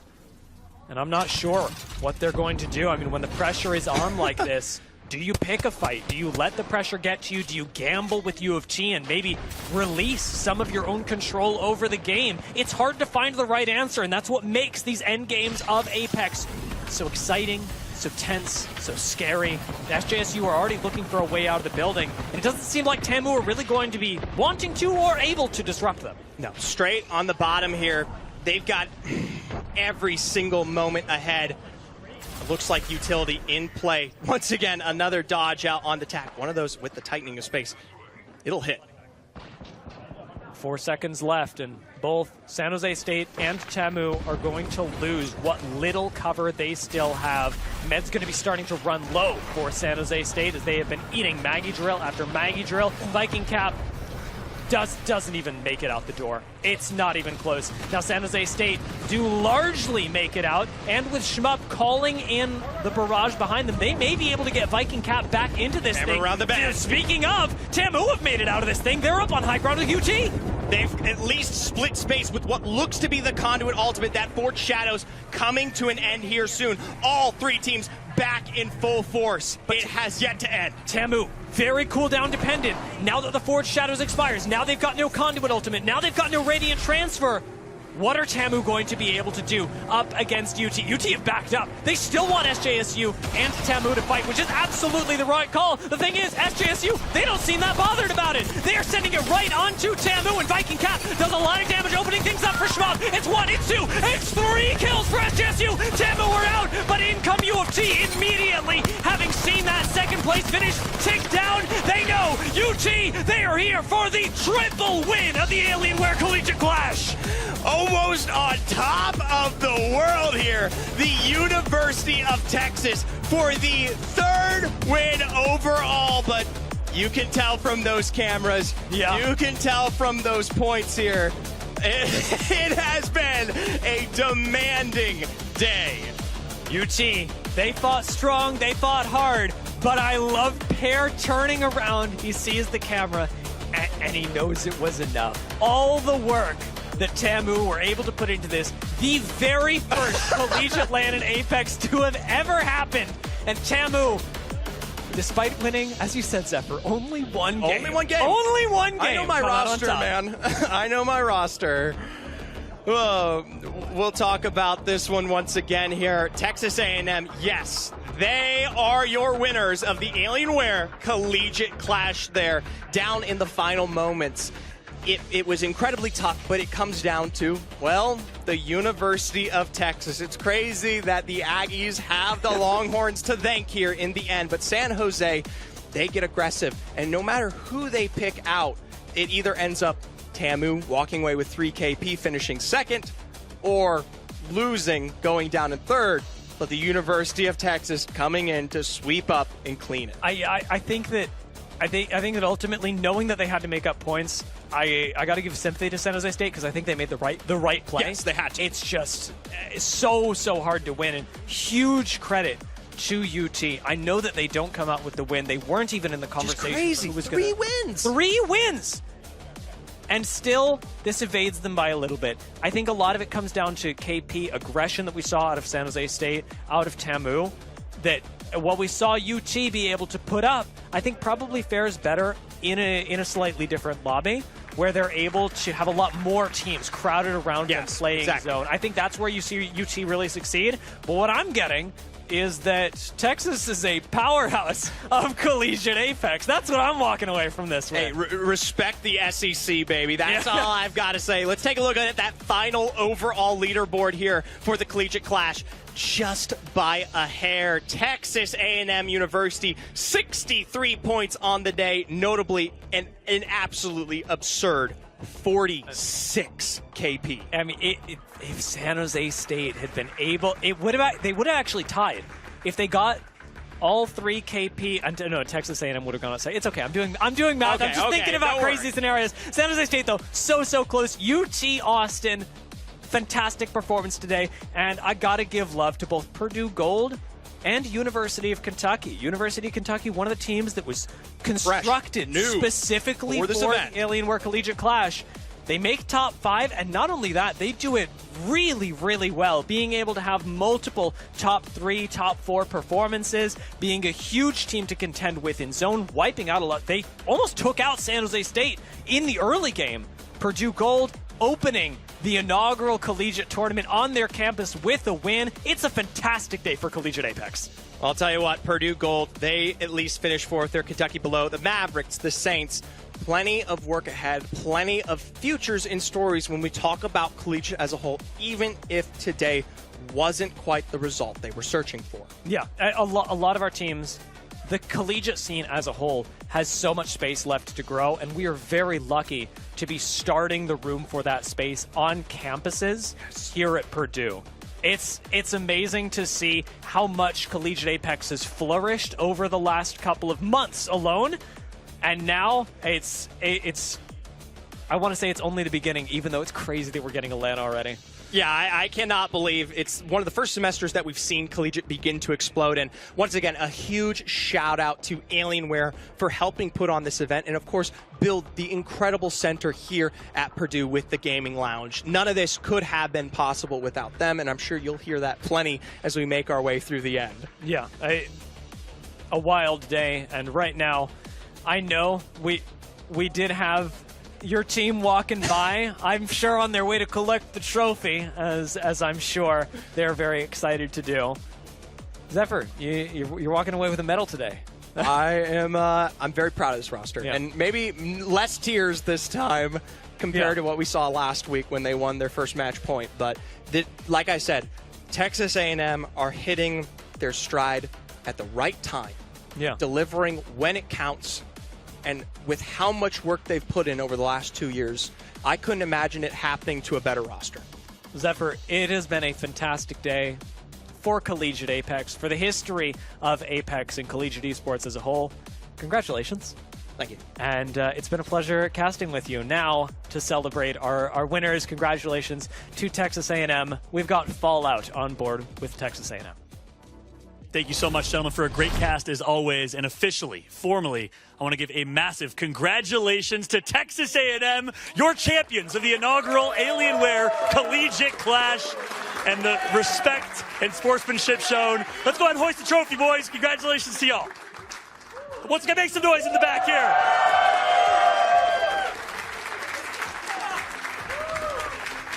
The first ever Apex Legends Alienware Collegiate Clash champions are Texas A&M. And of course, Coach Zephyr is coming through as well. You see the emotion poured out of these guys, the amount of work, the amount of time that has gone into this moment for the first opportunity to compete. And you guys came out on top. I got to start with you, Fiddle, captain of the squad. How does it feel to be the first ever collegiate champion? Oh, it feels great, man. I mean, we've been trying to win competitions for a while now. Come up short a good bit. Lots of, if anyone knows, the Tamu second place curse.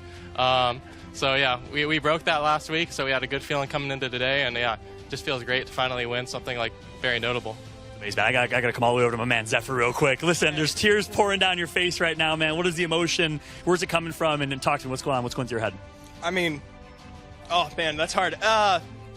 This roster was put together for a very similar reason 2 years ago, and they've literally been through it all, every step of the way.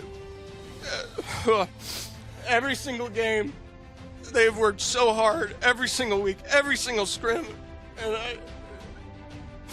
it makes me happy that I finally get to hold something like this. Everyone make some noise for Zephyr real quick. Show some love, the passion coming through from Coach Zephyr, who's been building up this program for so many years. And you heard it from Phil. I don't know if you caught it, but they've been waiting a long time to hold a trophy like this. I mean, it's been a long time coming for Collegiate Apex to get a LAN pair. What does it mean for, obviously, you guys to take the win, but for the entire collegiate scene behind you, all these competitors, to finally have a LAN, an opportunity to compete for Collegiate Apex? You know, we've been working really hard for this. We played the game that we were taught. We played the game that we believed in. We followed our in-game leader to a T. No mistakes. Everything I believed in, literally everything that we did that entire game. Even game one, I believed on everything that we should have done that play, and I completely agree with it. In terms of Collegiate Apex, I think there's a really big step forward. I'm really glad that we were a part of this. I'm really glad also that we were able to win this huge event. And huge trophy, by the way. I think it's like 80 pounds. Massive event. Massive trophy. I can only feel ecstasy right now. This is amazing. This is great. Congratulations to you, Parent. I got to wrap it up with Zwifty. And, you, of course, you heard about the respect he showed for the IGL here, but you played out of your mind as well. That's right. Kill leader on the day, and a lot of people had all eyes on Zwifty coming in. You heard the casters hyping you up. Obviously, talked about your teammates, but talking about your individual performance as well. I was just doing what I normally do and just following my IGL. But, not much else to say, just doing what I do best, I guess. Shooting your gun.